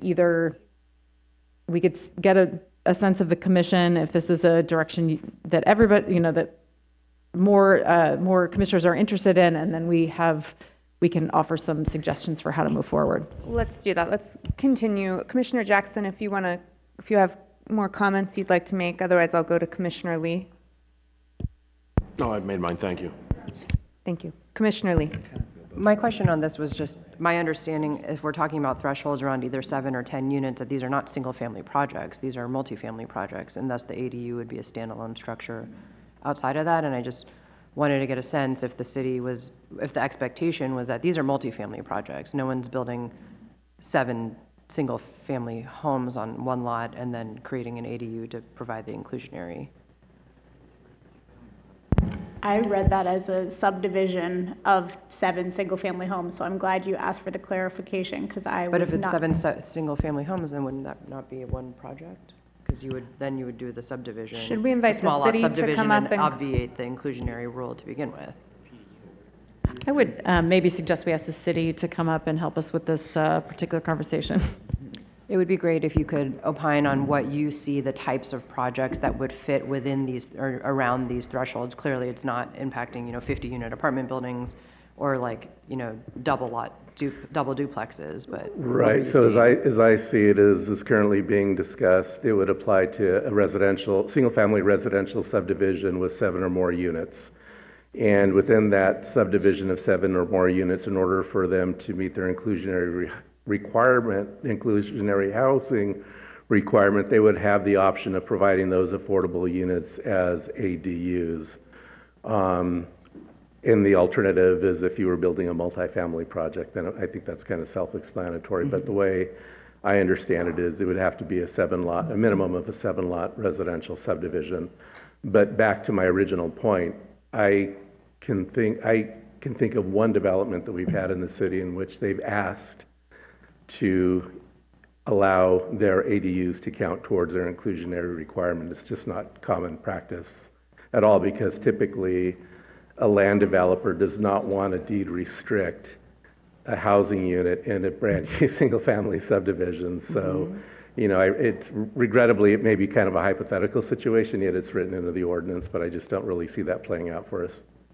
Yeah, the way I read it, it was very unusual. And then I'll just tack on my comment while I'm here is it's incredibly important to build more housing of every single type, and inclusionary requirements are certainly a way to get more affordable housing.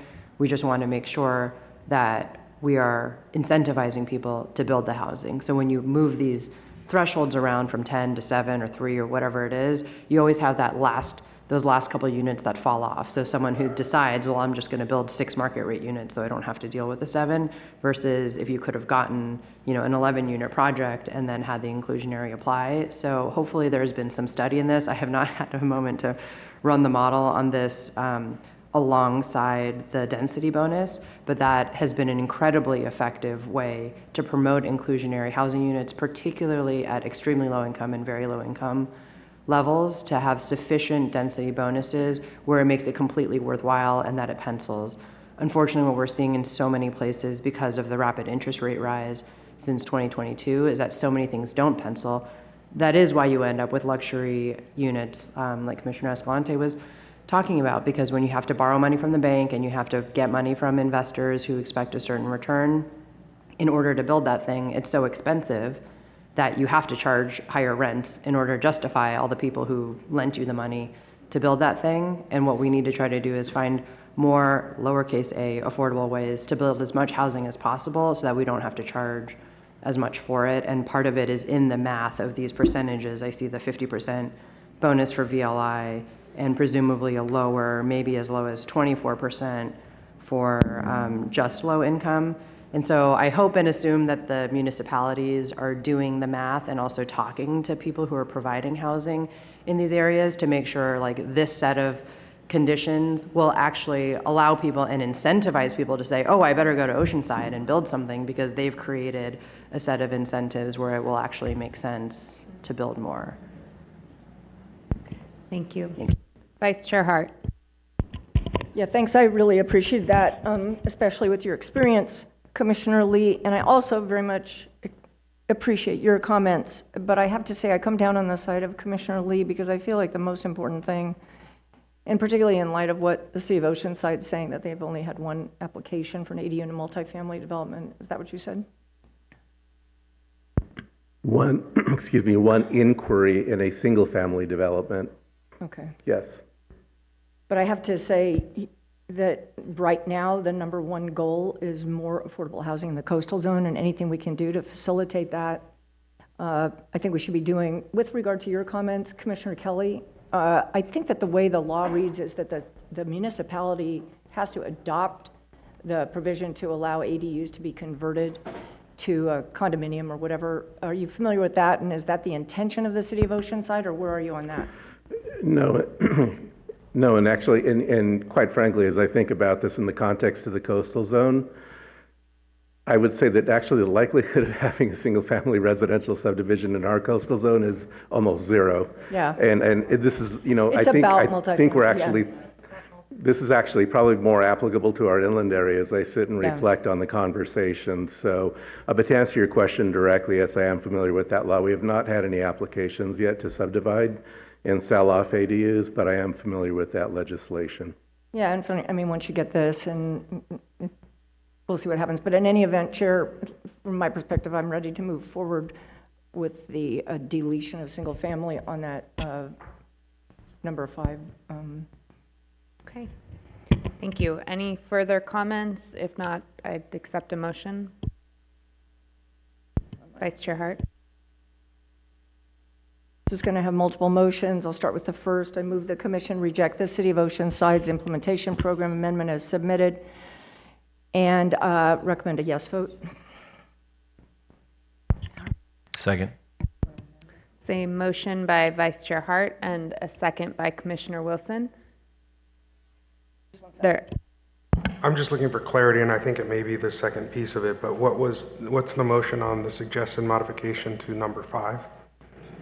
No modification. No modification. As Leaving stated. it not allowing for ADUs to be used and leaving it single family? No, we're deleting single family. Staff is recommending that single family be deleted and it just be applicable to all projects in the coastal zone.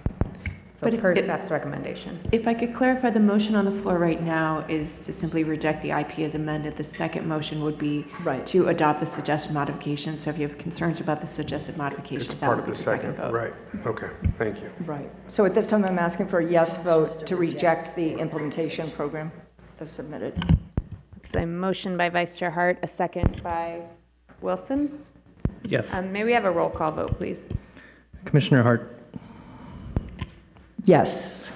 Hart, yes. Commissioner Jackson. Aye. Jackson, yes. Commissioner Kelly. Yes. Kelly, yes. Commissioner Lee. Yes. Lee, yes. Commissioner Lopez. Yes. Lopez, yes. Commissioner Kalmick. Yes. Kalmick, yes. Commissioner Nothoff. Aye. Nothoff, yes. Commissioner Moreno. Moreno, yes. Moreno, yes. Commissioner Wilson. Yes. Wilson, yes. Commissioner O'Malley. Yes. O'Malley, yes. Commissioner Escalante. Yes. Escalante, yes. Chair Harmon. Yes. Harmon, yes. The vote is unanimous. Thank you. All right. The implementation plan is rejected. Vice Chair Hart. Thank you. I move that the commission certify the City of Oceanside's implementation program amendment for the City of Oceanside if modified pursuant to the staff recommendation, and I'm asking for a yes vote. Second. Second. Did you get a second? Yeah. Thank you. That's a motion by Vice Chair Hart, a second by Commissioner Wilson. They're asking for a yes vote. May we have a roll call vote, please? Commissioner Jackson. So I just need clarity here. So what we're doing here is striking the ability of the use of an ADU, right? No, we're saying that you could use an ADU to meet your inclusionary housing requirement for any residential development. So it would be adopting the suggested modification to remove the word single family. So the city originally proposed that you could only use an ADU to satisfy your inclusionary requirement for a single family residential development. And with the suggested modification, you could use an ADU to meet your inclusionary housing requirement for any residential development. Okay. And to clarify, if Supervisor, Commissioner Lopez wants to make an amending motion, this is where that would happen. Yes. This is the first time I've ever done this in my 7 months on here, so please bear with me. So I would hope that I'm doing this correctly and requesting an amending motion to that suggested modification number 5 that we would only allow so if it was done 2 ADUs, right, rather than a single. Does that make sense? Well, not to make your motion for you, but I think what you want to do is not include, you want to Remove limit 5. it to single family, right? Or that. I think So just I'm open to not. 2 ideas here, but if I'm not agreeing, I'm just right, so helping. I'm okay with amending motion, removing suggested modification number 5. I think that's the easiest way forward. I think that's a less complicated way forward. I know, Yes. I was trying with the more complicated, but I'm okay with that. I would also note, however, that there are multifamily applications of building ADUs separately, especially, for instance, conversion projects or commercial areas that have been converted to housing. So I wouldn't want to forego the opportunity to have ADUs fulfill the inclusionary requirement in the event it applies at that type of project as opposed to single family. And that was the more complicated attempt. It's that question of threshold, right? If I could get 2 for 1 rather than 1, I would feel comfortable with that. Meaning then for the 7, every But then we 7 would still need to units- strike single family in order to have that be done. And in those applications, I would argue that a multifamily structure that has market rate housing, but a separate ADU, which is inclusionary, the ADU in that case is the more desirable unit. So I wouldn't want to make that one not be inclusionary. Through the chair, to clarify, could this also be an or situation, single family or 2 ADUs? That's what my initial hope. No, we have to have a suggested mod that the city can't, it can't be a choose your own adventure by the city. So the commission has to choose one or the other. But there could be 2 different amending motions. There could be an amending motion to see if it passes, then you don't have, so you could start with the amending motion that you prefer. If it passes, then that's one you prefer, then it becomes part of the main motion. If it doesn't pass and you want to make a second amending motion, which is your lesser preferred option, you can do it. So that, to get to where you want to go, I think those are your 2 paths. Okay, so thank you. I think we have an amending motion on the floor. I'll second the amending motion for sake of conversation and with clarification of what it really is. That would be great. So my understanding of the amending motion is that suggested modification 5 would be removed from the I would like to clarify, because suggested modification number 5 includes multiple things, and it seems we are only talking about part B, right, of suggested modification number 5. And so what we're specifically talking about is under B, staff had recommended modifying by removing single family from the first sentence. And your suggested, or your amending motion would undo that edit, essentially. Correct. To keep single family in. Correct. Okay, Commissioner Kalmink, you add to the motion, please. To the motion, I have a question. What does an ADU with a multifamily unit look like? It seems like a rather unique piece. And It's what definitely is- not common, but for example, because we've worked on conversions, you can later put units into a parking structure of a converted building. Got And so those units would be considered ADUs. So you have your multifamily and then you add some kind of one-off. Yeah, so it's like office building with a parking structure, we convert the building, and then you can later build ADUs because of subsequent. I think that's what we've seen, that's our experience as well, is Yes. converting garages or other types of accessory structures to a multifamily into ADUs. That are already there. But it's not common.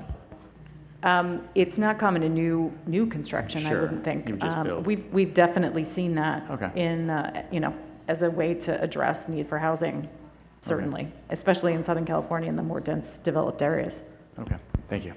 Thank you. Okay, we have a motion by Commissioner Lopez, a second by Commissioner Wilson. They're asking for a yes vote. May we have a roll call, please? Commissioner Jackson. I have a Florida education, so I'm a little slow here. So Honestly, I could use a little clarification on what the changes to modification, like we're changing modification 5, and so what does that actually mean in practice? So before we hop in, if I could just make a request, if you guys could please go through me to turn on your mic. It's going to make this conversation hopefully a little smoother. Thank you. Okay, so if we could get some clarification on what we're actually voting on, thank you. So I will take a stab, and Ms. Warren can correct me if I get it wrong, but we have an amending motion on the floor. That amending motion would remove the strikeout that staff had recommended under its modification number 5, Part B. So I'm just going to go ahead and read that sentence to be very clear. So the sentence starts, accessory dwelling units, ADUs, may be constructed on site to satisfy an inclusionary housing requirement for a single family residential development. And the word single family, which we had recommended to be strike out, would now be put back in if you are supporting the amending motion. So is that clear for everybody? So essentially, the ADUs could satisfy the inclusionary housing requirement only for single-family residential developments, not for other types of, not for multifamily. So if you want to support the motion, that's what you would be supporting. Commissioner Jackson, we can come back to you on the vote if that would be helpful. I got it, I think. Go ahead. Aye. Jackson, yes. Commissioner Kelly? No. Kelly, no. Commissioner Lee? No. Lee, no. Commissioner Lopez? Yes. Lopez, yes. Commissioner Kalmick? No.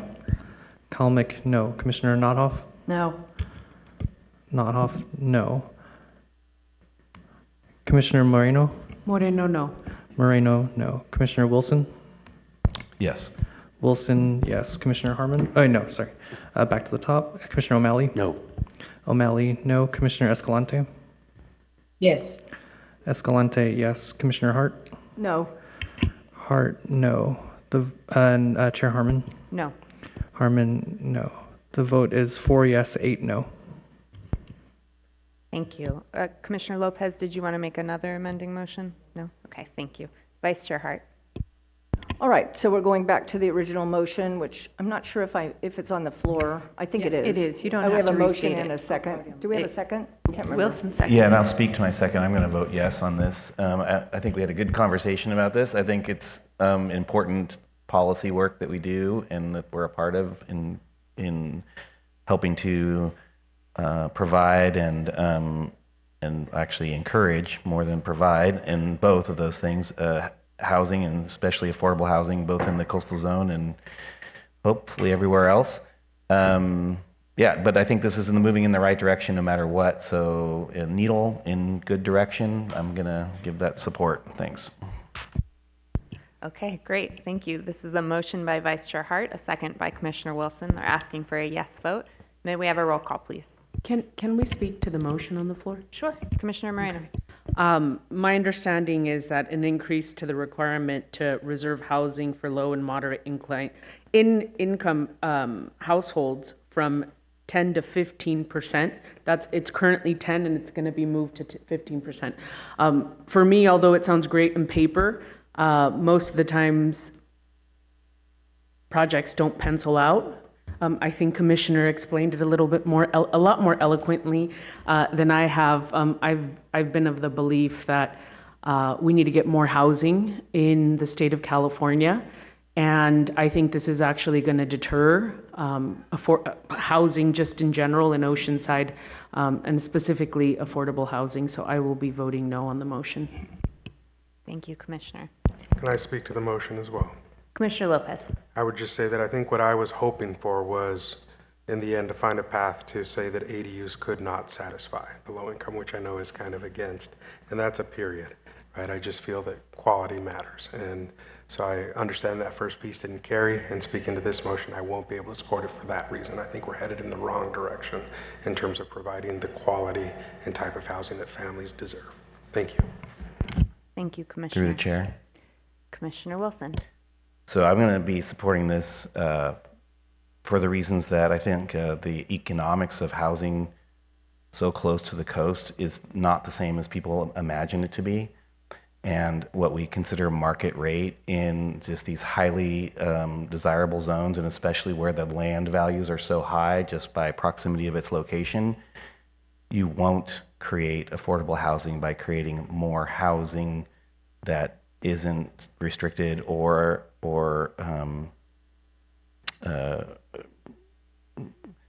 that doesn't have some way to make it more affordable, whatever the mechanism is. And because so much of our housing so close to the coast is second homes, is vacation rentals, is investment properties, the vacancy rates are actually pretty high for primary home ownership, and there's nothing in these that are going to require even primary home ownership. So from my perspective, we're really in need of requiring and doing everything we can to create affordable housing in whatever way we can in these specific zones. And so for that reason, I am definitely in support of this. And what I heard the city manager say very specifically was that they are not finding complaints or pullbacks from their development community. If they were, I think they'd say it. And so I don't think this is an attempt by this community to limit housing. I think they are very specifically addressing a need for affordable housing, and I support that very much. And I also want to just say that we had a meeting in Oceanside last year, 2 years ago, and most of us had never actually spent any time there. I want to say what an awesome community it is.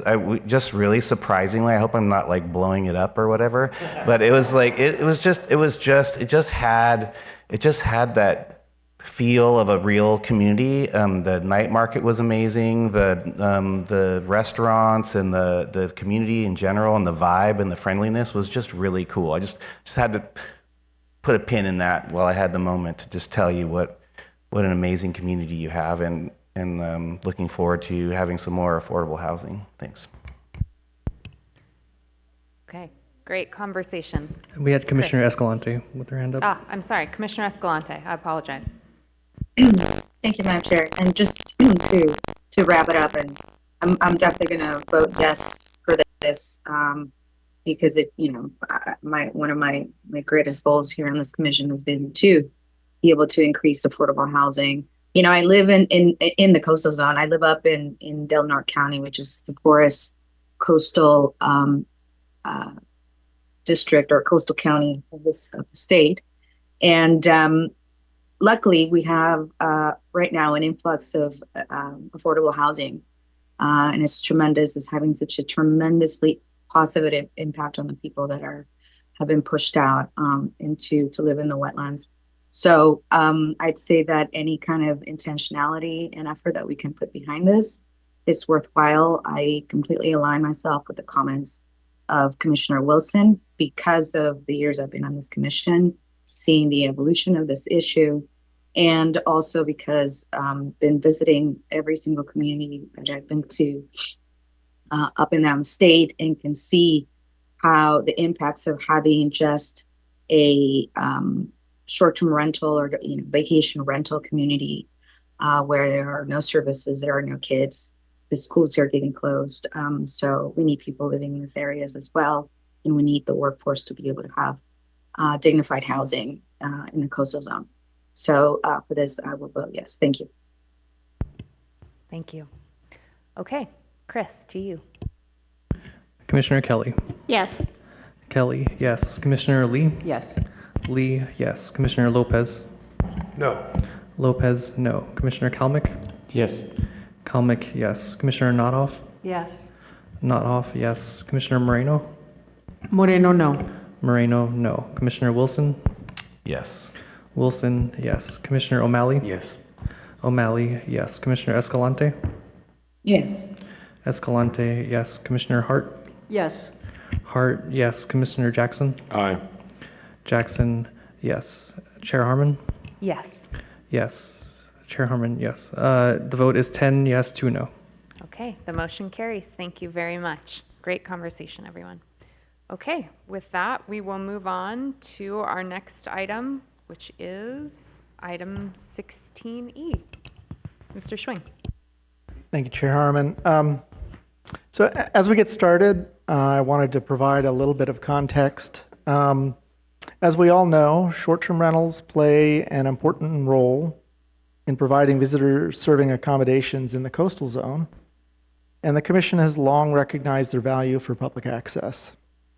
At the same time, the impacts of short-term rentals can look very different from one community to another, whether it's on housing availability, neighborhood character, or coastal resources. Because of these differences, local governments have taken different approaches to regulating short-term rentals based on local data, community input, and unique circumstances. Today, we're going to be looking at two cities in San Diego County, City of Encinitas and the City of Del Mar, each with its own approach. These approaches come to us following efforts that first came to the Commission some years ago as the short-term rental industry, as we know it today, was really taking off and growing. At that time, the Commission generally sought to regulate but not restrict that growth, as short-term rentals provided so much support for visitors.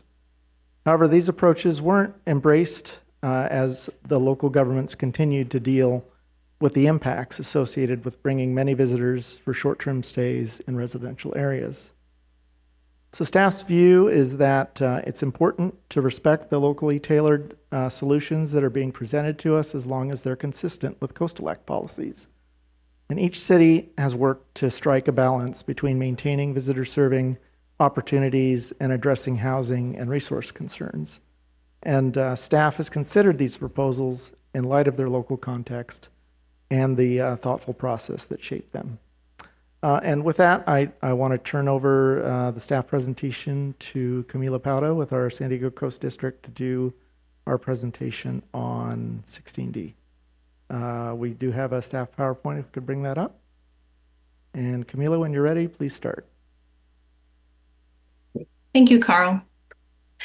Good afternoon, Commissioners.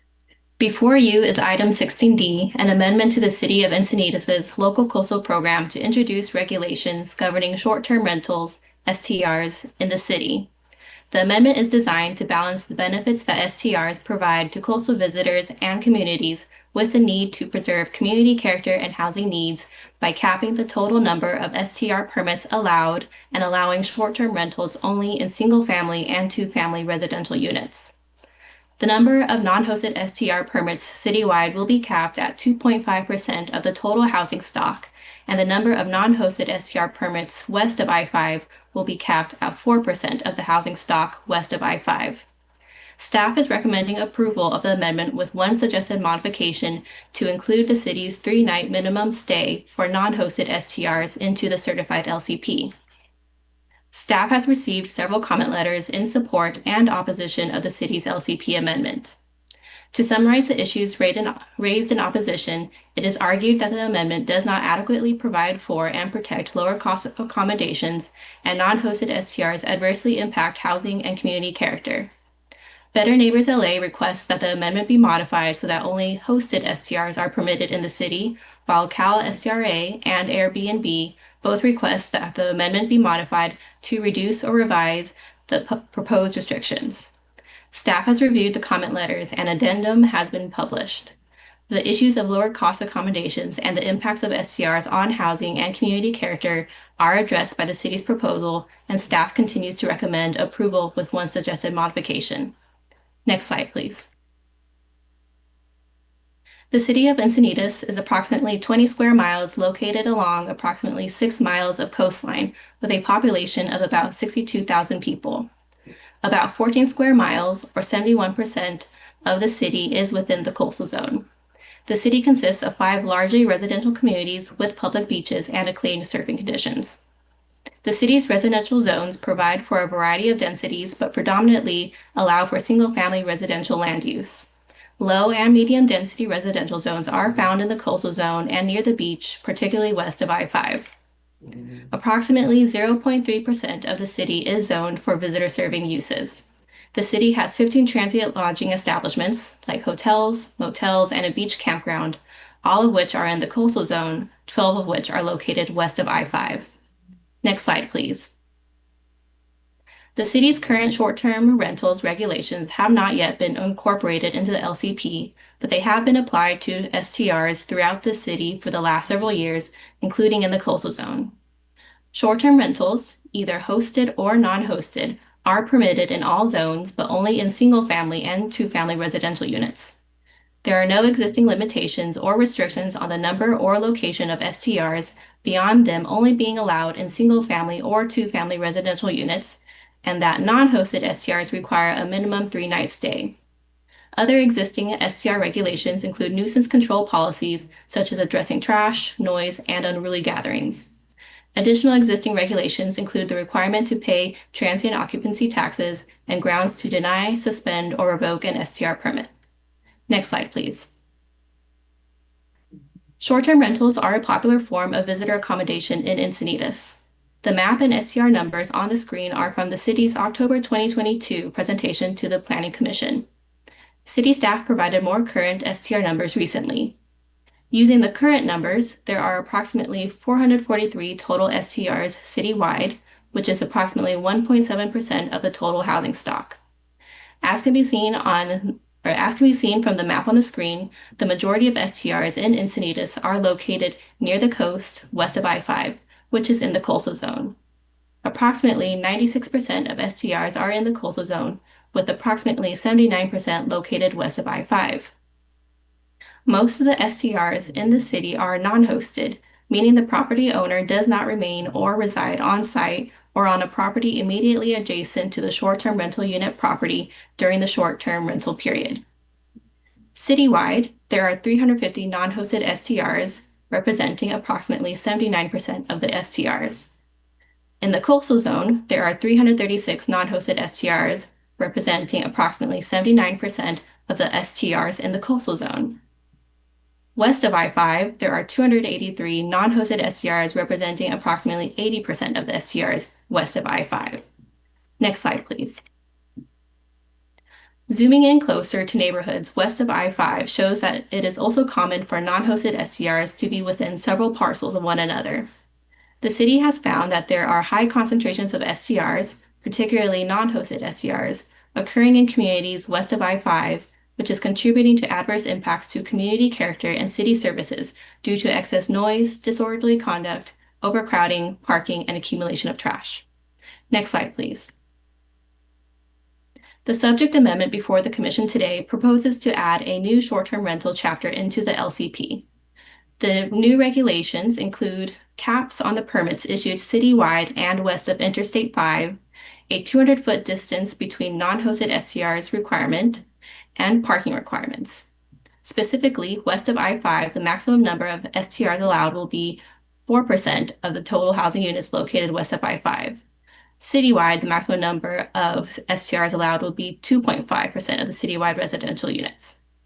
Because the demand for STRs is greatest near the shoreline, a greater percentage of non-hosted STRs will be allowed there, but again, in no case can the total number of non-hosted STRs be greater than 2.5% of the residential units in the city. The permit cap and distance requirement will not apply to hosted STRs because the owner is on site or adjacent to the STR and can monitor and address concerns or issues quickly. Next slide, please. The permit cap and distance requirement will also not apply to the STRs located in the private Sea Bluff residential community in Leucadia. This bluff-top gated community, located west of I-5 in the northern part of the city, has been excluded from the permit cap calculations in recognition of the long-standing practice of renting homes in this area for short-term vacation use. Next slide, please. The two tables on the screen show the numbers of non-hosted STRs citywide and west of I-5 and the impacts of the proposed permit caps, excluding STRs and residential units in the Sea Bluff community. West of I-5, the proposed amendment would cap non-hosted STRs at 4% of the residential units located west of I-5 that exist at the time of application submittal. 4% of the residential units currently located west of I-5 is 376 non-hosted STRs. Thus, as proposed, the amendment would allow for an increase of 147 non-hosted STRs west of I-5. Citywide, the permit cap for non-hosted STRs will be 2.5% of the total residential units, inclusive of the permits west of I-5. Thus, as proposed, a total maximum number of 654 non-hosted STRs would be allowed in the city, which is approximately 358 more than currently exists. The maximum possible number of non-hosted STRs will change annually as the number of residential units would be based on the housing units in existence at the time of application submittal. Next slide, please. It is possible that the maximum number of non-hosted STRs able to be permitted would be less than the cap. Non-hosted STRs will also be subject to a 200-foot radius distance from other non-hosted STRs. The intent of this is to avoid overconcentration of non-hosted STRs within a particular location, zone, or neighborhood, such as coastal neighborhoods. If the proposed amendment is certified and goes into effect, some existing non-hosted STRs closer than 200 feet apart will be considered legal nonconforming. No new non-hosted STRs would be approved within 200 feet of these existing units until such a time as the legally nonconforming permit is not renewed or is revoked. The distance requirement will not apply to the STRs in the Seabrook community or to hosted STRs. Next slide, please. Past commission guidance to local governments has emphasized the need to allow but regulate short-term rentals in a manner that balances the public access and visitor-serving benefits of such rentals with reasonable regulations to limit adverse impacts on coastal communities. One such possible impact is on the availability of housing. For the proposed amendment, the City of Encinitas undertook extensive research and stakeholder engagement to identify an approach that recognizes the city's long-standing history of tourism and public access with the preservation of long-term housing.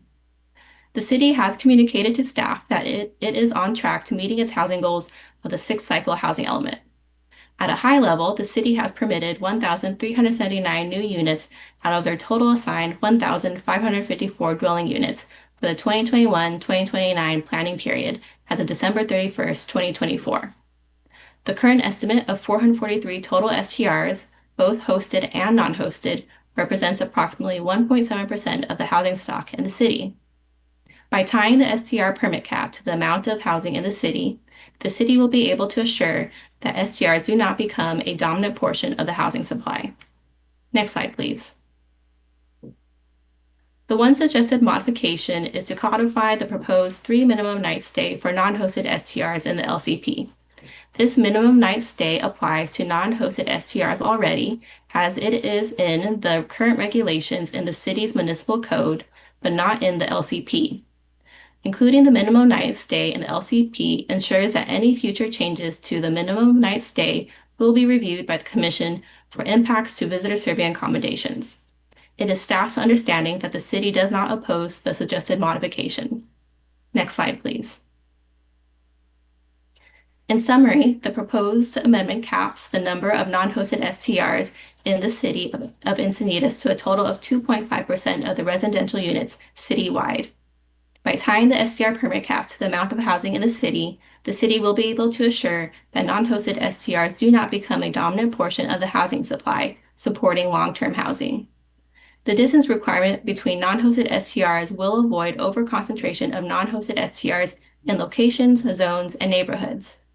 The combination of hosted, non-hosted STRs, and other overnight accommodations provide a mix of accommodations that can meet various travelers' needs. In conjunction with the STR regulations outside of the LCP, the proposed LCP amendment appears to be a fair and reasonable balance of Coastal Act priorities and residential requirements. Staff is recommending denial of the LCP amendment as submitted and approval of the amendment as modified by staff. The motions and resolutions can be found starting on page 6 of the staff report. This concludes staff's presentation. Okay, thank you very much. All right, I will first start by asking if there are any ex partes to report. Okay, Commissioner? I've received an email from Debbie Barber, who was asking us to vote no on the update. Okay, Commissioner Eckerly? Thank you, Chair. At 10:30 a.m. on Friday, January 30th, I met via Teams for 30 minutes with Camille Wagner from KP Affairs and Jose Alvarado from Airbnb to discuss the LCP amendments for Pacifica, Del Mar, and Encinitas. They shared concerns about short-term rental restrictions and requested that the Commission postpone consideration of the Pacifica LCP and revisions to reduce the 3-night minimum to 2-night minimum and eliminate the primary residence and density requirements. They also provided a briefing memo that outlined these concerns and provided some high-level background on data for STRs in North San Diego County. Commissioner Lopez? Feeling left out because I didn't get a memo. I did have a meeting on February 2nd at 1:30, which included Jose Alvarado, Ann Blemker, Ben Lee, Susan McCabe, and Priscilla Ramos. She just got married, from my staff. Primarily the discussion focused actually on Monterey County's STRs issue. Since we passed it here, we started to have a discussion about modifying, and it's coming back for a whole redo again. And so the primary conversation was there, and then had a brief conversation about the other 3 STRs, including this one, as well as Del Mar, Encinitas, and Pacificas, with a focus on the 3-night stay requirement. And obviously a key focus, then the major part of the discussion was continuing to provide access to the coast. Thank you. Thank you. Commissioner Jackson. Thank you, Madam Chair. On Friday, the 30th, I had an ex parte conversation with Jose Alvarado, Susan McCabe, and Ann Bleekmer, and covering all the issues that Commissioner Eckerly laid out, Pacifica, Del Mar, and Encinitas, with all the same discussion points. Thank you. I also had an ex parte on January 29th at 10 a.m. via Teams with Jose Alvarado, Susan McCabe, and Ann Blemker. The content of that conversation is substantially similar to that which has been described by my colleagues. We also spoke at a very high level about short-term rentals and their impact, or I guess lack thereof, as they would say, on the housing stock. And with that, we will turn it over to Chris. All right, thank you. We have Megan Openshaw with the City of Encinitas. And how long will you need for your presentation? Well, if I could have 12 minutes, that would be great, but I will do my best to get it done in 10. Thank you. Give us a moment to bring up your presentation. Of course.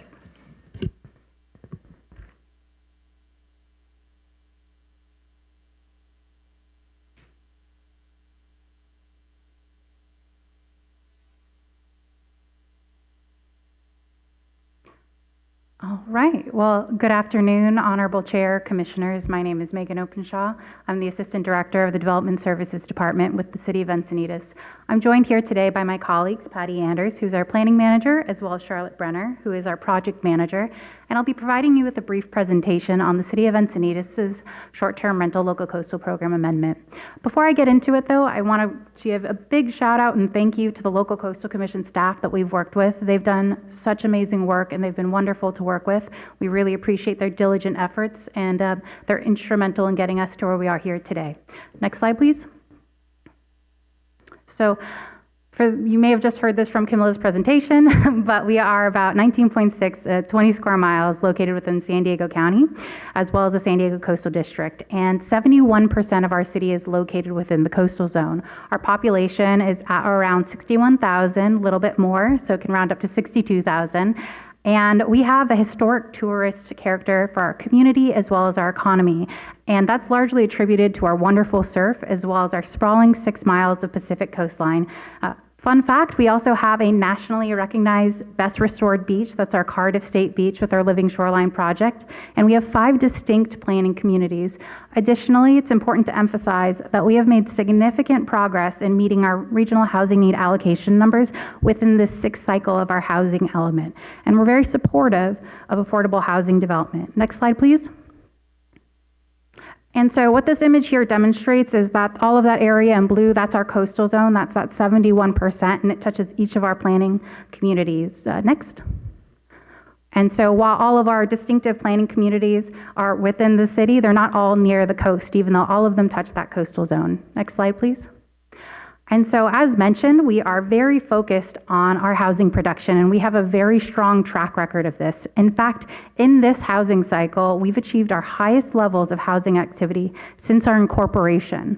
And so as you can see on the slide here, we've had 2,476 units entitled, 1,264 units permitted, as well as 640 units that have been constructed. And this is based off on our most recently published APR data.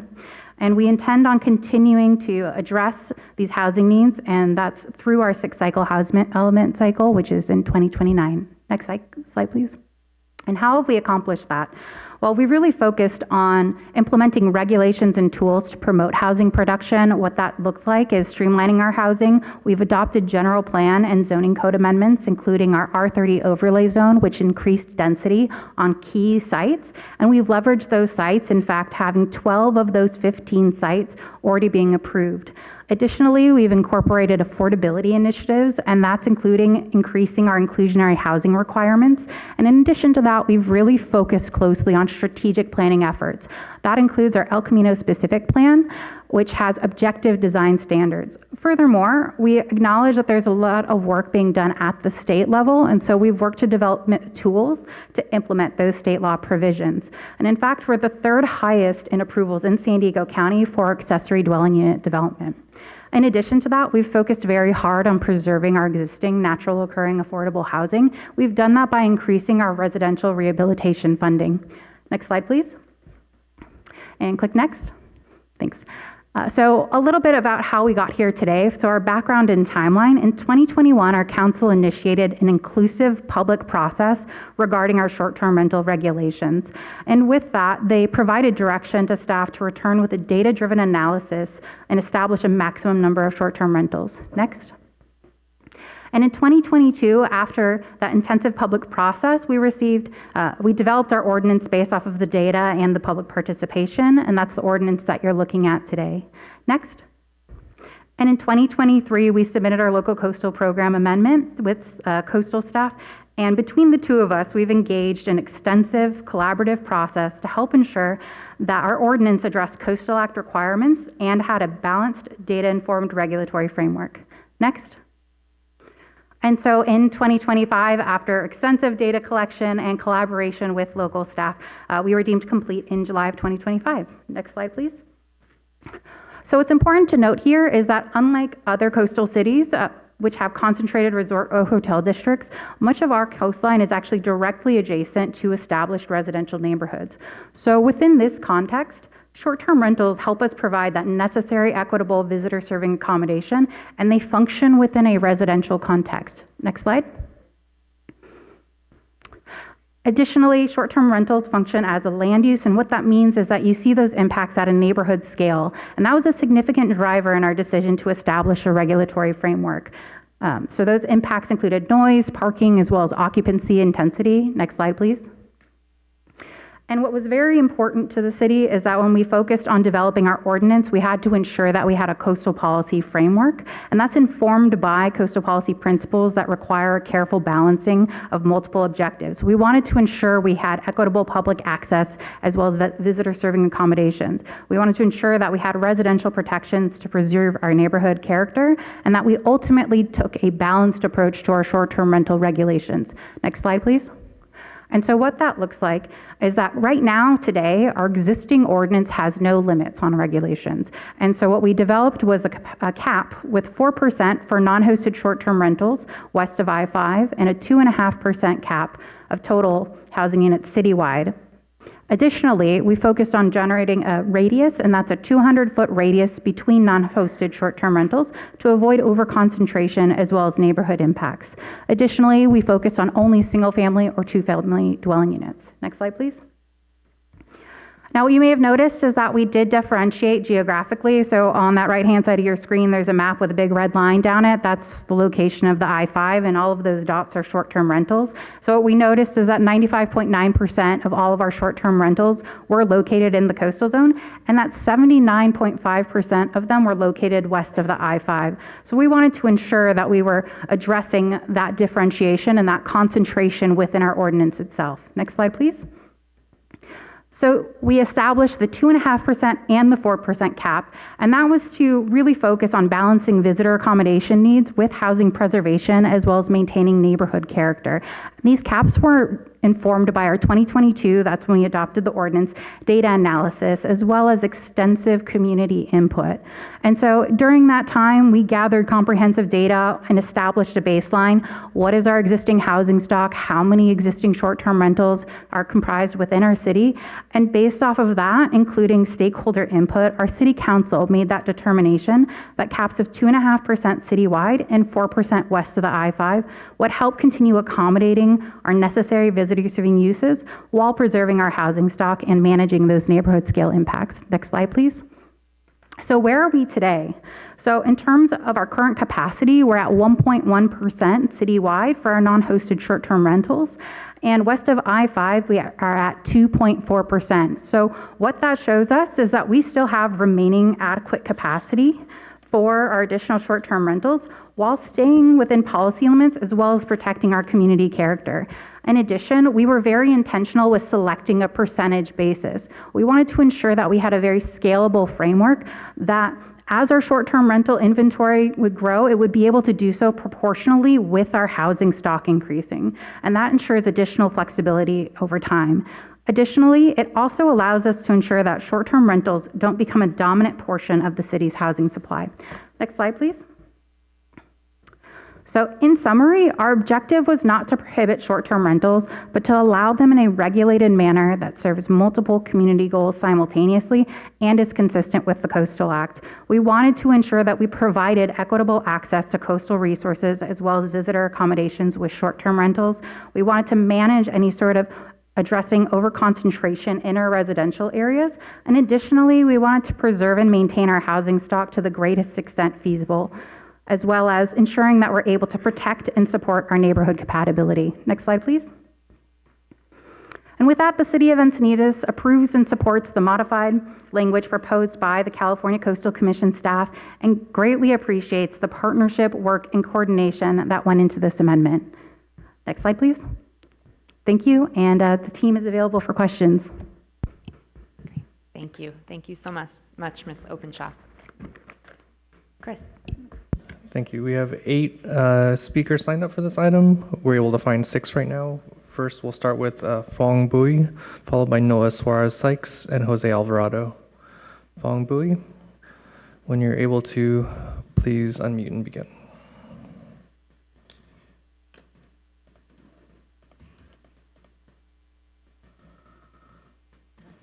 Hi, sorry about that. Thank you so much for your time. On behalf of members of the California Short-Term Rental Association, we respectfully submit our opposition to the city's proposed LCP amendment.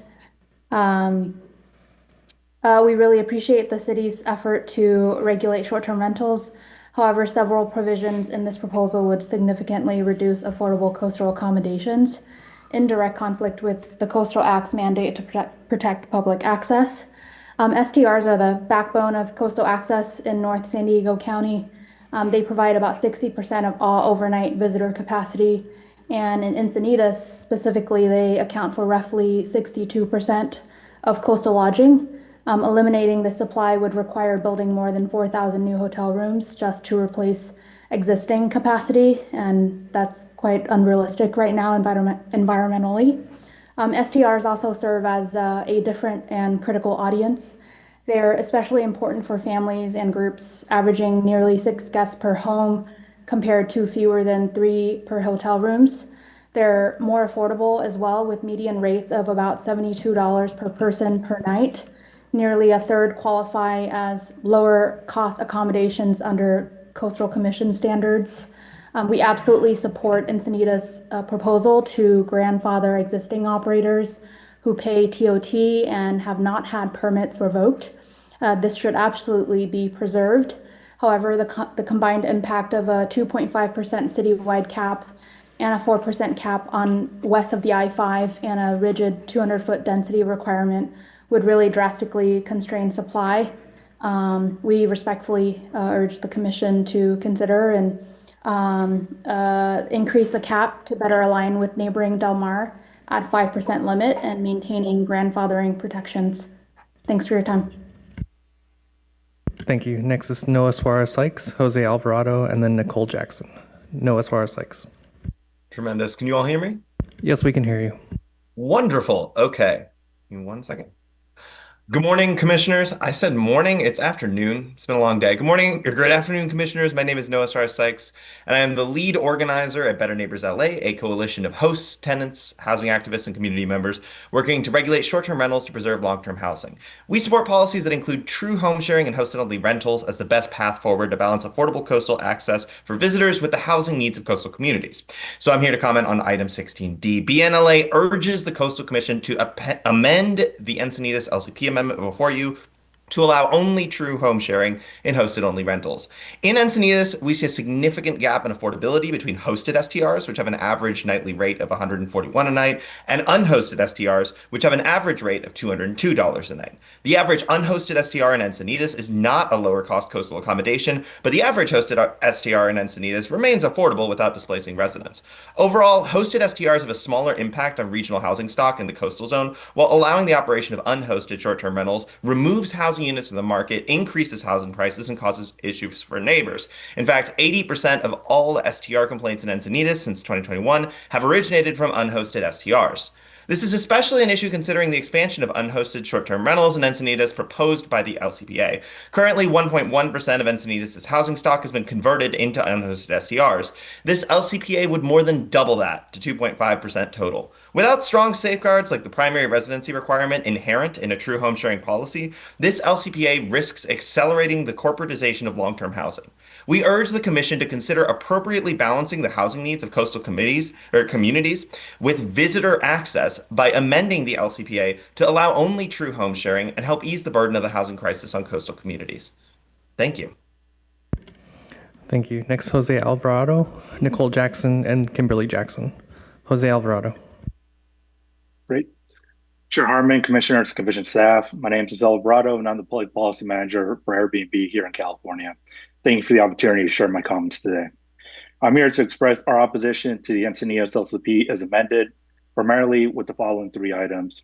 The 3-night minimum requirement, which was not originally submitted by the city, the primary residency requirement, and the 200-foot density requirement. The reason Airbnb's opposition is opposing these are straightforward. Short-term rentals make overnight coastal access feasible for a wider range of visitors to the California coast. And Encinitas, like it was previously mentioned, STRs provide 62% of total overnight visitor capacity and 60% overnight visitor capacity in North San Diego County. A 3-night minimum would increase the total cost of the stay in the coastal zone, and we disagree with the Commission's rationale that introducing a 3-night minimum would somehow preempt a speculative 7-night minimum down the line. And a primary residency requirement would also limit the number of available short-term rentals, again, undermining access to the coast. Lastly, a proposed 200-foot density requirement between non-hosted short-term rentals warrants a closer look. While framed as addressing over-concentration, the practical effect is to thin out visitor-serving accommodation precisely in the areas where demand is highest, the coastal neighborhoods west of the I-5. So in summary, we respectfully urge the Commission to reject the 3-night minimum to visit the coast, which would exclude working families, to reject the 200-foot density requirement, and to reject the primary residency requirement. These adjustments will align the LCP with the Coastal Act's mandate to maximize public access. Thank you for your time and your consideration. Thank you. We seem to be having trouble moving Nicole Jackson in, and we are unable to unmute you as an attendee. We will move to Kimberly Jackson. Kimberly, give us a moment while I allow your video. After Kimberly will be Jessica Solano. Kimberly Jackson, go ahead. Hi, Honorable Coastal Commissioners. Thanks so much for hearing our item. Thank you so much to the City of Encinitas for working collectively with us to make this happen. I do urge you, though, to oppose this ordinance, please. I'm speaking on behalf of many Encinitas homeowners who vacation rent their homes. They're elderly citizens, and I work for them as a property manager. The proposed ordinance is actually not very transparent about code enforcement and on-site inspections for the STR permitting process. This includes the use of residential building records and site plans that they bring in to measure bedrooms and closets, which is not disclosed in the ordinance. They use this information to reduce permitted bedroom counts and effectively shut down entire homes or limit the bedroom use during the permitting process. I also oppose this because there's no minimum stay that's specified. The city could later impose a 7-night minimum or longer without going back to amend the LCP. So this is a regulatory loophole that needs to be addressed. I'm in favor of the 3-night minimum or 2-night minimum. The city is also imposing a 200-foot radius between rentals, which basically is like a de facto ban. It's going to be impossible to bring have any new owner operate their house in a vacation rental setting moving forward. And that's my my speech for why I oppose this item. Thank you so much for hearing us. Thank you. Next is Jessica Solano.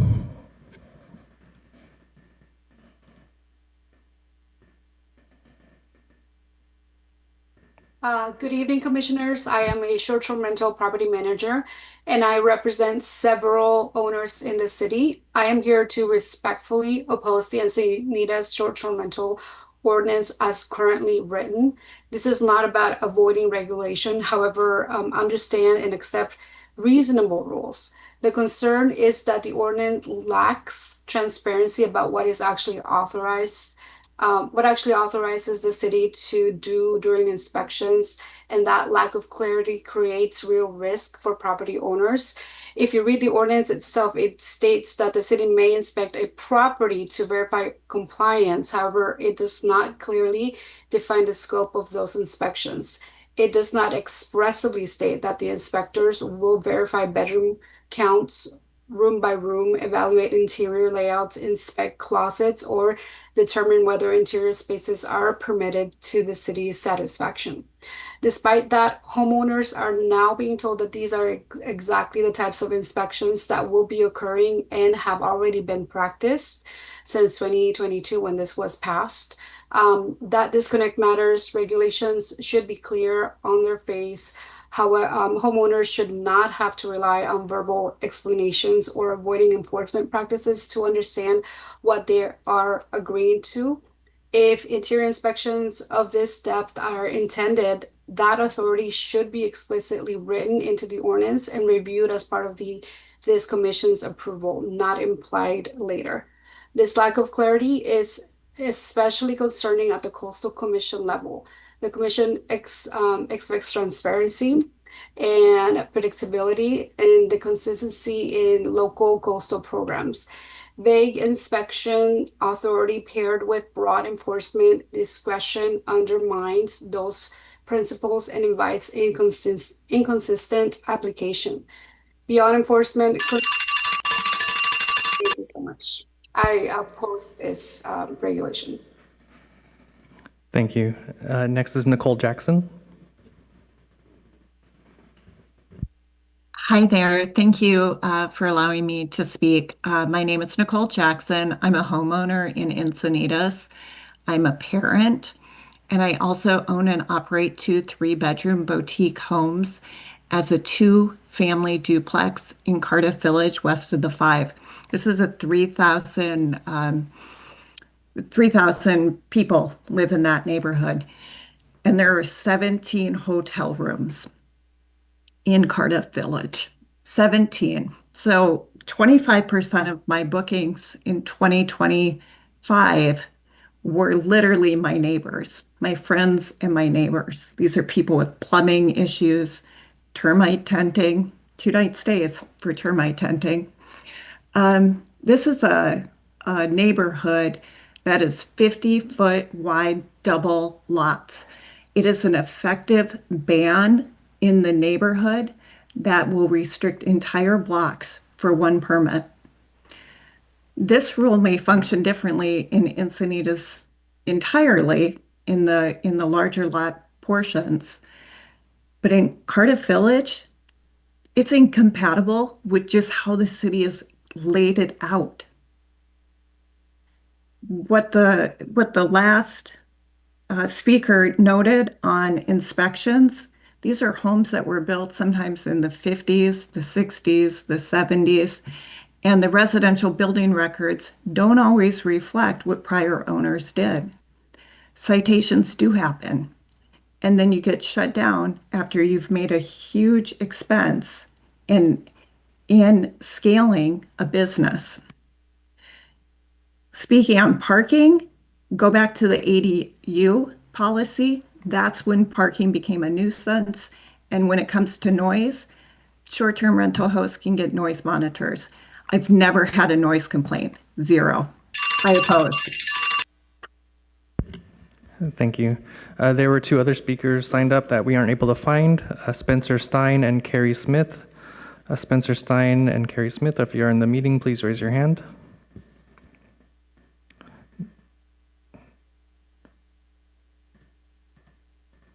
All right, I'm seeing no hands raised. Madam Chair.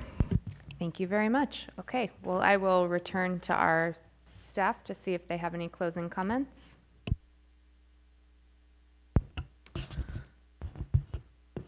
Thank you, Chair Harmon. I don't think we have anything more to add in terms of our response, but I did want to clarify a couple of things.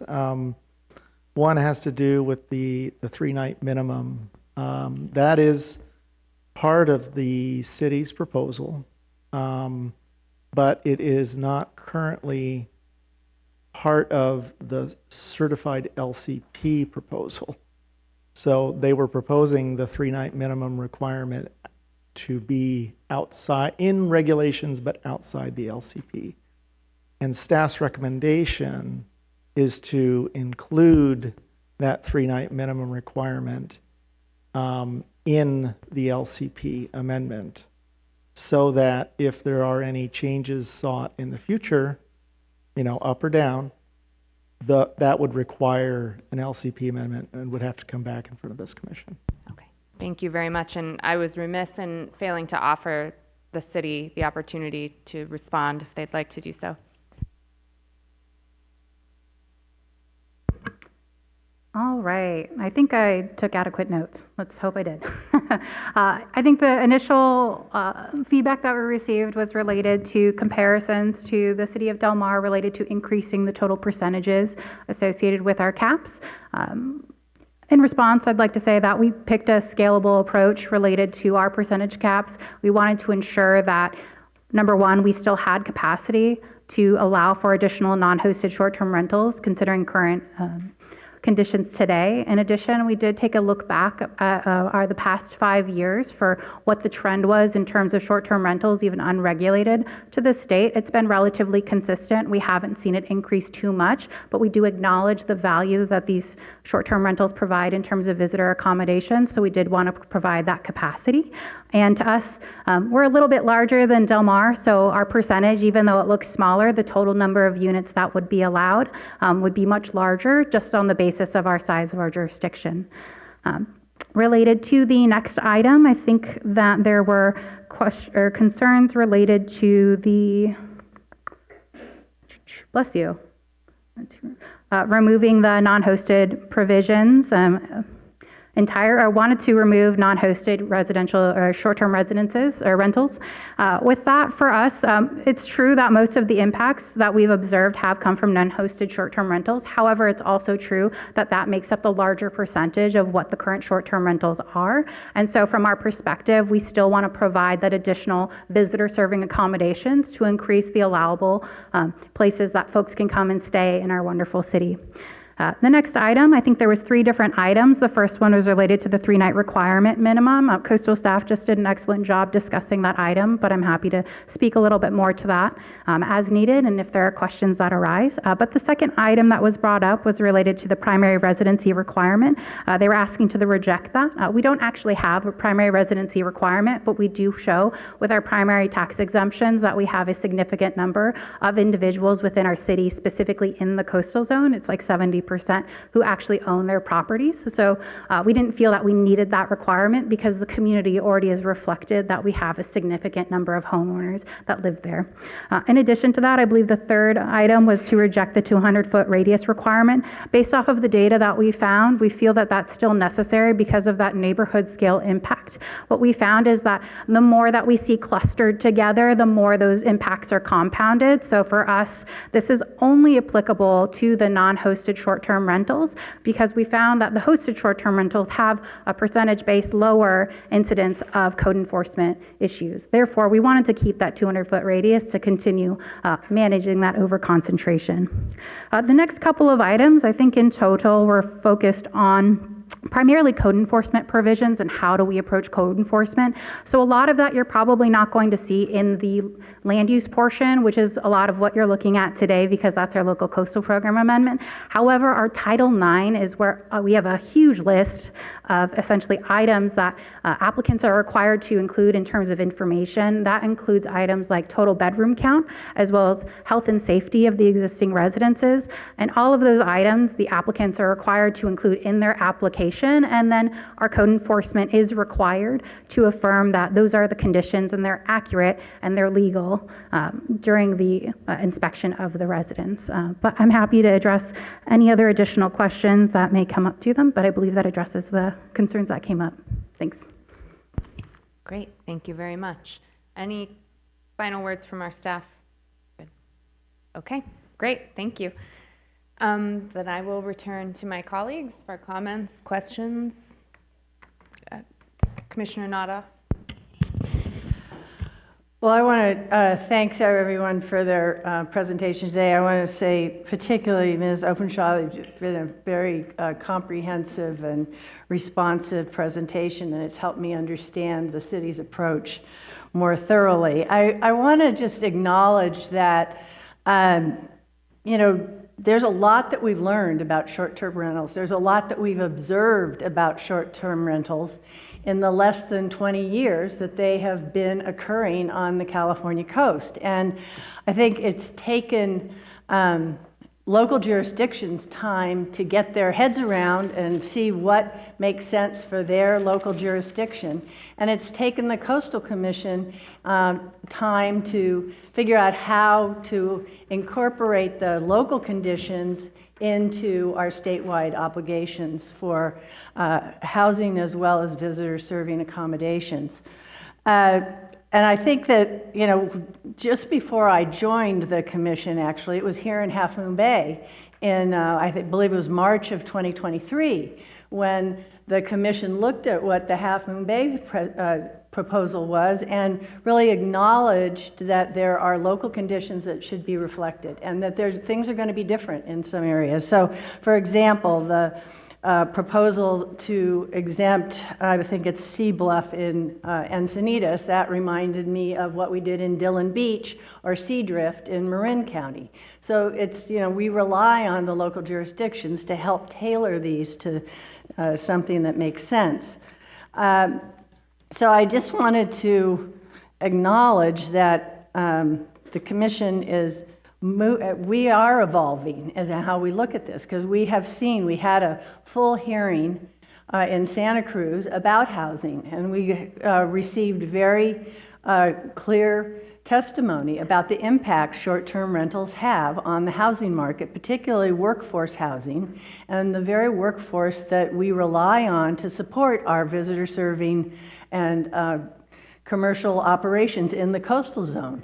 We need to have people that can support that so that we can have a thriving economy in the coastal zone and people don't have to drive from inland and have greenhouse gas emissions to get there. So I think that the commission, I really have watched carefully and been pleased to see the evolution that the commission is taking in terms of addressing the housing impacts of short-term rentals.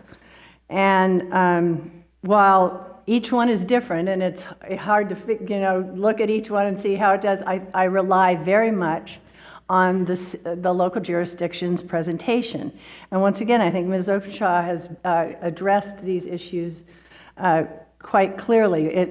I would say probably for me, this seems like there's going to be quite a bit of significant growth of short-term rentals in this jurisdiction, which I would probably, seems like it's more than necessary, but I respect the jurisdiction's process that they've gone through. So I just wanted to make it clear that this is an evolving approach to short-term rentals, housing, visitor serving facilities, and we are working and valuing our partnership with our local partners. Thank you. Commissioner Wilson. Thanks. Let's see. I have a question for staff. It's just, there was, in the numbers, there was an increase both west of the highway and east of the highway. That adds up to about 500 units in the increase if you put them together. And I was wondering, is that just in the coastal zone? No. So that increase was like 347 plus 150 something. It's about 500 units total, right? In terms of increasing the cap. I believe that's about right, but let me ask Camila Pauda, our staff who's worked in detail on this. Camila, can you answer that question? Yes, that the growth would be citywide, and so that includes in the coastal zone and outside the coastal zone. Okay, so then when I'm thinking about it in terms of the analysis in my head, am I supposed to be thinking about in the coastal zone or out of the coastal zone? And what is that total increase? Do you know what that total increase might be in the coastal zone, or is that hard to differentiate the way this is kind of done? It's quite a bit of increase. The analysis or the way it was, like the ordinance was proposed is west of I-5 and citywide. So in terms of how the STR or non-hosted STR permits would grow coastal wide, I cannot say for sure. Okay. Well, it will be mostly in the coastal zone, I would imagine, just by the way these numbers are and the concentration. So I'll speak sort of broadly, I guess, on that. So one thing I found interesting today is we heard from exclusively homeowners and property owners. How was engagement with the renting community in this process? And were they engaged at all, the people who are impacted by displacement when houses are converted? I'm speaking to, I live in a community where we've seen a lot of displacement occur due to short-term rentals. You can see it. I know we keep having folks kind of tell us not to believe what we see with our own eyes in our community in terms of the displacement and the increase in not just in property values that go up because their potential to generate income goes up, and so then what happens is then places become less affordable, but then also the displacement within our renting community. I'm just kind of wondering, can you address what sort of outreach occurred into the community that would be most impacted by displacement from conversions to STRs? So admittedly, I actually just recently joined the city in about June of last year, so I can't speak to the definitive of what happened at the time. What I can tell you is that significant public engagement did occur based off of what I looked at historically. And with that, essentially our city council formed a subcommittee to address this topic specifically. And with that, they included items like public workshops to engage the community. In total, we had, for written documented feedback from our community, it was about 147 written comments that we provided feedback on, which had a diverse amount of different feedback related to how they felt on short-term rentals. I don't want to misspeak or give you wrong information, so I can't tell you the content of exactly who made up those 147 residents. But my hope would be is that we engaged all portions of our community to include those that may be displaced. And what I do also want to emphasize is beyond what we do with engagement in short-term rentals, we are very focused on anti-displacement, and we are focused on ensuring that we do maintain our naturally occurring affordable housing units. That's very important to us. I feel you, and I just say as part of engagement, I mean, for the most part, you're looking at a body that all own homes. You're looking at your city council, probably vast majority own homes, and planning commission, vast majority are property owners themselves. And so where's and yet when we look at our population within our cities and within our jurisdictions, many are over 50% non-homeowners or non-property owners. And so the representation in that, and we just saw what just happened here, which was all the representation was from either folks that were property owners or representing property owners. And that was to me, it's a little telling. And it speaks to some of the issues around this and some of the environmental justice issues associated with this and those sort of things. And again, if we're talking about 500 units increase, if you're at a place where you feel like you need to regulate something now, and you're doubling your cap, basically, it seems to me like, why wouldn't you just keep your cap where it is because you're already having enough issues that you feel like you need to regulate it in its current context. Why are you now doubling the cap with the potential of doubling the impacts? Sure. There's a couple of points I'd like to bring up. First is that 70% of our residents that are located within the coastal zone actually are primary homeowners. That's based off that tax exemption information.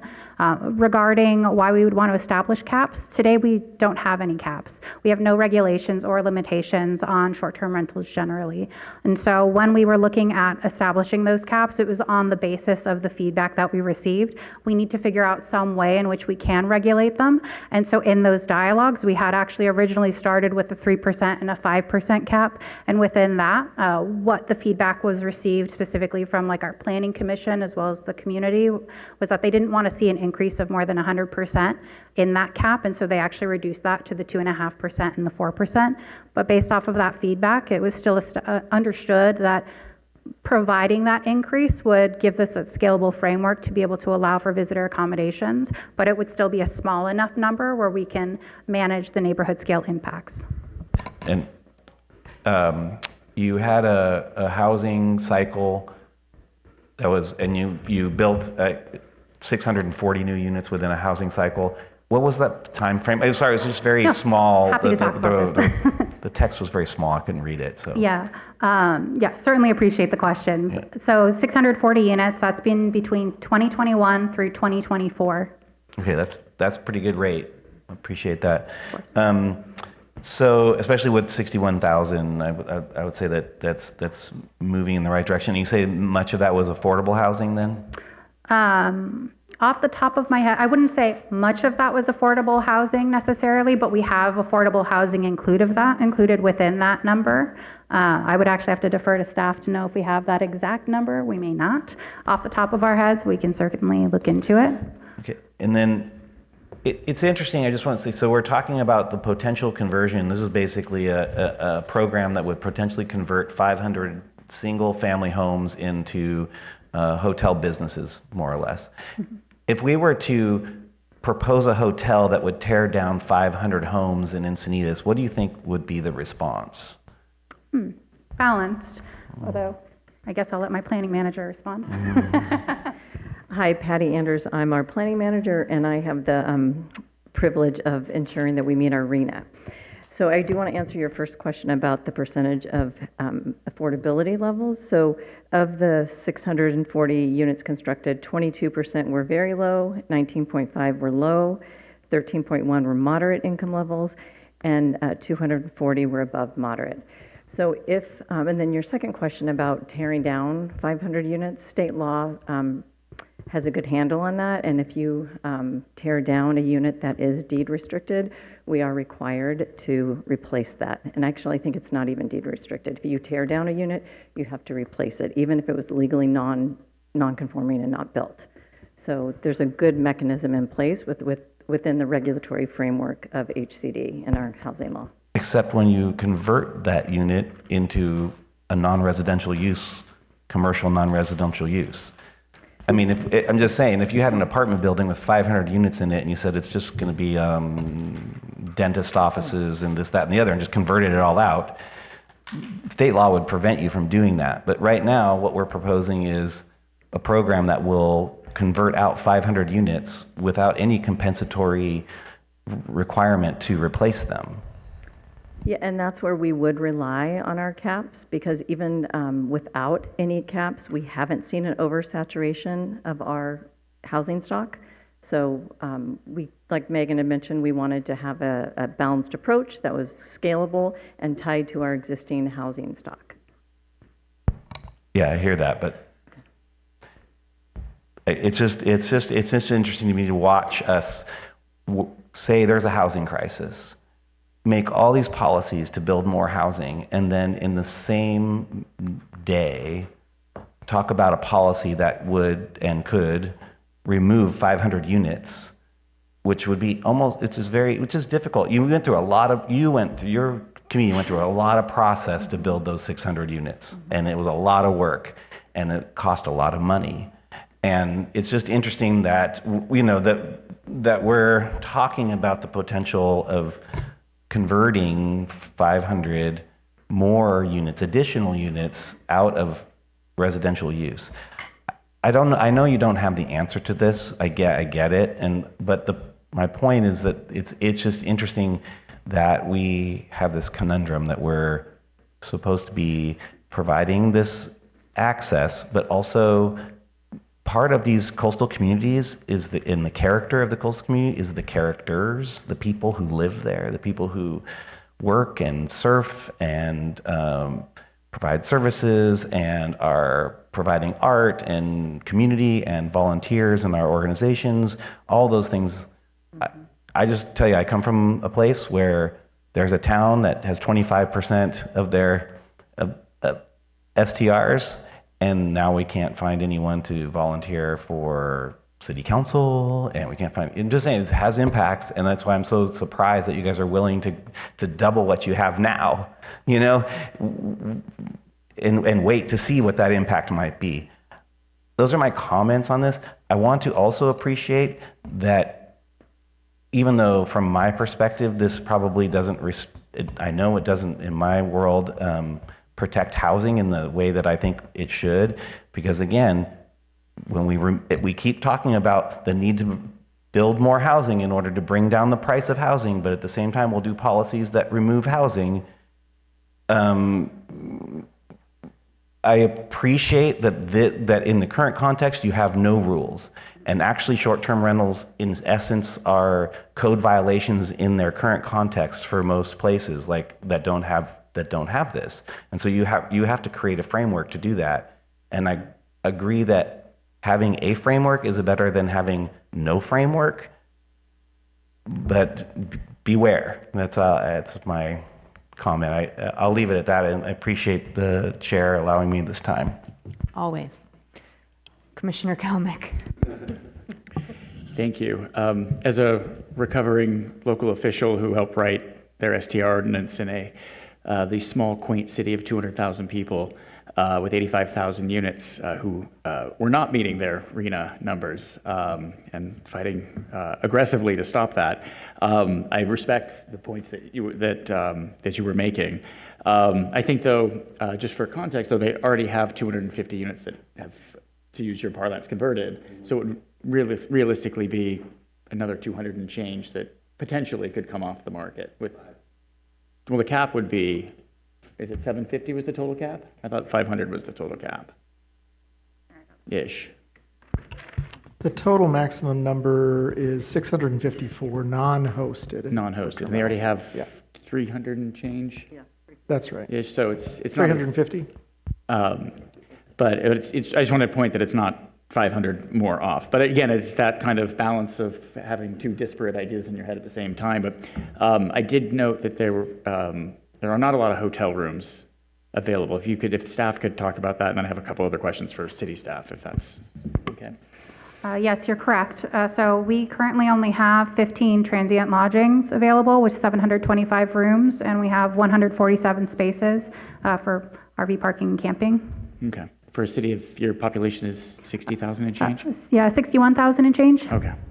So I think that in the coastal zone, obviously trying to balance those two ideals. And again, going back to, is there attainable single-family homes?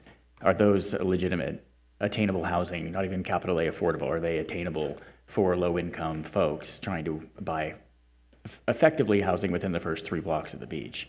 And I do note that you do have a density issue. I guess, or density of STRs. Now, I guess the two questions that I had of having kind of gone through this are, when you imagine you reach your cap, do you have policies built in for the increase in hosted? We'll put air quotes around hosted units that start to come online at that point. And I guess backing into that, this is not a vested entitlement for folks. This is an annual permit. We would be proposing to shift this to a 3-year permit. Okay. However, we would have provisions to ensure that they're active permits on an annual basis. Okay. Related to your question on the hosted, if we reached a cap, that would only be applicable for the non-hosted. If it's a hosted, we don't actually have a cap provision. Sure. So. But I mean, people are going to. Sure. I mean, my experience was that 90% of our code enforcement calls weren't for noise, weren't for trash. They were for this is an illegal hosted STR. Yes, so in the event that we hit that cap, then we would no longer issue additional permits. In general, related to code enforcement provisions, we do use Granicus or host compliance related to measuring and assessing what are the illegally functioning units within the city to do enforcement on. And then your 200-foot buffer. I mean, there was some heartburn when I saw we were creating legal non-conforming. Was the discussion through staff and through the public, that seemed to be kind of the least worst option, was to come with legal non-conforming? Yes, I think so, because essentially we don't want to punish anybody who has a legally functioning short-term rental, so they would become legal non-conforming. The way that it would impact that, though, is that if somebody new was proposing to locate a short-term rental that was non-hosted in that perimeter or that radius, they wouldn't be allowed to do so. Okay. And then how are you guys, obviously your ordinance, I believe it said you can't have ADUs as non-hosted or as a STR, correct? Correct. So somebody could live in the ADU and then rent the primary residence as a short-term rental. However, we do have a provision in our code that reflects some language in state law related to not renting an ADU for a period of 30 calendar days or less than 30 calendar days. Okay. So, but people are building ADUs, moving into them, and then applying for non-hosted permits for their primary? I believe that some people have. I don't have those definitive numbers, though. It's not something that, because, okay. All right, well, thank you for your. Thank you very much. Any other comments, questions? Commissioner Lopez. So I understand, sorry I had to step out to take a quick call, but I understand there was a conversation already about the 3 nights and trying to create alignment. So I want to go back to the principle behind the 3 nights. Can you explain what the thought is behind a 3-night minimum requirement? So this is actually an existing provision in our code in the Title IX section for limiting it to, or not limiting, requiring that a minimum booking for only non-hosted short-term rentals is 3 nights. I believe that the original intent of that was to create some form of a roadblock to having people book a large number of them, but the reason why we wanted to incorporate, or staff recommended to incorporate it into the LCP, was to ensure that if we somehow receive increased neighborhood or community feedback related to short-term rentals and their impacts, that we couldn't increase that number of days to anything larger than the existing minimum of 3 nights. But the original, so what, the 3-night original was a block? Can you explain that again? Yeah, so essentially, I wasn't there at the time, admittedly, but typically the intention behind creating a minimum block is to essentially have it so that folks would have to pay for a minimum of 3 nights to book those non-hosted short-term rentals. So in some ways that creates a barrier to, or a limit to the number of people that can book those non-hosted short-term rentals. And that's an existing provision that we have today. So I'll just, thank you so much for that explanation. I'll just share, I think my concern is through the lens of somebody that wants to see more low-income families enjoy the coast, the idea that requiring 3 nights is an additional cost, and if they can only do 2 because they can't afford to take Monday off work, they're still gonna have to pay for 3 nights. It's essentially just an extra amount on, right, to be able to pay because you're gonna have to require those 3. So I'm struggling with that 3-night requirement. 2 I would get, it's a weekend, right? But the 3 is a little challenging for me, understanding that maybe was the intent, was to stop as many folks from visiting the coast when our goal is to encourage more people to visit the coast. So thank you. Thank you. Commissioner Moreno. Thank you, first and foremost, to the city staff of Encinitas for bringing this item forward. I think it's clear that a lot of thought and effort was put into this item. And I would also like to commend you. You're one of the only cities meeting the Reyna goal in the county of San Diego, so kudos to that. And also to the Coastal Commission staff for all the work on this item. My family and I utilize short-term vacation rentals. I've actually utilized Airbnb specifically 33 times. And we've had the opportunity to visit places like Zagreb, Croatia, Huatulco, Oaxaca, and most recently Cartagena, Colombia. Just simply put, my family and I can't afford to stay in a hotel where we would have to rent multiple rooms for my family, my mom, my brother's family. And although, as you know, as heartwarming as my personal story is, I know my decision as a commissioner needs to be based on the Coastal Act. I find the caps on Chapter 30.50 STRS, I find them to be too restrictive. And as a commissioner, I do recognize that STRs provide a unique and important source of visitor serving accommodation in the coastal zone, especially for large families like myself and groups. And I have found that undue restrictions on SDRs are inconsistent with the Coastal Act and the LUP policies prioritizing public access and visitor serving uses. So although there is no motion on the floor here, if staff's recommendation does move forward, I will be voting no on this item before us. So thank you.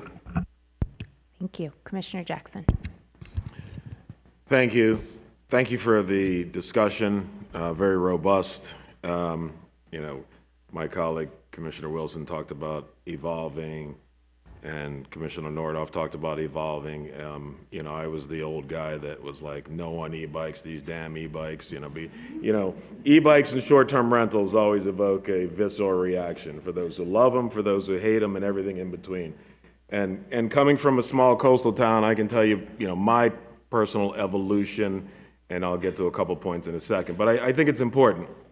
I was, those damn e-bikes before I started talking to folks that said, hey, I got rid of my second car because I could put my 2 kids on the back of the e-bike, and it's a lot easier for me to get down to the beach. People from neighboring cities could take their e-bikes. That's fewer cars driving into the town. When I first moved into Hermosa Beach, I was like, property owner rights, do whatever you want. Who is the government to tell you what to do with your property? And then I was an Airbnb across the street from me, and I was like, oh, dear Lord. Then I evolved because I understand the importance of accessible accommodations, affordable accommodations. So there is a need. The question is, like just with e-bikes, the balance. And I think we've gone too far to one side, and that has led, I think, to a lot of the negative discussions that take place about short-term rentals. I've got some specific questions about your policy as proposed. I think you mentioned you have currently 443 short-term rentals right now. Is that about right? That's correct. Okay, those are 443 permitted? Yes, that's correct. They're all permitted? Yes. Okay, and the thing that I really appreciated about your discussion was the data. You were data-driven, and a lot of your policies were based on data. And you also had a lot of cooperation and collaboration with stakeholders. Were any of the platforms involved in any of those discussions? Did they provide data, 2 nights versus 3 nights? What's the average stay? Do you have a readout as to what's permitted, what isn't permitted? Because as we know it's, I can speak from my city, I know it's permitted, but I also know it's not permitted. And were you able to ascertain, because, adding 500 is a significant number. And I would venture guess if you're anything like our city, what's permitted and what's not permitted are considerable. So the challenge is, you as a municipality are always trying to play, the enforcement piece is always a challenge. Have there been any coordinated efforts? Have the platforms come to you and said, hey, let's try to figure this out? Here's the data on 2 nights versus 3 nights to help inform your decision. Have they provided anything on the permitted versus unpermitted? Have they provided any data on TOT? Right now, how are you collecting TOT from the 443? Do you go out individually to those 443? Are the platforms remitting that to the municipal? How does that work? Yes, so on a quarterly basis, we remit payments. So they get, every individual with a rental business license, they'll get an email to provide their payment, and they self-report on what their TOT was. So we collect that, and finance assesses it on a quarterly basis. Related to your question of engagement with the short-term rental companies themselves, such as VRBO or Airbnb, I am not aware of extensive engagement or conversations that may have occurred with our jurisdiction during the time that we developed the ordinance. In general, I have not had any dialogues with them. related to this. However, what we can say related to our tracking of illegal short-term rentals, we do have a platform that we utilize to work on our code enforcement, and there are a proliferative amount of illegal short-term rentals that do function. So that is a significant focus of our code enforcement team to work on that, and that's identified through Granicus or host compliance. Familiar with those platforms as well. And part of the frustration from a municipality perspective, I think, is the we would like to have more collaboration with the platforms to get to a steady state of cooperation. And right now, everything is a pull. Can you tell me? And we, as opposed to, I mean, it would be nice if you got a report once a month that showed every single short-term rental in your city, and similar to Amazon, they were collecting all the TOT, because I'm not sure how it works platform-wise. If I have an Airbnb, I rent it out for 10 days, who gets that money and what happens? How's it divvied up? Is it the platform that collects the 10 days worth of my stay and then they divvy it out to the owner and a third-party collector? How does that work? And how do you know you're getting the TOT that you're supposed to be getting? So the way that the platforms themselves work, I'm not too familiar with how it works on the individual basis between if it was an individual property owner partnering with Airbnb. In terms of how it works from our enforcement perspective and the collections perspective, I'll let my project manager speak to that. Hi, good afternoon, Charlotte Brenner. The platforms themselves aren't involved with the city regulations because they are a private entity.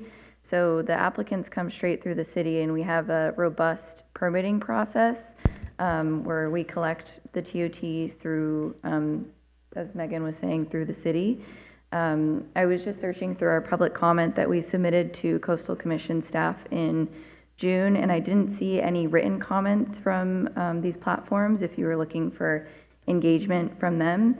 I do know Airbnb submitted comments on this hearing, but as far as the public comments we received during City Council and Planning Commission and workshop meetings, I wasn't able to locate any directly from those platforms. But we don't work directly with these platforms. We do all our permitting and TOT collection on through the city. And I certainly understand that. I know you don't, right, but they could certainly be part of a discussion, right, to help you better manage the program that, from some municipalities' perspective, is unmanageable because of the number, and then the enforcement piece in and of itself is a challenge.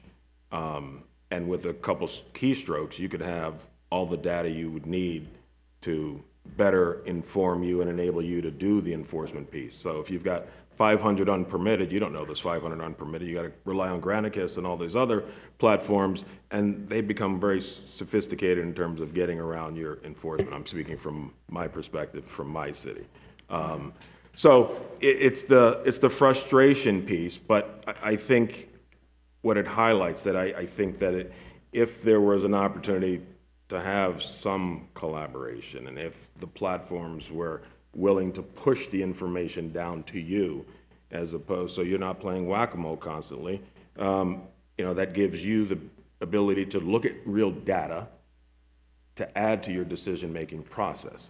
So I applaud you for using the data that you had, and the data you had, I think, is really good. I tend to concur with my colleague, Commissioner Wilson. I think your number is a little overly generous, but to Commissioner Nodoff's point, that's, I think, a local control municipal issue that I'm not going to, try to impose my thoughts on. But understanding adding 500 to that number is a considerable number. It's actually 350. 300?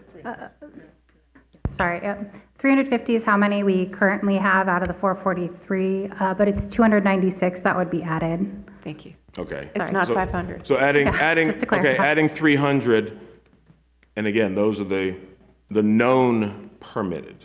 Correct. And then you're going to deal with the unknown unpermitted that you're not getting any help from. So appreciate the brief today. Appreciate your knowledge of the issue. I appreciate the structured review over the years to try to get to a good place. And I am comfortable with supporting staff's recommendation. I'm not adverse to discussing the 2 versus 3 if there's an appetite for that. But if there isn't, I'm ready to move forward. Thank you, Madam Chair. Thank you, sir. Vice Chair Hart? Thanks so much. Personally, I always come back to the process that the city has undertaken to arrive at this point. And another thing that I really try to keep in mind is that our focus is impact on coastal resources. So while there is a lot going on in terms of neighbor problems and that sort of thing, we always have to return to what is the impact on coastal resources. So what is the impact on coastal access? What is the impact on coastal natural resources? Those are the sort of things I keep coming back to. But whereas the city should be considering all of these things in its outreach and its discussion, what are the impacts on the neighbors?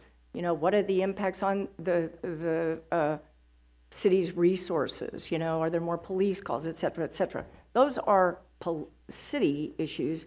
I want to focus on coastal issues. So when I look at this proposal and I consider the coastal issues, and I also take into account the extensive process you've been through to get to this point, I have to say I support your approach here. Thank you. Commissioner Lee. I was confused a little bit about the 3-night minimum. Also, I appreciate the explanations of that. I also worry that people will just take 2 nights worth of payment and spread it over 3 nights and just let people stay for shorter periods of time. But I guess people will always figure out ways to game the system. To Vice Chair Hart's point about coastal access, I'm looking at some amazing short-term rentals on Airbnb and VRBO in the Encinitas area right now, and you can stay for $300 a night on an estate with a pickleball court and a pool. I think I'm actually going to go to this one at some point. So thank you for marketing Encinitas. But for $300 a night, when some of these hotels, you won't have nearly the privacy or the access or the amenities, are $600, $700, $800 a night. And so you can have that better experience at a more affordable rate. I do believe that people should be able to make money off of the property that they own, obviously within certain limits and taking into the account the impacts that increased visitors have. Obviously, municipalities see benefits for increased visitors as well for the financial activity that they bring to different areas. We used to live in an era where if you were going to take a trip for 2 weeks, like go on vacation, you could rent out your place to someone and make a little bit of money off of it. And we should always be allowing people to make that additional income, or like in one of the greatest holiday movies ever, The Holiday, when they do their house swap. Unfortunately, we're no longer in that area or in that time period because of the nature of the business of short-term rentals and these platforms. We've essentially professionalized something that people used to be able to just post online and trade for free. But I am appreciative of the growth that you have thoughtfully built into this program, because you're looking at the landscape as it is now, you're understanding the downsides that could happen in the future if it's completely uncapped and completely uncontrolled. But there's also this sense of, if you cap it so close to what the existing STR stock is, it's a black box as to who gets those permits, who gets approved, or who already has the benefit of owning those. So I'm overall supportive of this and appreciate the rigor and the thoughtfulness that you have put into this for your own municipality. Thank you very much. Commissioner Kelly. I appreciate the process that has taken place and just want to thank you all for your patience in getting to this point with us. And as you can tell, this is an issue that we all grapple with because we know the benefit of short-term rentals and like my colleagues, enjoy staying in short-term rentals when I travel with my family and extended family, and that it does provide a visitor-serving use that really is unique and beneficial to different types of travel than, say, staying in a hotel room. So I want to, share that I think we've also experienced coastal communities that have lost their soul.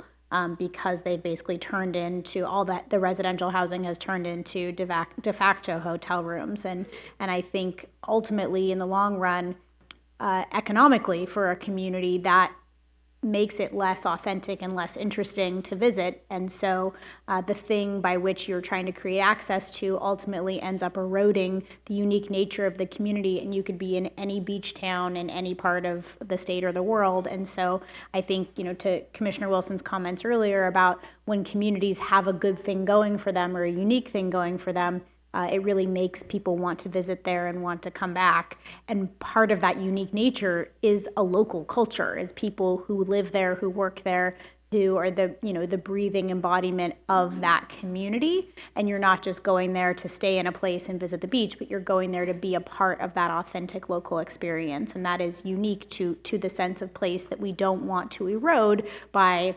over-concentration of visitor-serving uses in this particular context. And so it's how do we strike that balance in a way that is affordable, that makes it accessible for folks that we want to be able to visit the coast, while also preserving the housing stock that we know is so desperately needed and makes the character of the community unique. So with all that said, I do struggle with the 3-night minimum.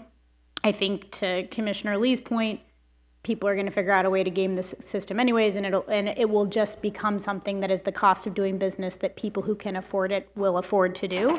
And to Commissioner Lopez's point, there's a lot of people in our state who can't take a 3-day weekend or a 3-day hotel or visitor stay when they want to, because they are the working people of the state, and we have a 2-day weekend and a 5-day work week, and we can work on abolishing that at a future hearing. However, I do want to just say that to me is an inequity in this construct that I understand what we're trying to solve to, which is not having so many, if you have a 7-day week and you have a 2-night minimum, that's potentially 3 different loads of people coming in and out in a given week if you're turning and churning in that unit. And if you make it a 3-day minimum, then you're only going to have 2 people or 2 households or 2 turns per week. And so that's less use. But I think if you're looking at overall, how many nights per capita are we allowing to be visitor serving uses in this community, making it a 3-night minimum, I think just makes it a little more expensive. There will be a cost of doing business that people will pay, and it erodes the ability for people with a 2-day weekend to go stay in those places and afford it. So I don't think it's the right solution for the issue of overconcentration. I think this community has had a really tremendous process, but I don't necessarily think that the voices of those inland who are trying to visit the coast, or the thousands of renters who are trying to find housing in this community, I don't think all the voices necessarily have been involved in this process. So all that to be said, I really struggle with the 3-night minimum and the number of units that we are increasing here. I just want to mention that there is no limit on hosted rentals, so that if everybody in this town wanted to create a hosted rental and turn one of their bedrooms in their house into a hosted rental, everyone could do that. And so the economic argument for those locals who want to stay there, who want to age in place but have another source of income, or all of those, you have a kid that's off in college and you have an empty bedroom and you want to rent it out during the week when they're not there. All of those things are on the table, and there's an unlimited number of permits that can allow folks to do that.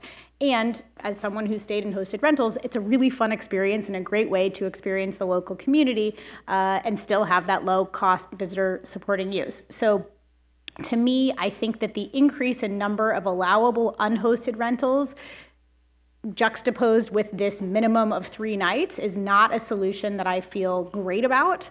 I'm not sure if there's an appetite for tinkering with this, on the body, but that is where I'm kind of struggling. But that said, I really appreciate the process you've gone through. I'm not interested in an outright ban. I mean, you have a neighborhood in your community. It was fascinating to read that in the staff report about what is the name? Sea Bluff community, where basically the whole community has become short-term rentals, and they kind of carve that out of the numbers, because if you include it in the numbers, it's an over concentration. It's like a whole neighborhood that's all short-term rentals. So that is an interesting thing to me that I just, you don't want to have those. That's the whole, it's not a neighborhood anymore. It's just a hotel cul-de-sac. So those are my comments at this time. Thank you. Thank you, Commissioner Kelly. If I could turn to the city now, I think you're hearing some concern from the commission about the 3 nights versus 2 nights, and I'm hearing an interest in changing that. So I'm wondering if you can speak first a little bit to the 3-night concept, just a little bit more in detail about where that came from your end, and then also if you could speak to the city's openness to changing that 3 nights to 2 nights. I'm hearing some interest from my fellow commissioners to make that change.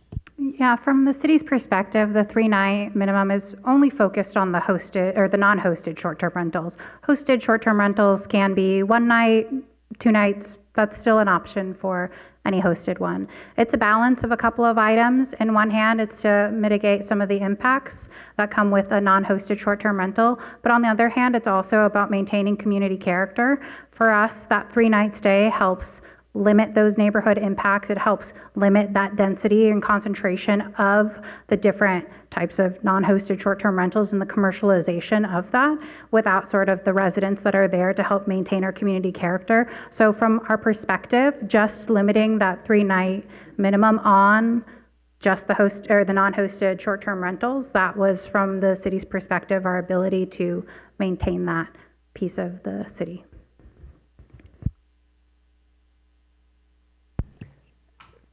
So thank you. Just as a follow-up, are you amenable to the change from 3 to 2? Thank you. Admittedly, that's not something we had discussed with our council yet, so I'm unsure. Thanks. Okay, I appreciate it. Thank you. Well, then I'll return to the commission and ask Vice Chair Hart if you're ready to. Yeah. What's happening? Commissioner Escalante is on Zoom. Oh, I'm so sorry. I know I couldn't see you, and I was like, who's talking? Commissioner Escalante, I apologize. Please go ahead. Well, thank you. You know, it was helpful because a lot of the other commissioners have stated some of the stuff that I was thinking about, especially Commissioner Wilson and Commissioner Kelly. So I'll just, and for those, you know, this is just for the benefit of the new commissioners, because I know that the other commissioners are sick of hearing me say the same thing. But, you know, I too have used Airbnb a lot in the past, never on the coastal zone in California, because no matter how cheap it seems, it's still too expensive for some of us. However, I have learned, you know, over the years, and it's not just sort of the examples in California or in the United States, but across the world, that this commercialization of residential lease zoned places are a gentrifying business model. And I have also kind of evolved in my choices. So I'm using the platforms a lot less, or using a lot more in the hosted areas. And, you know, I feel like kind of talk in circles around all this housing issues. And the previous issues, it was about, you know, how much housing we have. This is, you know, reduction of actual livable units where people are going to be part of the community and pay the local taxes and volunteer for their schools and their fire departments. So, and the thing about this is, you know, a community, for example, like that cul-de-sac that Commissioner Kelly was talking about, there's still an expectation by the owners of those homes that they will receive services, that the fire department will be there, that, you know, the police department will run whenever their, you know, Ring cameras call. So there's still a significant demand from the community around it, around, you know, taking care of those neighborhoods, and as they sit empty and exposed. So I'm totally for Commissioner Lopez's idea of reducing this to 2 nights. I agree with you. This is an equity issue, and an environmental justice issue. If we're talking about justifying short-term rentals as public access, then we need to make sure that's equitable. So I'm willing to vote for that. And then if that's the case, then I'm willing to support this with some reservations around the increase in allowable, just because it will have an impact on market rate housing. It will.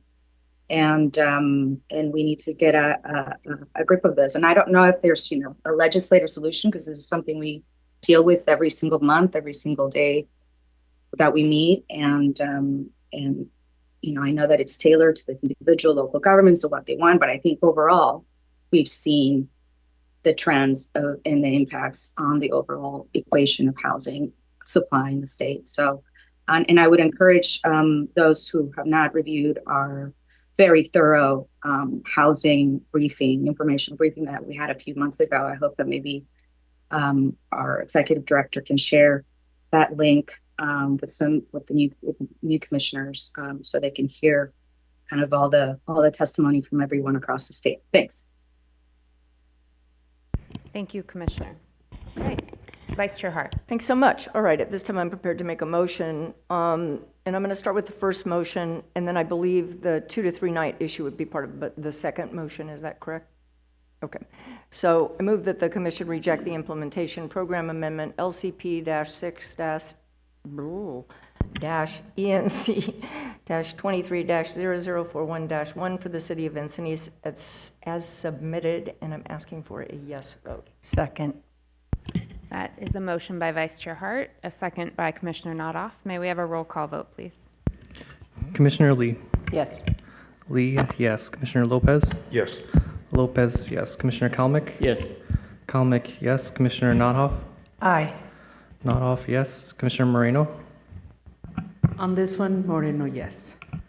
Moreno, yes. Commissioner Wilson. Yes. Wilson, yes. Commissioner O'Malley. Yes. O'Malley, yes. Commissioner Escalante. Yes. Escalante, yes. Commissioner Hart. Yes. Hart, yes. Commissioner Jackson. Aye. Jackson, yes. Commissioner Kelly. Yes. Kelly, yes.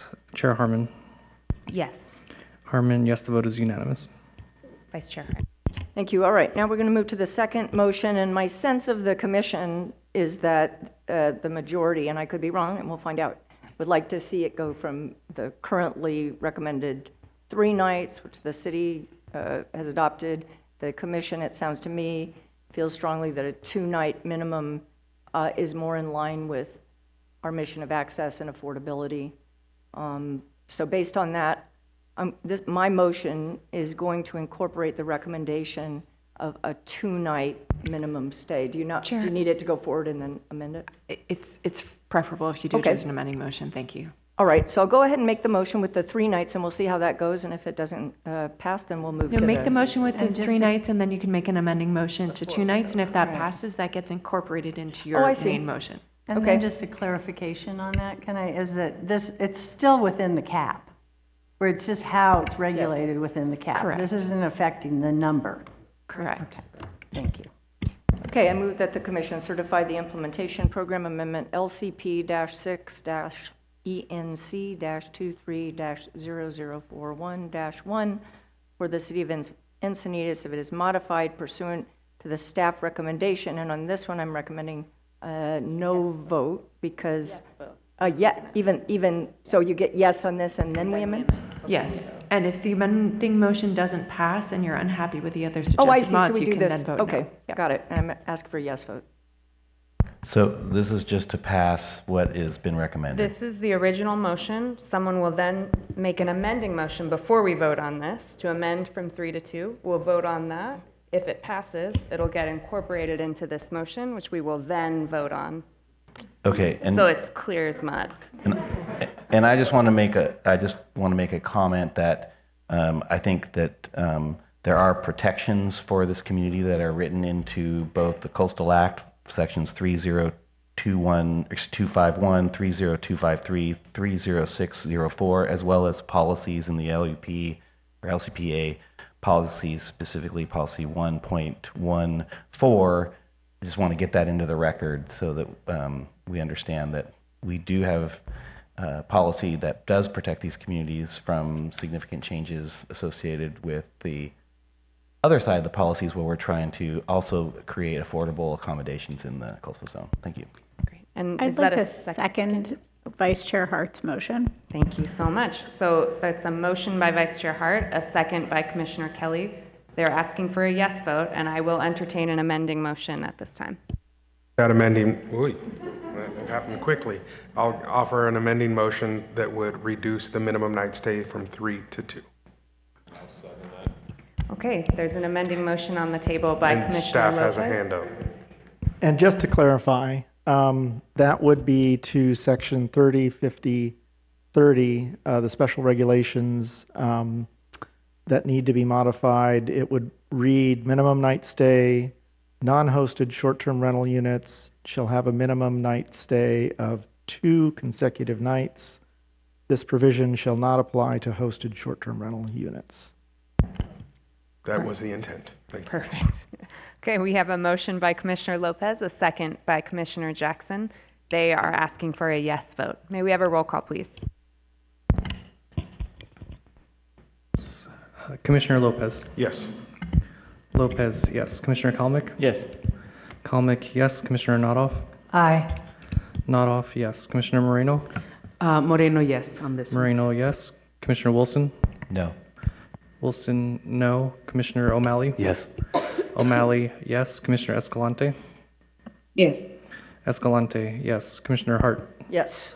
Hart, yes. Commissioner Jackson. Aye. Jackson, yes. Commissioner Kelly. Yes. Kelly, yes. Commissioner Lee. Yes. Lee, yes. Chair Harmon. Yes. Harmon, yes. The vote is 11 yes, 1 no. Okay, the motion passes. So now we will return to the original motion as amended by the amending motion just passed. That was moved by Vice Chair Hart, seconded by Commissioner Kelly. May we have a roll call vote, please? And I'm asking for a yes vote, please. Don't say no. All right, adjusting the sheets right now. Commissioner Kalmick. Yes. Kalmick, yes. Commissioner Nodoff. Aye. Nodoff, yes. Commissioner Moreno. Moreno, no. Moreno, no. Commissioner Wilson. Yes. Wilson, yes. Commissioner O'Malley. Yes. O'Malley, yes. Commissioner Escalante. Yes. Escalante, yes. Commissioner Hart. Yes. Hart, yes. Commissioner Jackson. Aye. Jackson, yes. Commissioner Kelly. Yes. Kelly, yes. Commissioner Lee. Yes. Lee, yes. Commissioner Lopez. Yes. Lopez, yes. Chair Harmon. Yes. Harmon, yes. The vote is 11 yes, 1 no. Okay, thank you very much, and thank you to the city for your participation and great conversation. I'm going to recommend that we take a very brief break, please. Everyone could be back in 10 minutes. Thank you.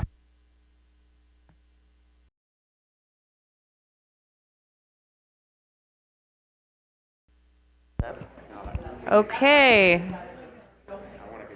Thank you, everyone. We are back in session. Yes, I'm not messing around. Everyone? Shh. Thank you. Okay, item 16E, please. Thank you, Chair Harmon. And Stephanie Leach with our San Diego Coast District Office is going to do the staff presentation on that. If we could bring up the staff PowerPoint. And Stephanie, when you're ready, please begin. Great. Thank you, Carl. Good evening, Commissioners.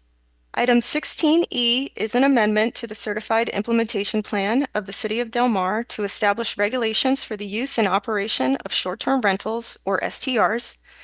The amendment includes relevant definitions, permitting and application requirements, allowable locations, operating requirements, and enforcement. Staff is recommending approval of the amendment as submitted. Next slide, please. The City of Del Mar is located in North San Diego County, south of the cities of Encinitas and Solana Beach. Del Mar is a much smaller city compared to Encinitas in terms of both population and square mileage. Unlike Encinitas, Del Mar is located entirely in the coastal zone. Next slide, please.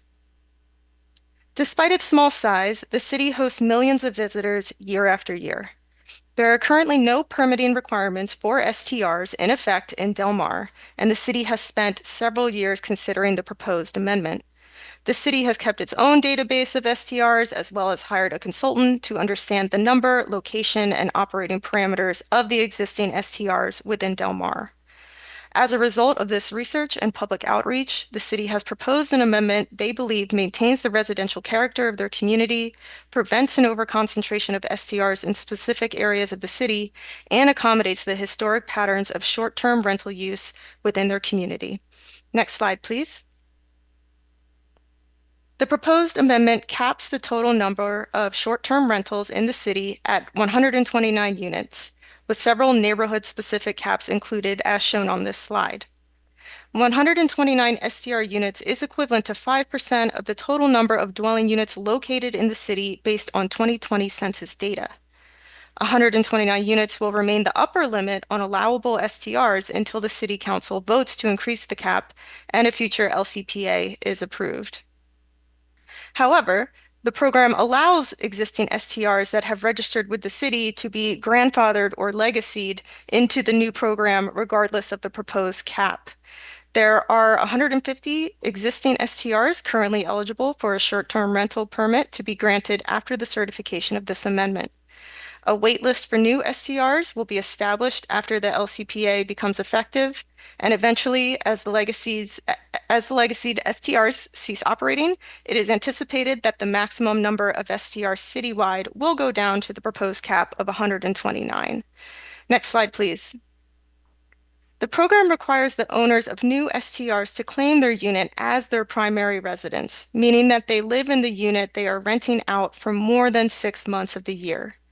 Only one STR per owner is permitted, and only one STR per lot on lots developed with 1 or 2 dwelling units will be allowed.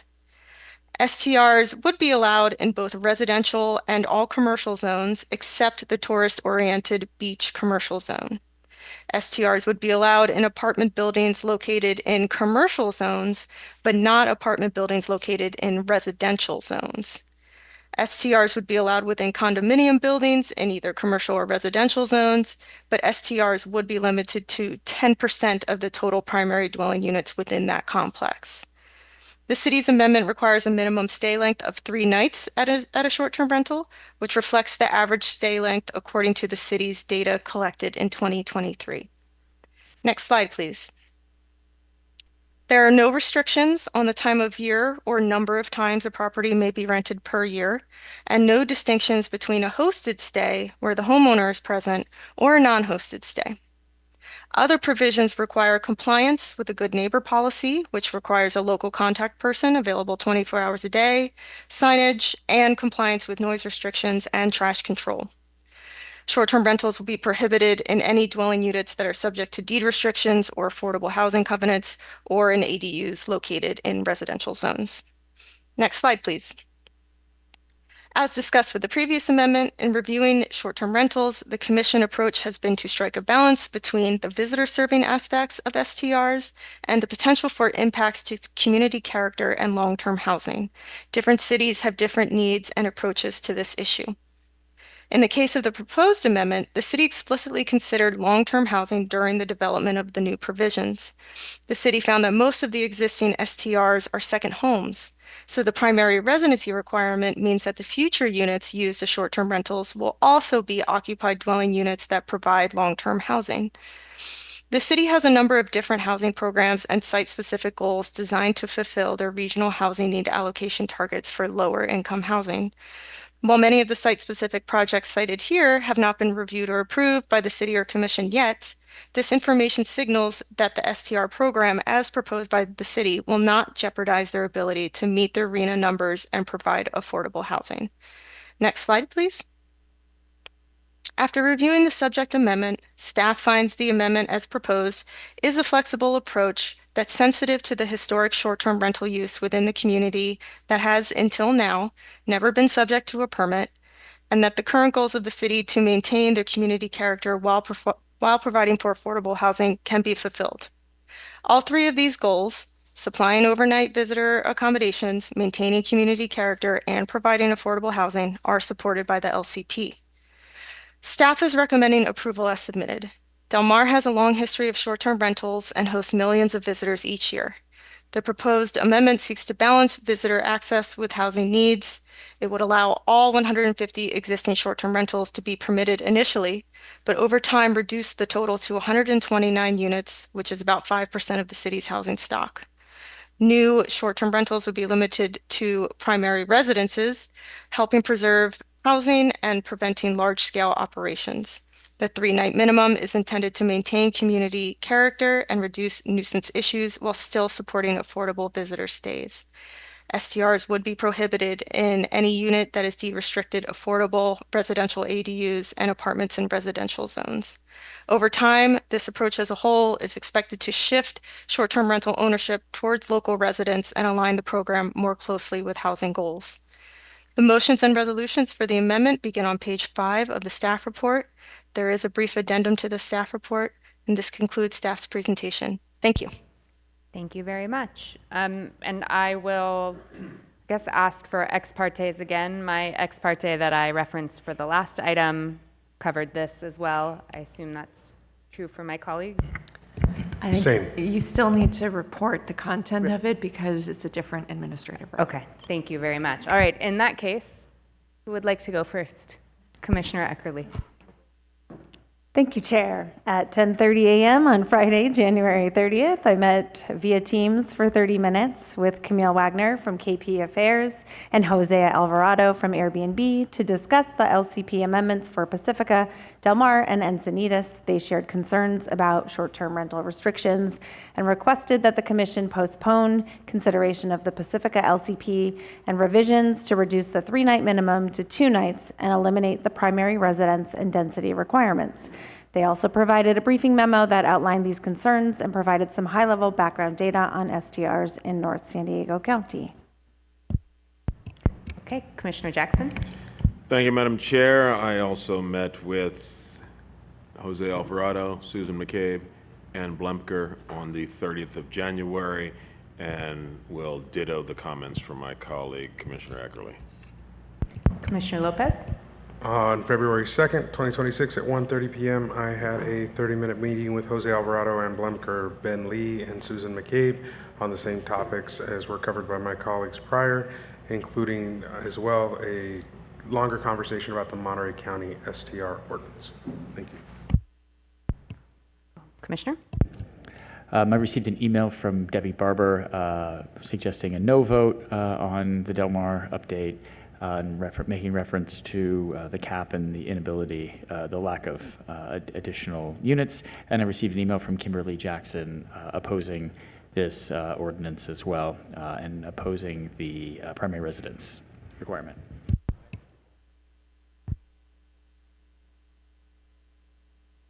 Okay, on January 29th, I met via Zoom with Susan McCabe, Ann Blemker, and Jose Alvarado from Airbnb. They discussed their general opposition to regulations that amount to a de facto ban on short-term rentals, and we spoke about similar issues to what my colleagues have identified, as well as sort of high level about the impacts or lack thereof of short-term rentals on housing stock in communities. Okay, thank you very much. And with that, I will turn it over to Chris. All right, in person we have Amanda Lee from the City of Del Mar. And we have your presentation. How much time will you need?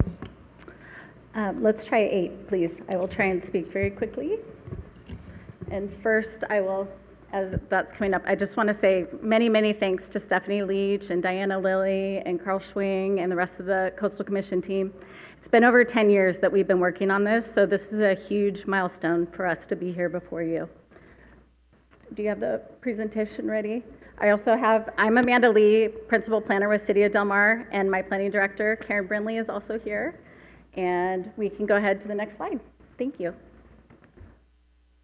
So we are here to request the Commission approve our LCP as submitted. This request is consistent with the Commission staff recommendation. It's also consistent with the local guiding principles and objectives that we set for creating these regulations of STRs. It's consistent with our certified housing element. That's really important. There's a housing program in our element specific to STRs and addressing our very high vacancy rate. And it's also consistent with our certified LCP. We took a data-driven approach. It's been tailored to what Del Mar needs, and it maintains our existing visitor options, and it includes protections to preserve our local housing stock and community character, all things important to our community. It also reflects extensive public input and consensus after these many, many years. Next slide, please.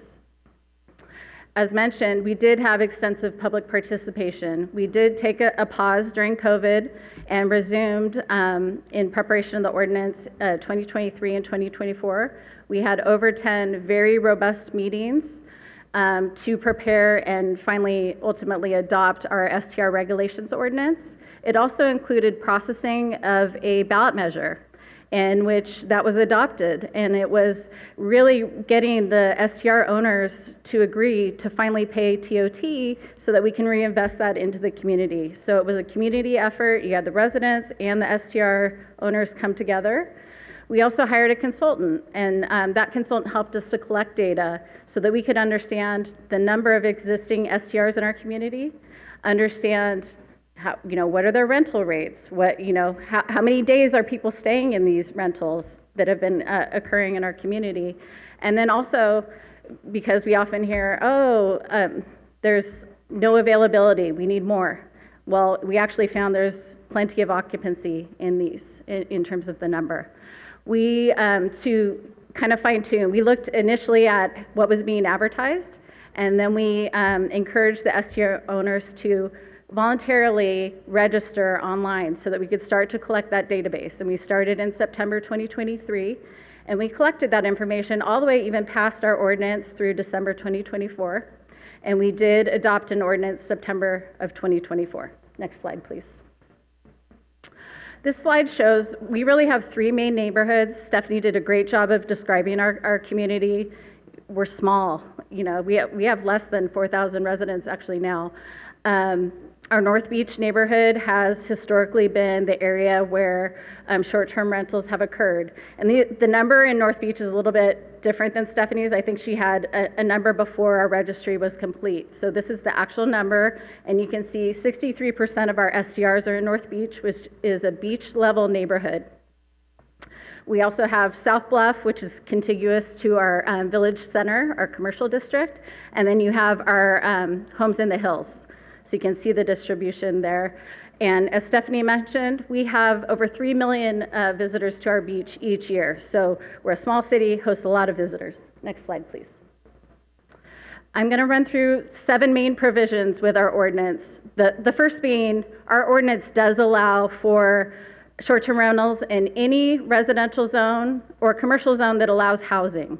So that's just the premise that we started with. It was really important to our council and to the general community who came together that we accommodate those that had been existing owners, which ended up being 150 existing owners who registered with our city. And that equates to 6% of our housing stock. It's higher than we had hoped.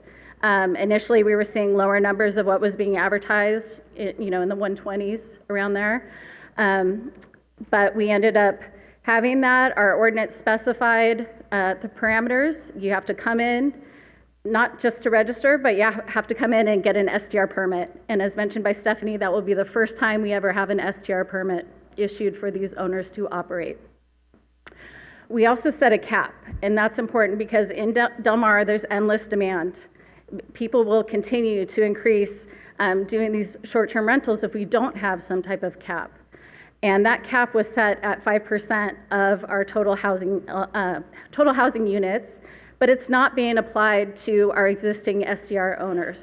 So that's really something we strive for in the future as some of these tend to cycle out.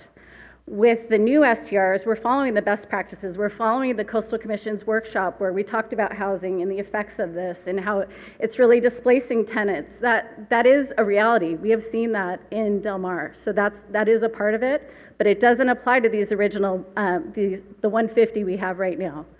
We also set neighborhood caps because concentration is important. Many of the owners or residents in North Beach are not happy to have that high concentration. But with the additional requirements we put in, we were able to get those residents also in support of this ordinance. Next slide, please. Also really important is that we're prohibiting STRs in our apartments. So our residential zones, we have 9 apartment buildings. No STRs exist in those, and none will ever be allowed in those units. We have one other apartment complex that's in a visitor commercial zone, which you all know that is not an allowed use in a commercial zone, so it's a non-conforming use. And so we did have to kind of balance that with staff and limit it to what we're doing with everything else, so at a 10%. But there's no interest from that owner. These are some of the more affordable units that we have in our community, and so we did that to meet the standards per the Coastal Act. And you can see here the limit of 10% on any of our larger condo projects. We have 17, and 3 of those projects have a good concentration of STRs within, so those would be accommodated for now. Also important is that we're applying operational requirements, and we use the data to help set these. One of those points is the minimum 3-night stay.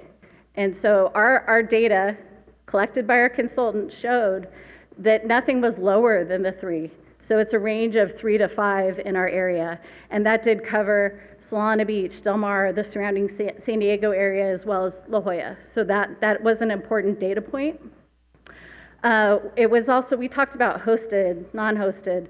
Our STR owners explained all of them are non-hosted. Nobody's doing home sharing, nobody's doing hosted rentals. So it's just not something that we wanted to spend much time on.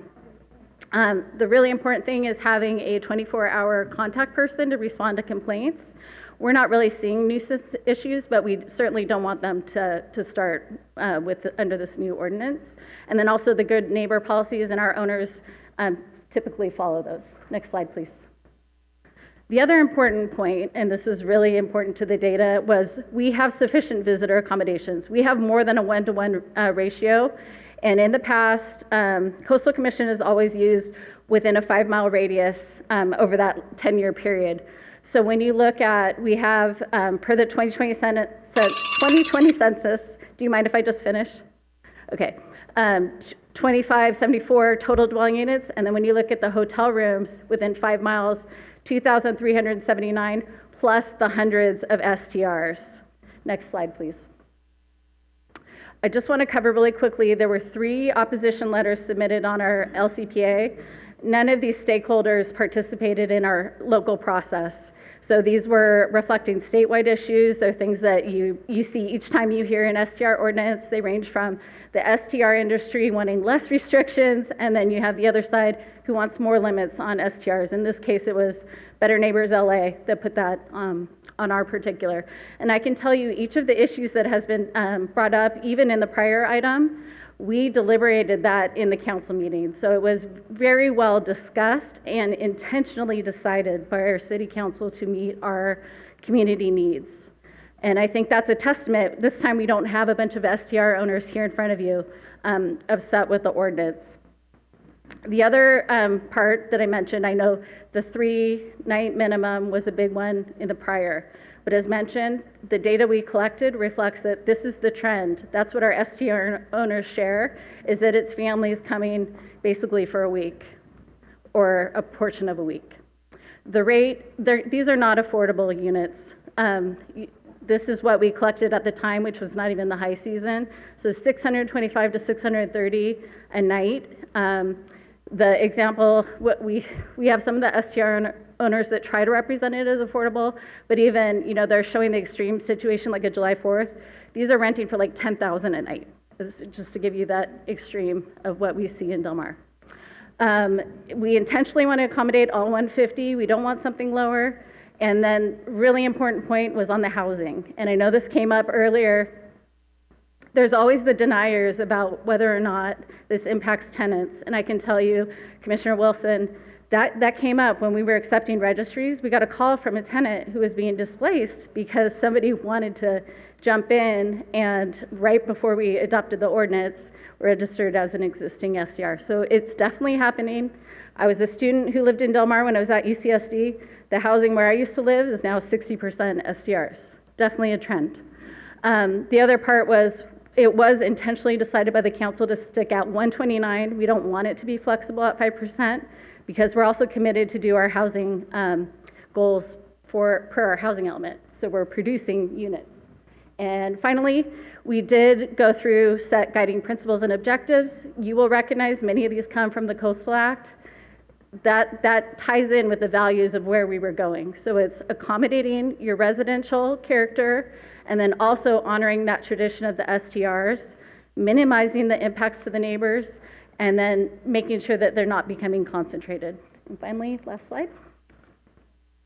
So in summary, we do believe this to be consistent with our certified LCP, your past decisions that we've seen. The example that came up with like Half Moon Bay and Pismo Beach, they also do primary residences. That's what we're going for in the future with new STRs. And then the fact that we do have plenty of visitor accommodations to serve moving forward. So thank you. We'll be available for questions.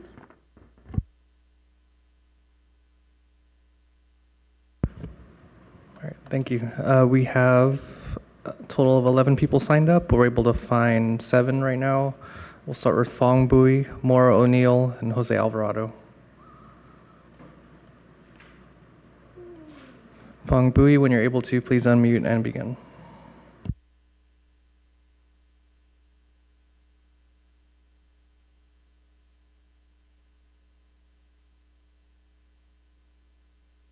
Hi, we see you, but you're muted still. There you go. Sorry for that. Late in the day. My name is Fong Bui, and I'm speaking on behalf of the California Short-Term Rental Association. We support the Coastal Act's longstanding emphasis on public access and lower cost visitor accommodations, and we appreciate Del Mar's efforts to update its LCP. Our comments focus on several elements of the proposal that we believe should be refined to better advance those shared objectives. In Del Mar, more than half of the overnight accommodations are short-term rentals, and that makes STRs indispensable for families, multi-generational visitors, and middle-income Californians who want to access the coast. These homes are also more affordable than hotels on average. We're looking at short-term rentals costing less per person per night than hotels, and the difference is really dramatic for families who are traveling in groups. Nearly 28% of STRs qualify as lower cost coastal accommodations under the Commission's own standards, which was far more than the hotels in the area. We do not oppose Del Mar's proposal to cap short-term rentals, and we appreciate the city's decision to grandfather in existing operators. However, we strongly urge the Commission to require 2 changes. First, the cap should be percentage-based, as proposed as one of the options at 5% rather than the hard numerical cap, so that can adapt over time. And then secondly, and most importantly, the 3-night minimum stay should be removed. I think similar to the discussions earlier about Encinitas, this requirement disproportionately harms affordability, weekend family travels, and working Californians who can't afford to take longer vacations. The minimum stay mandates reduce lodging supplies without actually advancing Coastal Act objectives. And hotels in the region already operate at near capacity, especially in the summer. So thank you for your time, and we urge you to require those changes. Thank you. Next, Maura O'Neill, Jose Alvarado, Aaron Judson. Maura? Good evening, commissioners. My name is Maura O'Neill. I'm a policy analyst for Better Neighbors LA. We're a coalition of hosts and tenants, housing activists who advocate for limitations to short-term rentals to preserve long-term housing. We urge the Commission to amend this LCPA to permit true home sharing and hosted-only rentals in the coastal zone of Del Mar. Failing this, we suggest that you amend the LCPA to remove the grandfather clause and limit unhosted short-term rentals to 1% of the housing stock in the city. As currently drafted, the LCPA does not adequately strike a balance between protecting coastal communities and ensuring adequate visitor-serving accommodations. The grandfathering in of 150 short-term rentals, the vast majority of which do not meet the primary residency requirement, that's central to the ordinance and critical to protect housing stock in the city. This protection is essential, especially given the greater Del Mar area has more visitor-serving accommodations than actual housing units in the city of Del Mar. We hope that the Commission will recognize the need to preserve the viability of coastal communities like Del Mar by amending this LCPA to permit true home sharing only and hosted only rentals. Should the Commission choose not to adopt the hosted only policy, we ask that you amend the LCPA again to remove the grandfathering clause to create a distinction between hosted and unhosted rentals and limit unhosted rentals to 1% of housing stock. Thank you for your time. Thank you. Next, Jose Alvarado, Aaron Judson, and Kimberly Jackson. Jose Alvarado. Chair Harmon, commissioners, and commission staff. Once again, my name is Alvarado, representing Airbnb. Thank you for the opportunity to speak on Del Mar, and thank you for reducing the 3-night minimum to 2-night minimum on Encinitas. We appreciate the City of Del Mar's recognition of the historic overnight accommodation options, especially for families and groups that need multiple bedrooms, kitchens, and space for everyone. We also appreciate grandfathering of existing STRs to serve coastal visitors each year, but we do respectfully request 2 modifications. The proposed 3-night minimum or longer stay would significantly limit overnight accommodations in Del Mar. Requiring visitors to pay for 3 nights or more will eliminate weekend stays for families, significantly increasing the cost and limiting affordability. And internal data for the fiscal year 2025 did show that a 3-night minimum would impact up to 24% of stays in Del Mar. Therefore, we ask that you please remove the minimum stay requirement and preserve access. Another key provision that will greatly limit overnight accommodations and reduce the range of affordable overnight STRs is a primary residency requirement. The Attorney General, in their 2019 brief regarding Del Mar's previous STR ordinance, stated, quote, many homes in Del Mar are second homes, with local ownership ranging from 41 to 74%. With half of the current housing units in Del Mar being second homes, it would be a missed opportunity to serve future demand for overnight accommodations. This will result in half the homes sitting empty instead of adding to the coastal zone in Del Mar. Therefore, we strongly suggest that you remove the primary residency requirement for all future STRs. These relatively minor adjustments will align the LCP with the Coastal Act's mandate and maximize public access. Thank you for your time and your consideration. Thank you. Aaron Judson was next, but they dropped out of the meeting. We'll come back to them. Next will be Kimberly Jackson, followed by Gina Mattern and Ron Fletcher. Kimberly Jackson.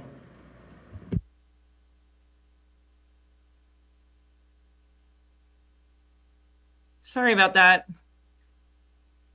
Okay, can you guys hear me? Yes, we can hear you. Sorry about that. My name is Kimberly Jackson. I'm a property owner here in Del Mar. I also rent my home as a short-term rental in Del Mar, and I manage elderly homeowners' properties here in Del Mar. I'm here to reject the staff recommendation to certify Del Mar's proposed LCP for short-term rentals, item 16E. Currently, only 35 of the 150 short-term rentals are in a primary residence. That means 90% of existing short-term rentals are not in primary residences. They are not hosted. They are unhosted and in second homes. This proposed ordinance requires any new short-term rental to be in a primary residence, and any new STR can then only be used up to half the year. The requirement for something to be a primary resident means you must live in your home at least half the year. This will attrition units out of the marketplace, thus driving up the cost for visitors to access the coastline in Del Mar. This is a de facto ban. In 2016, the city of Del Mar noted there were 490 short-term rentals. The city illegally started shutting units down with code enforcement violations that gave out financial penalties. Now we are down to only 150 short-term rentals. I'd also like to oppose the 3-night minimum length of stay. Please do what you recommended in Encinitas and move this to a 2-night minimum. A 2-night minimum allows affordable access to the coastline for the weekend. The $1 million insurance liability policy that Del Mar is asking for is also very costly and challenging for Del Mar residents to obtain. It is close to impossible to amend an insurance policy right now due to the recent fires. Please also address that issue by redlining that out. Thank you so much for your time. I really appreciate the coordination with the Coastal Commission staff and working on our item. It's been a long 10-year battle, and we appreciate that the Coastal Commission has had everybody's backs in trying to make it affordable to vacation when visiting the coast here in Del Mar. Thanks for supporting us. Thank you. Next is Gina Mattern, followed by Ron Fletcher. Gina Mattern. Okay.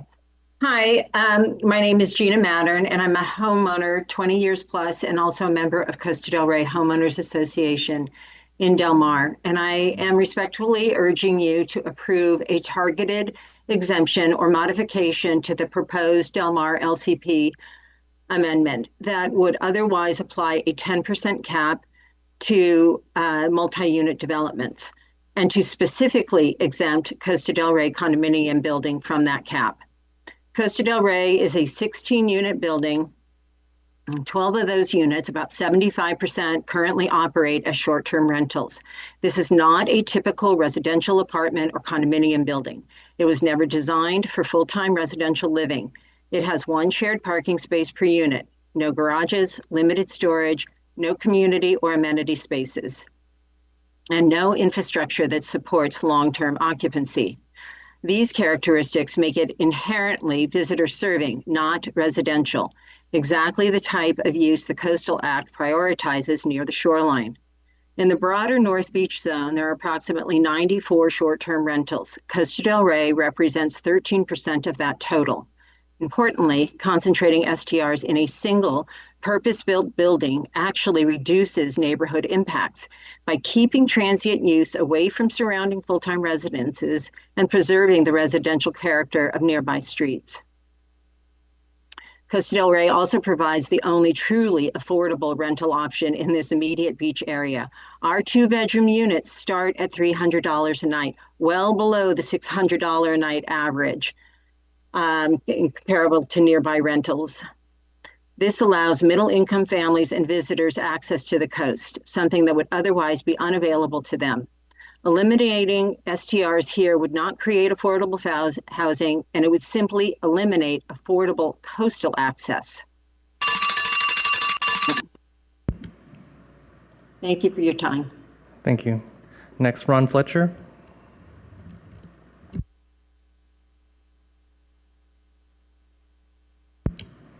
Ron, you should be able to unmute.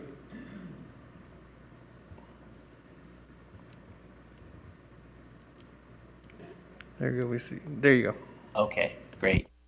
Yeah, my name is Ron Fletcher. I'm actually a 4th-generation Del Mar resident. My great-grandfather helped develop Del Mar. He got the train station to stop at Del Mar and used to buy people free sandwiches from LA to bring them down to try to sell them lots because Del Mar was a vacation town. It's always been a vacation town. And, you know, with the racetrack and the fair, all the vacation rentals are needed in Del Mar. And what we're doing now is I own one property there and I own it in LLC. I bought it 25 years ago from my father. In the ordinance, it says you can't have a partnership. Well, I'm a single person LLC. So I'd like that to be stricken out of the proposal or the ordinance. I also am worried about the primary residence. I someday will want to let my kids inherit the property. And if it's sold to them and then they have to be their primary residence and I may lose the grandfathering. I also own half the property with my mom. She's 88 years old. She relies on this income to survive. And so she was a school teacher for years, but part-time, so she doesn't have a pension. And so we rent it out and we use there and we do family reunions there. There's also part in the ordinance that says you can't have 2 units on one lot. Well, my great-grandfather built 5 duplexes, 10 houses. He had 9 kids. They drew straws and they picked the property.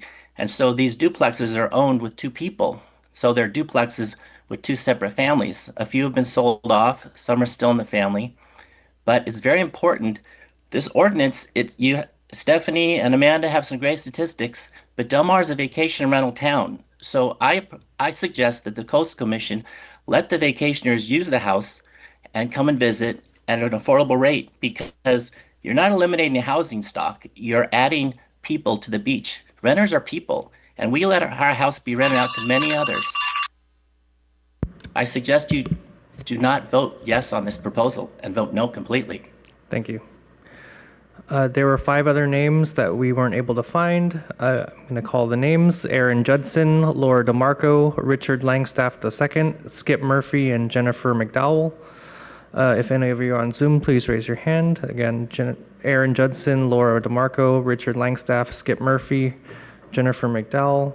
I'm seeing one hand raised under the name New Century Advisors. I'm going to allow you to speak. Please say your name. Oh, and I'm sorry, I'm using my work computer. My name is Laura DeMarco, and I do not know why my screen is not showing. But anyway, I represent Del Mar Alliance for Preservation of Beach Access and Village. And I just wanted to share with you a couple of really important distinctions.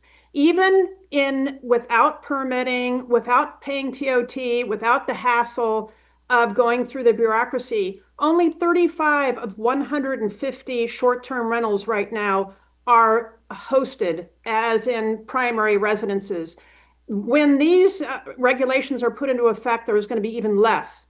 And what's happening right now, Kim talked about 490 short-term rentals dropped to 150. The reason why that happened is because the units were sold and the city would not allow the new owners to continue to operate them. So that's what's going to happen. You're going to go down to 35 to 50 from 150. Secondly, at the same time that the number of short-term rentals dropped, guess what? Hotel rates skyrocketed.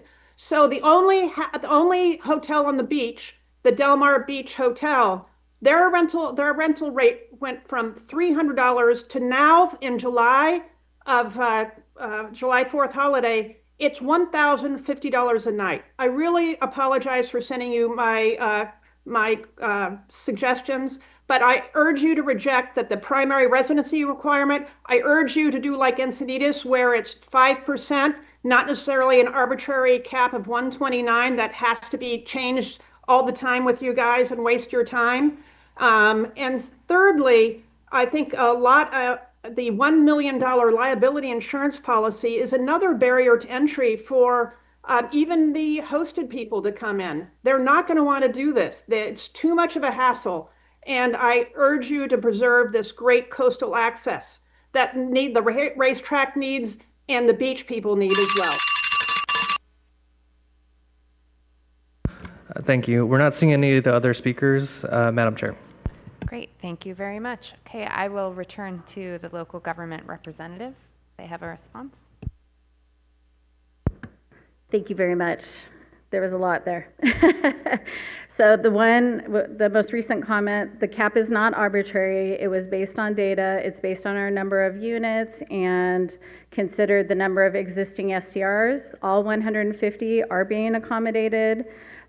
We do expect this to just, as soon as we go live, we're maintaining the baseline conditions. So we don't expect to see much change. There, I believe, to be some exaggeration because the ordinance does provide for these existing STR owners to maintain their ownership over time. So there were requests to our council about, how they would do this when they have LLC formats and LP formats. They're allowed to still continue those formats, even though the LP is a type of business. And as long as they're maintaining a common chain of ownership, they're allowed to keep these over time. So we don't expect to see much change. One of the requests was to remove the insurance requirement. Everything has been asked of our council already. So that was asked of our council, and they reiterated it's important because this insurance protects the guests who rent those, just like hotels do. That is why that is in the ordinance. One of the speakers asked about Costa del Rey, which is a condo complex that has 16 total units, 12 of them, so that's the highest concentration that we have. 12 of them are STRs. The owner asked the council for a special exception, and the council said no.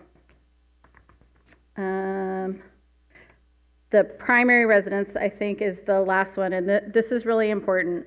Again, to reiterate, it doesn't apply to existing STR owners. So those existing STR owners that spoke, everyone that was related to Del Mar that spoke is an existing STR owner. The primary residence requirement doesn't apply to them. The purpose of it is to keep our existing units. So the ones we already have, the ones that we're building for our housing element, it's to keep those as the primary use for housing. It doesn't mean those owners can't do short-term rentals moving forward. It just means we get to still count those towards our total housing and provide housing stock for future residents. So again, very important to us. And just as a reminder, I brought it up in the presentation, it's tied to our housing element. So the data shows we have a vacancy rate of 24%. A healthy vacancy rate is 5%. We're extremely high. It's because of a combination of STRs and second homes. We recognize it's not just all STRs, but this is an important measure for us to address. It's something that HCD expects us to do. It's a required action in our certified housing element. So that covers my rebuttal. If you have any additional questions, I'm happy to answer. Great, thank you very much. With that, I will close the public hearing and return to our staff if they have any closing comments. At this point, no, nothing further. We're available for questions. Thanks. Perfect, thank you so much. Okay, back to the commission, comments, questions. Commissioner O'Malley. Just quick, last issue we talked about, the 3 verse 2. I don't know if that's, I'm assuming the same question, so I'm asking the same question.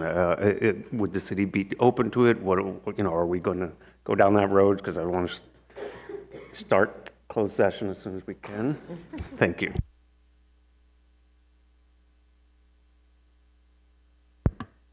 So we base that standard on data. And so that is the existing trend of the STRs that we have in the community. I recognize that one of our STR owners was backing up Airbnb on that. But the data that we've collected shows, not just in Del Mar, Solana Beach, which is our neighbor, the San Diego units that are within our same zip code right around us, as well as La Jolla, that's all in a 3 to 5 type of rental, 3 to 5 day type of rental. So these are not just flip in one day. These are families coming to rent for a week or a portion of a week. Commissioner Kalmick. Thank you. You got to your comments at the end about how this is grandfathered in and how it could be transferred down. You're starting to get into how are you going to drop below? Is it just family to family for transfer? Talk to me a little bit about how you're going to drop below the 150 down to 129. Sure. Really important though. First thing is there's no grandfathering because we've never issued any permit for an STR. So these are all fresh start, come in, we're accommodating you in a different way than someone that would come in new. So the way it was set up is we recognize we have people that own just as individuals. We have people that own as LLCs. We have people that own as LPs. On those types of LLCs and LPs, they have their families on there, right? Their children.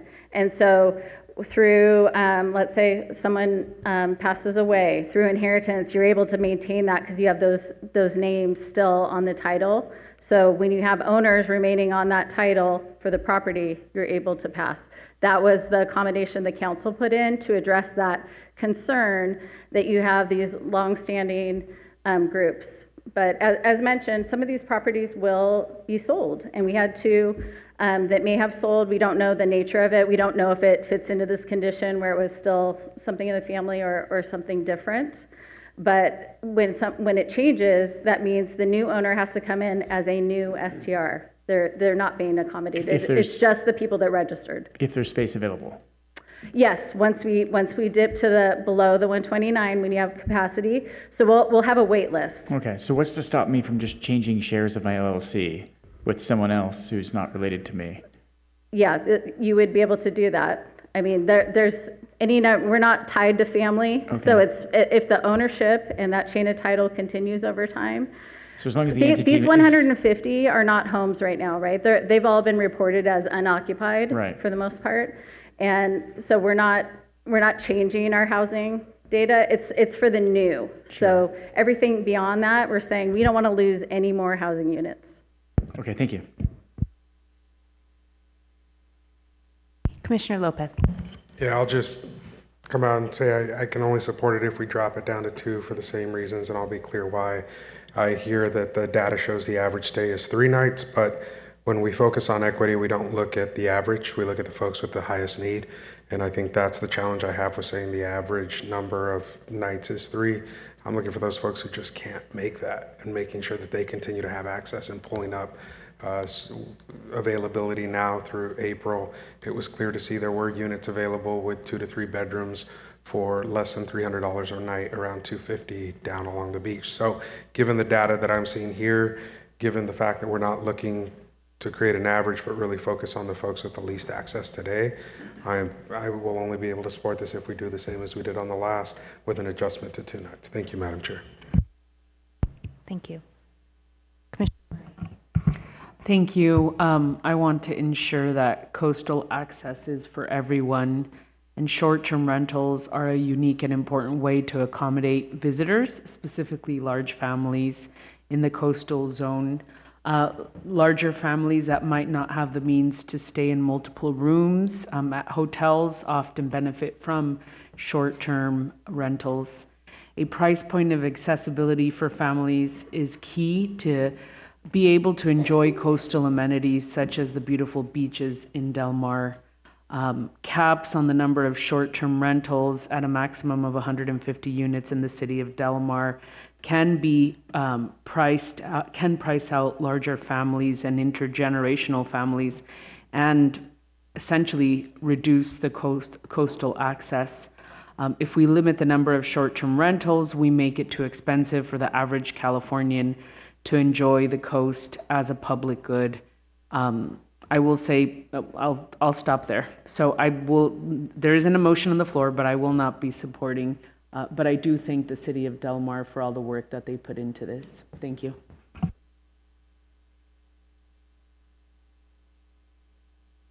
Commissioner Wilson.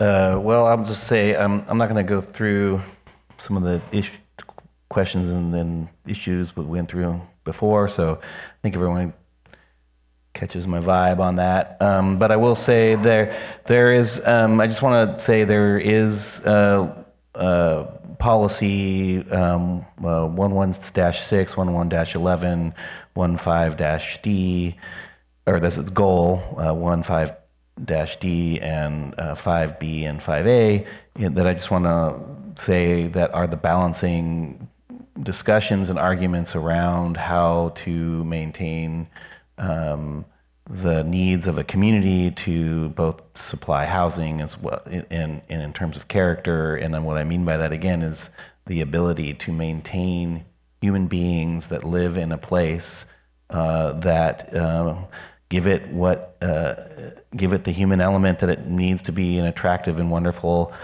beach and coastal community, and provide that authenticity to that place. I will say that when our county started the process of adopting our STR ordinance, on day one, we said that anyone that wasn't operating an STR 30 days prior to when we started the process couldn't be, I hate this term grandfathered in, but whatever that is, but you get what I'm saying, because we were afraid of people rushing and displacing people and making them homeless. And we knew that was going to happen once we said that we were going to start discussing a cap on these things. And so I'm sorry to hear that that's what happened here, and it will happen in other places. So advise other communities to be careful of that. And because again, displacing people we can talk all day about the values of providing places for people to be in short-term rentals, which I have used short-term rentals. I will use them in the future.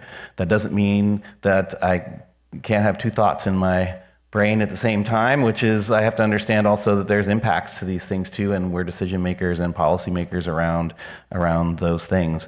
With that, I'm in support of what's proposed by the city of Del Mar in this case. Again, there's probably changes I would make to it, but again, it's the needle in the right direction, 100%, and to what's there today. And I do know that communities are going to address to these things in the future. This will not be the first round, and we're going to talk about this a lot because I think we probably review more short-term rental ordinances than any body on the planet. So with that, I'm happy to make a motion to support this at the time. Thanks.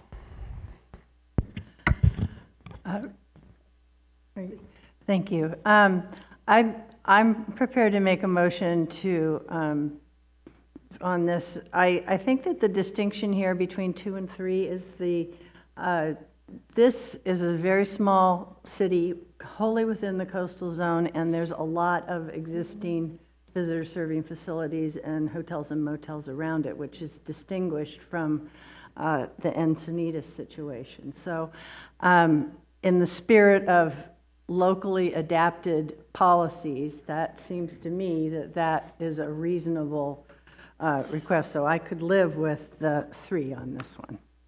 So should I go ahead and make a motion and see how it goes? Oh, Mike was going to make it. Okay, and see how that goes. I don't care. You can make the motion by all means. As you have it up and ready to roll, I'm happy to second. Okay, I move that the commission reject the implementation program amendment for the city of Del Mar as submitted, and I request a no vote. Second. So if I desired to make an amending motion to reduce to 2 nights, would I wait until?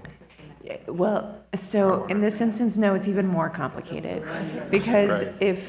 if the commission votes no on the motion as recommended by Commissioners Notoff and Wilson, then it would be approved as submitted, and there would be no opportunity to do an amending motion to a suggested modification. I don't think we've addressed this particular issue yet, but I think making an amending motion now, that if there is an opportunity for a suggested modification, you would want it to go from 3 nights to 2 nights, see if that passes, and then we'll go back to the first motion that Commissioner Notoff put on the table. Okay, so I'm offering at this point an amending motion that would request, or you said if there's an opportunity. So can you explain that? Yeah, I think the amending motion should be if suggested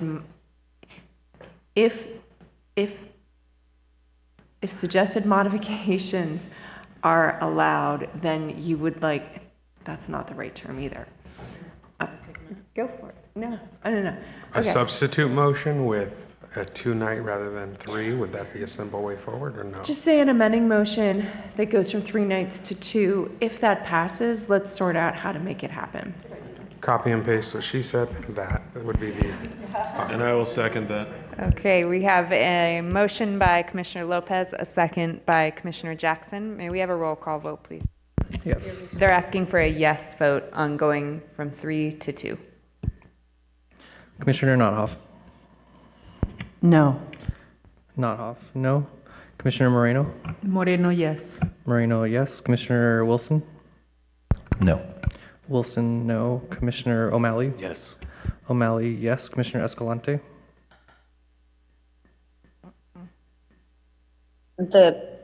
Sorry, I lost track.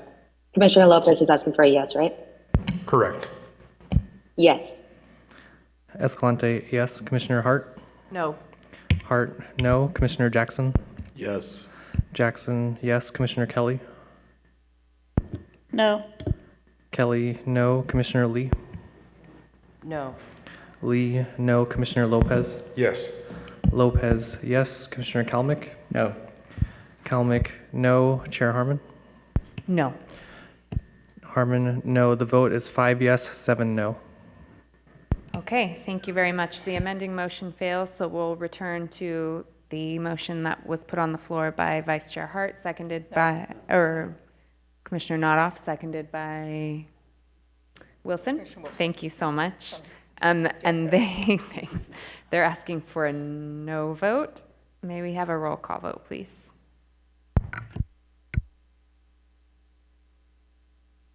Commissioner Moreno. I'm sorry. Okay, yes. Moreno, yes. Commissioner Wilson. No. Wilson, no. Commissioner O'Malley. No.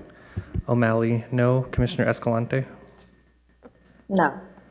Escalante, no. Commissioner Hart. No. Hart, no. Commissioner Jackson. No. Jackson, no. Commissioner Kelly. No. Kelly, no. Commissioner Lee. No. Lee, no. Commissioner Lopez. Yes. Lopez, yes. Commissioner Kalmick. No. Kalmick, no. Commissioner Notoff. No. Notoff, no. Chair Harmon. No. Harmon, no. The vote is 2 yes, 10 no. Thank you very much. Okay, much appreciated. We're done for the day except for closed session. So let's reconvene in 5 minutes, please. But a quick 5. Thank you.